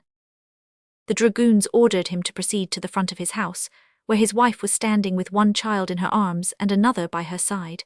The usual ensnaring questions as to the supremacy of the king, etc., were put to him, and the answers being unsatisfactory, Claverhouse ordered him to say his prayers and prepare for immediate death. Brown knew that there was no appeal. All Scotland was well aware by that time that soldiers were empowered to act the part of judge, jury, witness, and executioner, and had become accustomed to it. The poor man obeyed. He knelt down and prayed in such a strain that even the troopers, it is said, were impressed. At all events, their subsequent conduct would seem to countenance this belief. Their commander, however, was not much affected, for he thrice interrupted his victim, telling him that he had given him time to pray, but not to preach. "Sir," returned Brown, "ye know neither the nature of preaching nor praying if ye call this preaching." "Now," said Claverhouse, "take farewell of your wife and children." After the poor man had kissed them, Claverhouse ordered 6 of his men to fire, but they hesitated and finally refused. Enraged at this, their commander drew a pistol, and with his own hand blew out John Brown's brains. "What thinkest thou of thy husband now, woman?" he said, turning to the widow. "I ever thought much good of him," she answered, "and as much now as ever." "It were but justice to lay thee beside him," exclaimed the murderer. "If you were permitted," she replied, "I doubt not but your cruelty would go that length." Thus far the excitement of the dreadful scene enabled the poor creature to reply, but nature soon asserted her sway. Sinking on her knees by the side of the mangled corpse, the widow, neither observing nor caring for the departure of the dragoons, proceeded to bind up her husband's shattered skull with a kerchief, while the pent-up tears burst forth. The house stood in a retired, solitary spot, and for some time the bereaved woman was left alone with God and her children, but before darkness closed in a human comforter was sent to her in the person of Quentin Dick. On his arrival in Wigtown, Quentin, finding that his friends the Wilson girls had been imprisoned with an old Covenanter named Mrs. McLachlan, and that he could not obtain permission to see them, resolved to pay a visit to John Brown, the carrier, who was an old friend, and who might perhaps afford him counsel regarding the Wilsons. Leaving Ramblin' Peter behind to watch every event and fetch him word if anything important should transpire, he set out and reached the desolated cottage in the evening of the day on which his friend was shot. Quentin was naturally a reserved man, and had never been able to take a prominent part with his covenanting friends in conversation or in public prayer, but the sight of his old friend's widow in her agony, and her terrified little ones, broke down the barrier of reserve completely. Although a stern and a strong man, not prone to give way to feeling, he learned that night the full meaning of what it is to weep with those that weep. Moreover, his tongue was unloosed, and he poured forth his soul in prayer, and quoted God's word in a way that cheered in no small degree his stricken friend. During several days he remained at Priesthill, doing all in his power to assist the family, and receiving some degree of comfort in return, for strong sympathy and fellowship in sorrow had induced him to reveal the fact that he loved Margaret Wilson, who at that time lay in prison with her young sister Agnes, awaiting their trial in Wigtown. Seated one night by the carrier's desolated hearth, where several friends had assembled to mourn with the widow, Quentin was about to commence family worship, when he was interrupted by the sudden entrance of Ramblin' Peter. The expression of his face told eloquently that he brought bad news. "The Wilsons," he said, "are condemned to be drowned with old Mrs. McLachlan. No, baith o' the lasses," he added, correcting himself, "for the feyther managed to get ane o' them off by a bribe o' £100, and that's every bottle that he owns." "Which is to be drowned?" asked Quentin in a low voice. "Marget the oldest." A deep groan burst from the shepherd, as the Bible fell from his hands. "Come," he said to Peter, and passed quickly out of the house, without a word to those whom he left behind. Arrived in Wigtown, the wretched man went about, wildly seeking to move the feelings of men whose hearts were like the nether millstone. "Oh, if I only had siller," he exclaimed to the Wilsons' father, clasping his hands in agony. "Hae ye nae mair?" "No, anither plack," said the old man in deepest dejection. "They took all I had for Aggie." "Ye are strang, Quentin," suggested Peter, who now understood the reason of his friend's wild despair. "Could ye no waylay somebody and rob them? Surely it wouldna be coonted wrang in the circumstances." "Sin is sin, Peter. Better death than sin," returned Quentin with a grave look. "Aweel, we maun just dee then," said Peter in a tone of resignation. Nothing could avert the doom of these unfortunate women. Their judges, of whom Grierson, Laird of Lag, was one, indicted this young girl and the old woman with the ridiculous charge of rebellion, of having been at the battles of Bothwell Bridge and Ersmoss and present at 20 conventicles, as well as with refusing to swear the abjuration oath. The innocent victims were carried to the mouth of the river Bladenach, being guarded by troops under Major Winram, and followed by an immense crowd both of friends and spectators. Quentin Dick and his little friend Peter were among them. The former had possessed himself of a stick resembling a quarterstaff. His wild appearance and bloodshot eyes with his great size and strength induced people to keep out of his way. He had only just reached the spot in time. No word did he speak till he came up to Major Winram. Then he sprang forward and said in a loud voice, "I forbid this execution in the name of God," at the same time raising his staff. Instantly a trooper spurred forward and cut him down from behind. "Take him away," said Winram, and Quentin, while endeavouring to stagger to his feet, was ridden down, secured and dragged away. Poor Peter shared his fate. So quickly and quietly was it all done that few, except those quite close to them, were fully aware of what had occurred. The blow on his head seemed to have stunned the shepherd, for he made no resistance while they led him a considerable distance back into the country to a retired spot, and placed him with his back against a cliff. Then the leader of the party told off 6 men to shoot him. Not until they were about to present their muskets did the shepherd seem to realize his position. Then an eager look came over his face, and he said with a smile, "Aye, be quick. Maybe I'll get there first to welcome her." A volley followed, and the soul of Quentin Dick was released from its tenement of clay. Peter, on seeing the catastrophe, fell backwards in a swoon, and the leader of the troop, feeling perhaps a touch of pity, cast him loose and left him there. Returning to the sands, the soldiers found that the martyrdom was well nigh completed. The mouth of the Bladenach has been considerably modified. At this time the river's course was close along the base of the hill on which Wigtown stands. The tide had turned, and the flowing sea had already reversed the current of the river. The banks of sand were steep, and several feet high at the spot to which the martyrs were led, so that people standing on the edge were close above the inrushing stream. 2 stakes had been driven into the top of the banks, one being some distance lower down the river than the other. Ropes of a few yards in length were fastened to them, and the outer ends tied round the martyrs' waists, old Mrs. McLachlan being attached to the lower post. They were then bidden prepare for death, which they did by kneeling down and engaging in fervent prayer. It is said that the younger woman repeated some passages of Scripture, and even sang part of the 25th Psalm.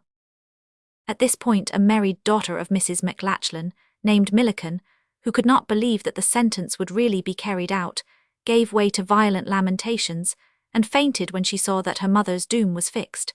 They carried the poor creature away from the dreadful scene.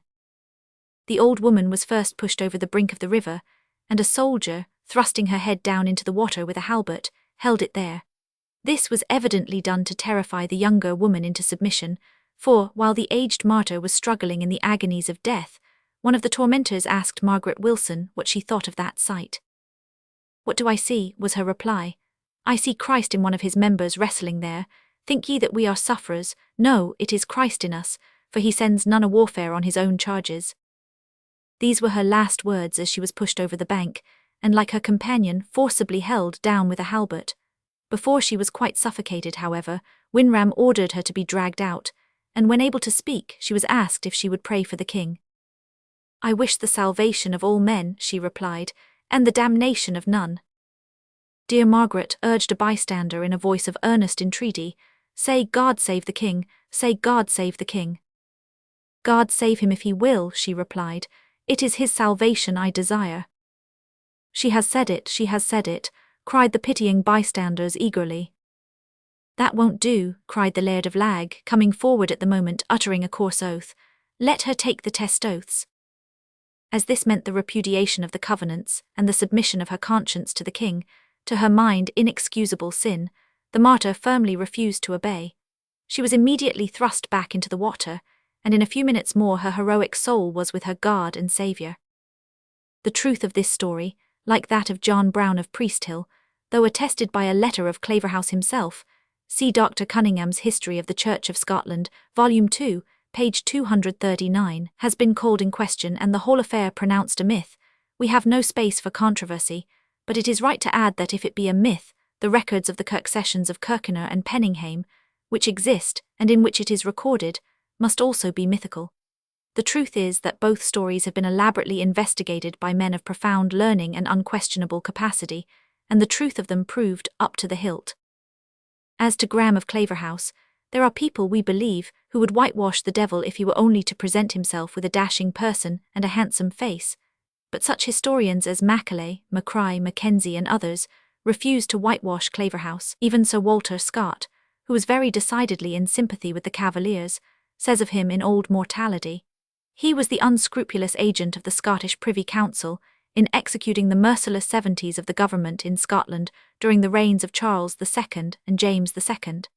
And his latest apologist candidly admits that it is impossible altogether to acquit Claverhouse of the charges laid to his account.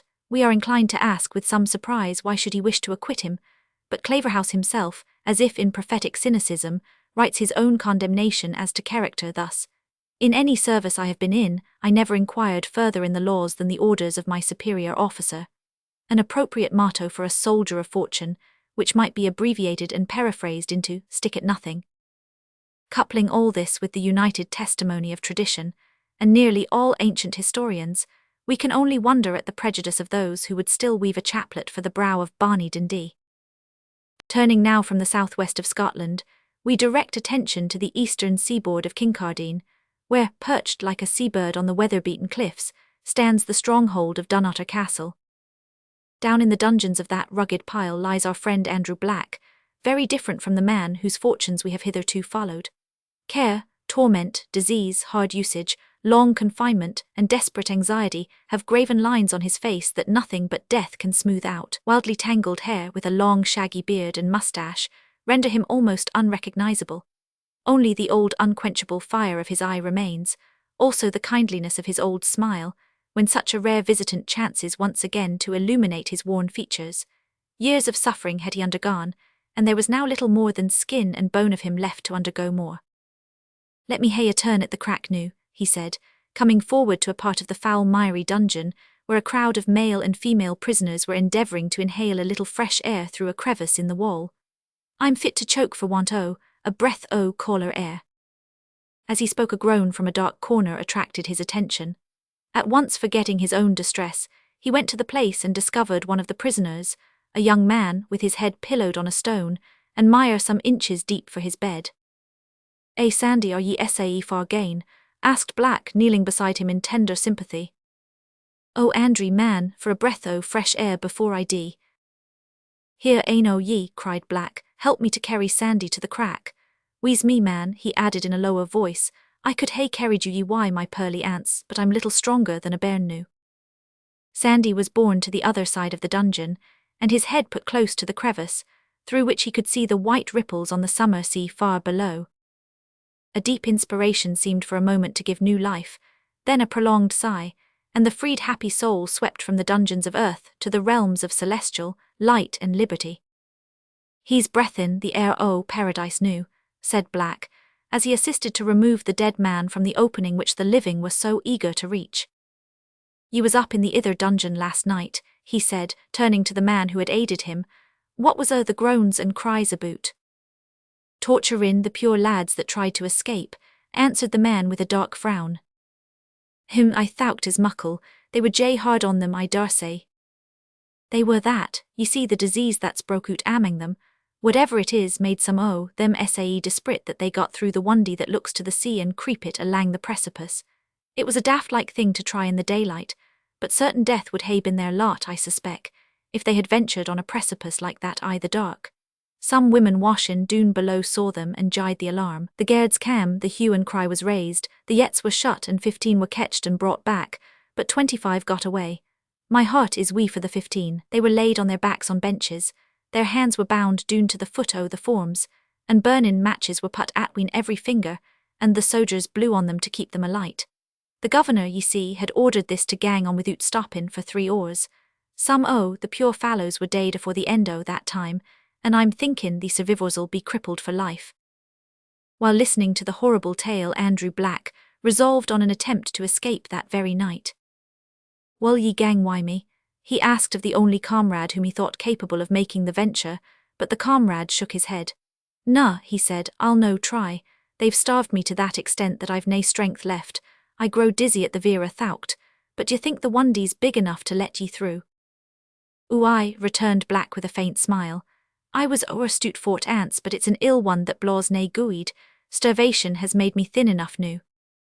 That night when all, even the harassed prisoners, in Dunnottar Castle were asleep except the sentinels, the desperate man forced himself with difficulty through the very small window of the dungeon. It was unbarred because, opening out on the face of an almost sheer precipice, it was thought that nothing without wings could escape from it. Black, however, had been accustomed to precipices from boyhood. He had observed a narrow ledge just under the window and hoped that it might lead to something. Just below it he could see another and narrower ledge. What was beyond that he knew not, and did not much care. Once outside, with his breast pressed against the wall of rock, he passed along pretty quickly, considering that he could not see more than a few yards before him. But presently he came to the end of the ledge, and by no stretching out of foot or hand could he find another projection of any kind. He had now to face the great danger of sliding down to the lower ledge, and his heart beat audibly against his ribs as he gazed into the profound darkness below. Indecision was no part of Andrew Black's character. Breathing a silent prayer for help and deliverance, he sat down on the ledge with his feet overhanging the abyss. For one moment he reconsidered his position.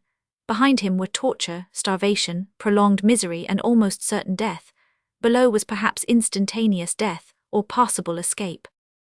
He pushed off, again commending his soul to God, and slid down.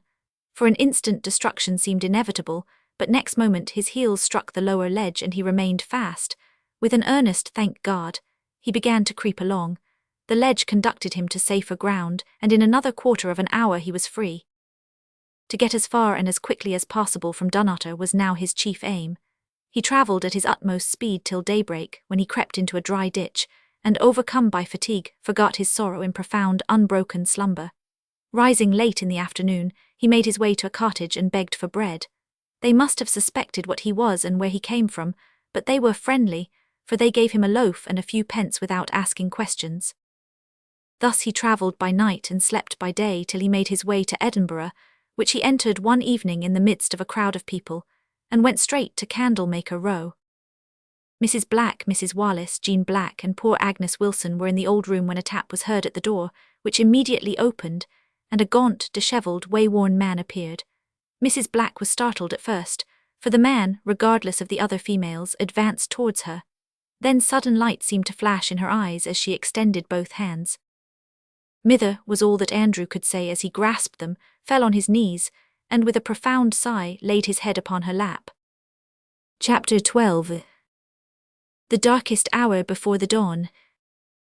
Many months passed away, during which Andrew Black, clean-shaved, brushed up, and converted into a very respectable, ordinary-looking artisan, carried on the trade of a turner, in an underground cellar in one of the most populous parts of the Cowgate. Lost in the crowd was his idea of security, and he was not far wrong. His cellar had a way of escape through a back door. Its grated window, under the level of the street, admitted light to his whirling lathe, but, aided by dirt on the glass, it baffled the gaze of the curious. His evenings were spent in Candlemaker Row, where, seated by the window with his mother, Mrs. Wallace, and the two girls, he smoked his pipe and commented on Scotland's woes while gazing across the tombs at the glow in the western sky. Ramblin' Peter, no longer a beardless boy, but a fairly well-grown and good-looking youth, was a constant visitor at the Row. Aggie Wilson had taught him the use of his tongue, but Peter was not the man to use it in idle flirtation, nor Aggie the girl to listen if he had done so. They had both seen too much of the stern side of life to condescend on trifling. Once, by a superhuman effort, and with an alarming flush of the countenance, Peter succeeded in stammering a declaration of his sentiments. Aggie, with flaming cheeks and downcast eyes, accepted the declaration, and the matter was settled. That was all, for the subject had rushed upon both of them, as it were, unexpectedly, and as they were in the public street at the time and the hour was noon, further demonstration might have been awkward. Thereafter they were understood to be keeping company. But they were a grave couple. If an eavesdropper had ventured to listen, sober talk alone would have repaid the sneaking act, and not unfrequently, reference would have been heard in tones of deepest pathos to dreadful scenes that had occurred on the shores of the Solway, or sorrowful comments on the awful fate of beloved friends who had been banished to the plantations. One day Jean, fair-haired, blue-eyed, pensive Jean, was seated in the cellar with her uncle. She had brought him his daily dinner in a tin can, and he, having just finished it, was about to resume his work while the niece rose to depart. Time had transformed Jean from a pretty girl into a beautiful woman, but there was an expression of profound melancholy on her once bright face which never left it now, save when a passing jest called up for an instant a feeble reminiscence of the sweet old smile. "Nu, Jean, awa why ye, I'll never get thee parrot sticks finished if ye sit haverin' there." Something very like the old smile lighted up Jean's face as she rose, and with a "Weel, good day, uncle," left the cellar to its busy occupant. Black was still at work, and the shadows of evening were beginning to throw the inner end of the cellar into gloom, when the door slowly opened, and a man entered stealthily. The unusual action, as well as the appearance of the man, caused Black to seize hold of a heavy piece of wood that leaned against his lathe. The thought of being discovered and sent back to Dunnottar or hanged had implanted in our friend a salutary amount of caution, though it had not in the slightest degree affected his nerve or his cool promptitude in danger. He had deliberately made up his mind to remain quiet as long as he should be let alone, but if discovered, to escape or die in the attempt. The intruder was a man of great size and strength, but as he seemed to be alone, Black quietly leaned the piece of wood against the lathe again in a handy position. "Ye seem to hae been talkin' lessons frae the cats lately, to judge from your step," said Black. "Shut the door, man, behint ye. There's a draught i' this place that'll be like to jar ye the rheumatiz." The man obeyed and, advancing silently, stood before the lathe. There was light enough to reveal the fact that his countenance was handsome, though bronzed almost to the colour of mahogany, while the lower part of it was hidden by a thick beard and a heavy moustache. Black, who began to see that the strange visitor had nothing of the appearance of one sent to arrest him, said, in a half-humorous, remonstrative tone, "Maybe ye're a furriner and dinna understand manners, but it's as weel to tell ye that I expect men to tak aff their bannets when they come into my hoose." Without speaking, the visitor removed his cap. Black recognized him in an instant. "Well, Wallace," he gasped in a hoarse whisper as he sprang forward and laid violent hands on his old friend. "Losh man, are my een Leon, is't possible, can this be you?" "Yes, thank God, it is indeed." He stopped short, for Andrew, albeit unaccustomed, like most of his countrymen, to give way to ebullitions of strong feeling, threw his long arms around his friend and fairly hugged him. He did not indeed condescend on a Frenchman's kiss, but he gave him a stage embrace and a squeeze that was worthy of a bear. "Your force is not much abated, I see, or rather feel," said Will Wallace when he was released. "Abated," echoed Black, "it's little need in the awfu' times, but man, your force has increased if I'm no mistan." "Doubtless it is natural after having twirled with the slaves in Barbados for so many years. The work was kill or cure out there, but tell me, my mother and yours." "Oh, they're baith weel and hearty, thank the Lord," answered Black. "But what for d'ye no speir after Jean?" he added in a somewhat disappointed tone. "Because I don't need to. I've seen her already and know that she is well." "Seen her?" exclaimed Andrew in surprise. "Aye, you and Jean were seated alone at the little window in the Candlemaker Roar last night about 10 o'clock, and I was standing by a tombstone in the Greyfriars churchyard admiring you. I did not like to present myself just then, for fear of alarming the dear girl too much, and then I did not dare to come here today till the gloamin'. I only arrived yesterday." Weel, the like o' this bait, sir. Losh man, I hope it's no a dream. Nip me man to mak sure. Sit doon, and let's hear aboot it." The story was a long one. Before it was quite finished, the door was gently opened, and Jean Black herself entered. She had come, as was her wont every night, to walk home with her uncle. Black sprang up. "Jean, my woman," he said, hastily putting on his blue bonnet, "there's no light enouch for ye to be introduced to my friend here, but ye can hear him if ye canna see him. I'm gone out to see what sort o' a night it is.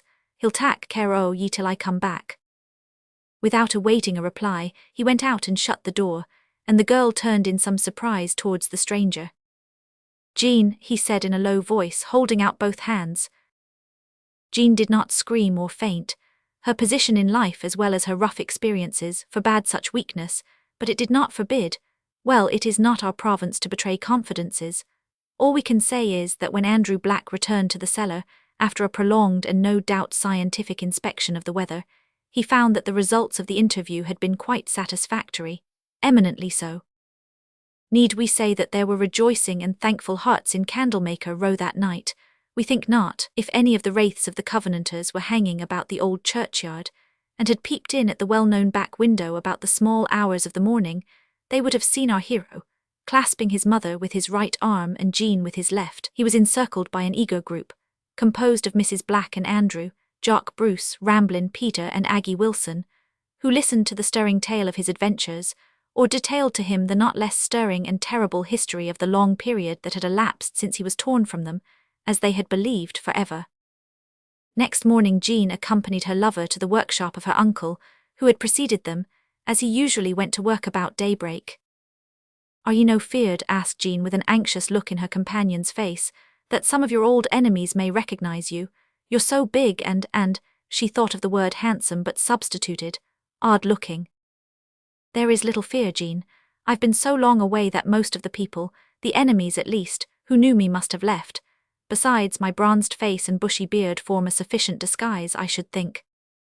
"I'm no sure o' that," returned the girl, shaking her head doubtfully. "And it seems to me that the best thing ye can do will be to gang to the workshop every mornin' before it's daylight. Have ye fairly settled to tack to Uncle Andrew's trade?" "Yes, last night he and I arranged it while you were asleep. I must work, you know, to earn my living, and there is no situation so likely to afford such effectual concealment. Bruce offered to take me on again, but the smithy is too public, and too much frequented by soldiers. Ah, Jean, I fear that our wedding day is a long way off yet, for although I could easily make enough to support you in comfort if there were no difficulties to hamper me, there is not much chance of my making a fortune, as Andrew Black says, by turning parritch sticks and peries." Wallace tried to speak lightly, but could not disguise a tone of despondency. "Your new king," he continued, "seems as bad as the old one, if not worse. From all I hear, he seems to have set his heart on bringing the country back again to popery, and Black will be the lookout if he succeeds in doing that. He has quarrelled, they say, with his bishops, and in his anger is carrying matters against them with a high hand. I fear that there is woe in store for poor Scotland yet." "It may be so," returned Jean sadly. "The Lord knows what is best, but he can make the wrath of man to praise him. Perhaps," she added, looking up with a solemn expression on her sweet face, "perhaps, like Quentin Dick and Margaret Wilson, you and I may never wed." They had reached the east end of the Grassmarket as she spoke, and had turned into it before she observed that they were going wrong, but Wallace explained that he had been directed by Black to call on Ramblin' Peter, who lived there, and procure from him some turning tools. On the way they were so engrossed with each other that they did not at first observe the people hurrying towards the lower end of the market. Then they became aware that an execution was about to take place. "The old story," muttered Wallace, while an almost savage scowl settled on his face. "Let us hurry by," said Jean in a low tone. At the moment the unhappy man who was about to be executed raised his voice to speak, as was the custom in those times. Jean started, paused, and turned deadly pale. "I ken the voice," she exclaimed. As the tones rose in strength, she turned towards the gallows and almost dragged her companion after her in her eagerness to get near. "It's Mr. Renwick," she said, "the dear servant o' the Lord." Wallace, on seeing her anxiety, elbowed his way through the crowd somewhat forcibly, and thus made way for Jean till they stood close under the gallows. It was a woeful sight in one sense, for it was the murder of a fair and goodly as well as godly man in the prime of life, yet it was a grand sight, inasmuch as it was a noble witnessing unto death for God and truth and justice in the face of prejudice, passion, and high-handed tyranny. The martyr had been trying to address the crowd for some time, but had been barbarously interrupted by the beating of drums. Just then a curate approached him and said, "Mr. Renwick, own our king, and we will pray for you." "It's that scoundrel, the Reverend George Lawless," murmured Wallace in a deep and bitter tone. "I am come here," replied the martyr, "to bear my testimony against you and all such as you are." "Own our king and pray for him, whatever ye say of us," returned the curate. "I will discourse no more with you," rejoined Renwick. "I am in a little to appear before him who is King of kings and Lord of lords, who shall pour shame, contempt, and confusion on all the kings of the earth who have not ruled for him." After this Renwick, as was usual with the martyrs when about to finish their course, sang, read a portion of scripture, and prayed, in the midst of considerable interruption from the drums. He also managed to address the spectators. Among the sentences that reached the ears of Jean and Wallace were the following: "I am come here this day to lay down my life for adhering to the truths of Christ. I die as a Presbyterian Protestant. I own the word of God as the rule of faith and manners. I leave my testimony against all encroachments made on Christ's rights, who is the Prince of the kings of the earth." The noise of the drums rendered his voice inaudible at this point, and the executioner, advancing, tied a napkin over his eyes. He was then ordered to go up the ladder. To a friend who stood by him he gave his last messages. Among them were the words, "Keep your ground, and the Lord will provide you teachers and ministers, and when he comes he will make these despised truths glorious in the earth."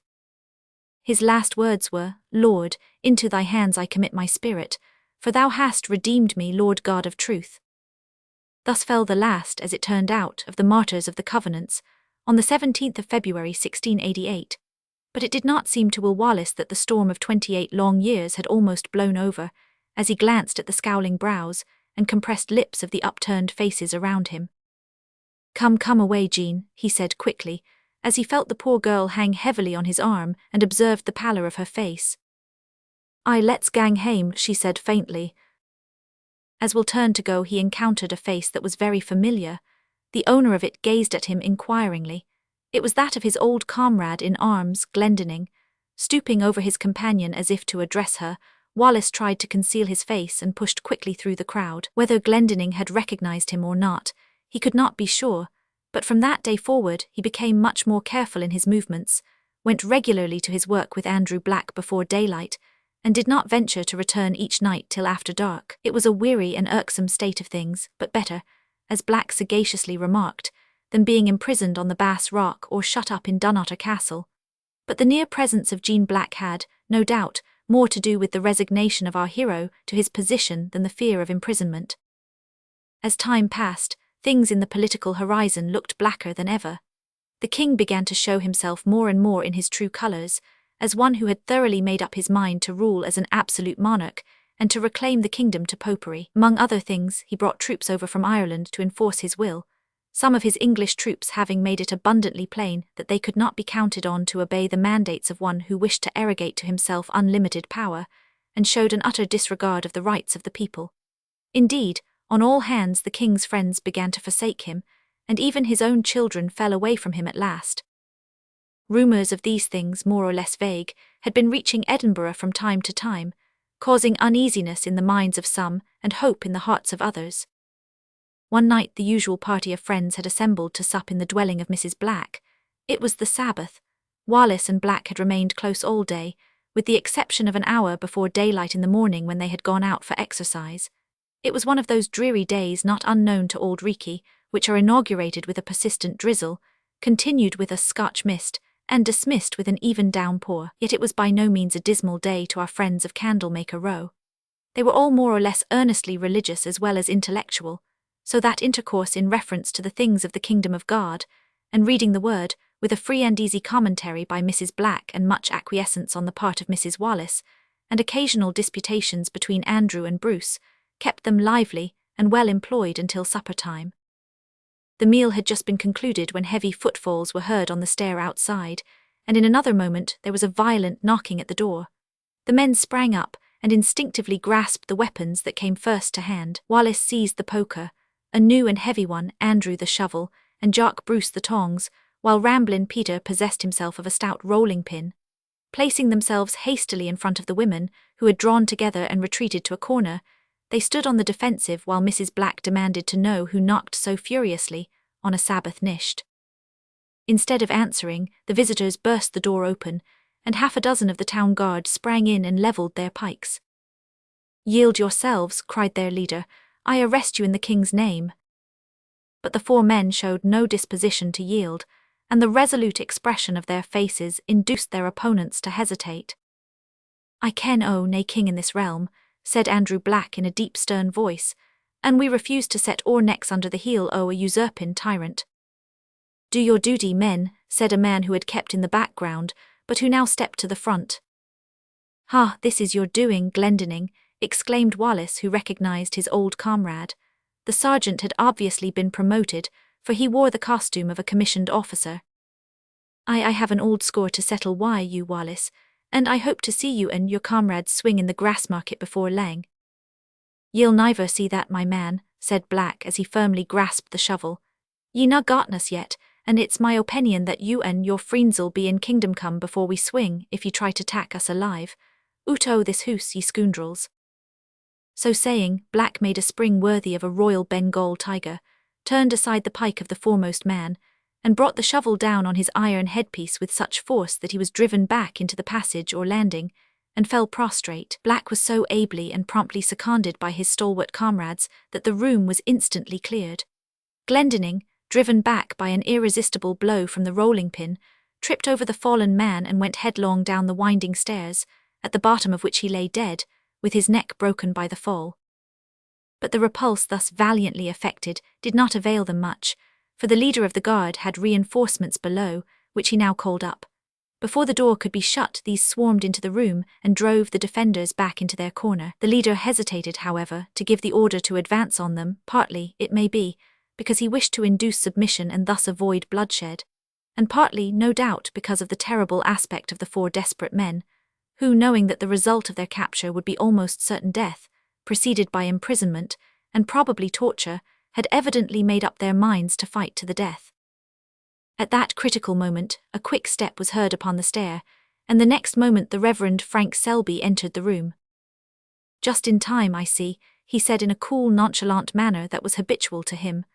"I think, sir," he added, turning to the leader of the guard, "that it may be as well to draw off your men and return to the guardroom." "I'll do that," retorted the man sharply, "when I receive orders from my superiors. Just now I'll do my duty." "Of course you will do what is right, my good sir," replied the Reverend Frank.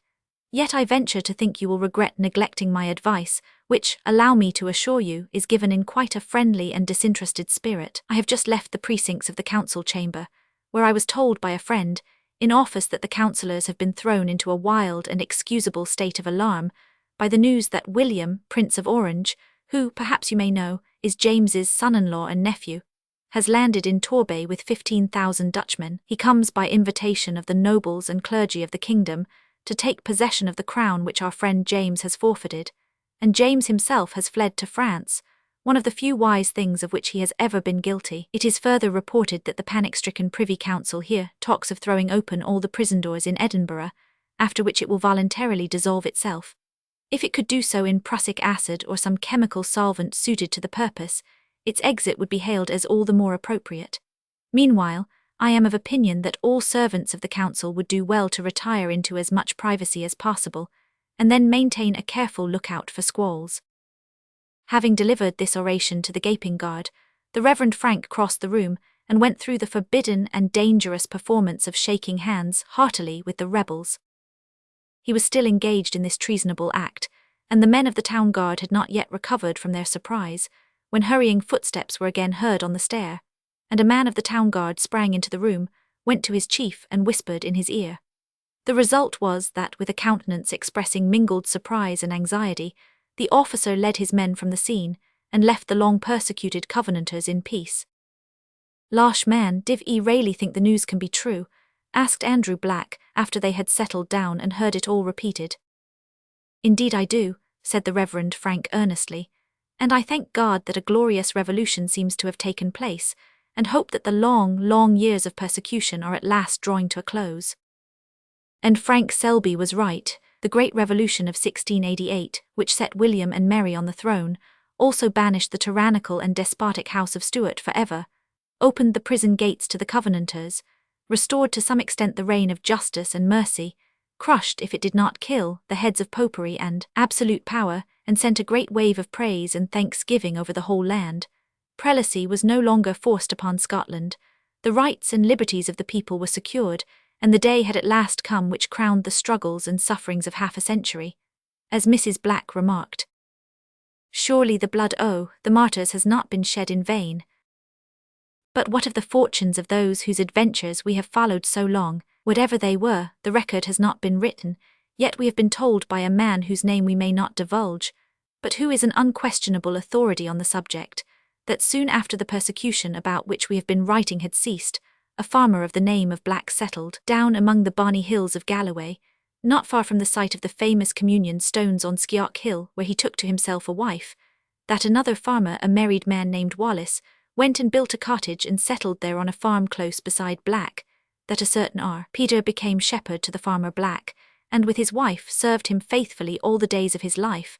That the families of these men were very large, the men among them being handsome and stalwart, the women modest and beautiful, and that all of them were loyal subjects and earnest, enthusiastic Covenanters. It has been also said, though we do not vouch for the accuracy of the statement, that in the Kirkcession books of the neighbouring Kirk of Irongray there may be found among the baptisms such names as Andrew Wallace and Will Black, Quentin Dick Black and Jock Bruce Wallace. also an Aggie, a Marion, and an Isabel Peter, besides several Jeans scattered among the three families. It has likewise been reported on reliable authority that the original Mr. Black, whose Christian name was Andrew, was a famous teller of stories and narrator of facts regarding the persecution of the Covenanters, especially of the awful killing time, when the powers of darkness were let loose on the land to do their worst, and when the blood of Scotland's martyrs flowed like water. Between 1661, when the Marquis of Argyll was beheaded, and when James Renwick suffered, there were murdered for the cause of Christ and Christian liberty about 18,000 noble men and women, some of whom were titled, but the most of whom were unknown to earthly fame. It is a marvellous record of the power of God, and well may we give all honour to the martyr band, while we exclaim with the Ayrshire elder, "Oh, for the brave true hearts of old, that bled when the banner perished. Oh, for the faith that was strong in death, the faith that our fathers cherished. The banner might fall, but the spirit lived, and lived for evermore. And Scotland claims as her noblest names the Covenant men of yore. The end."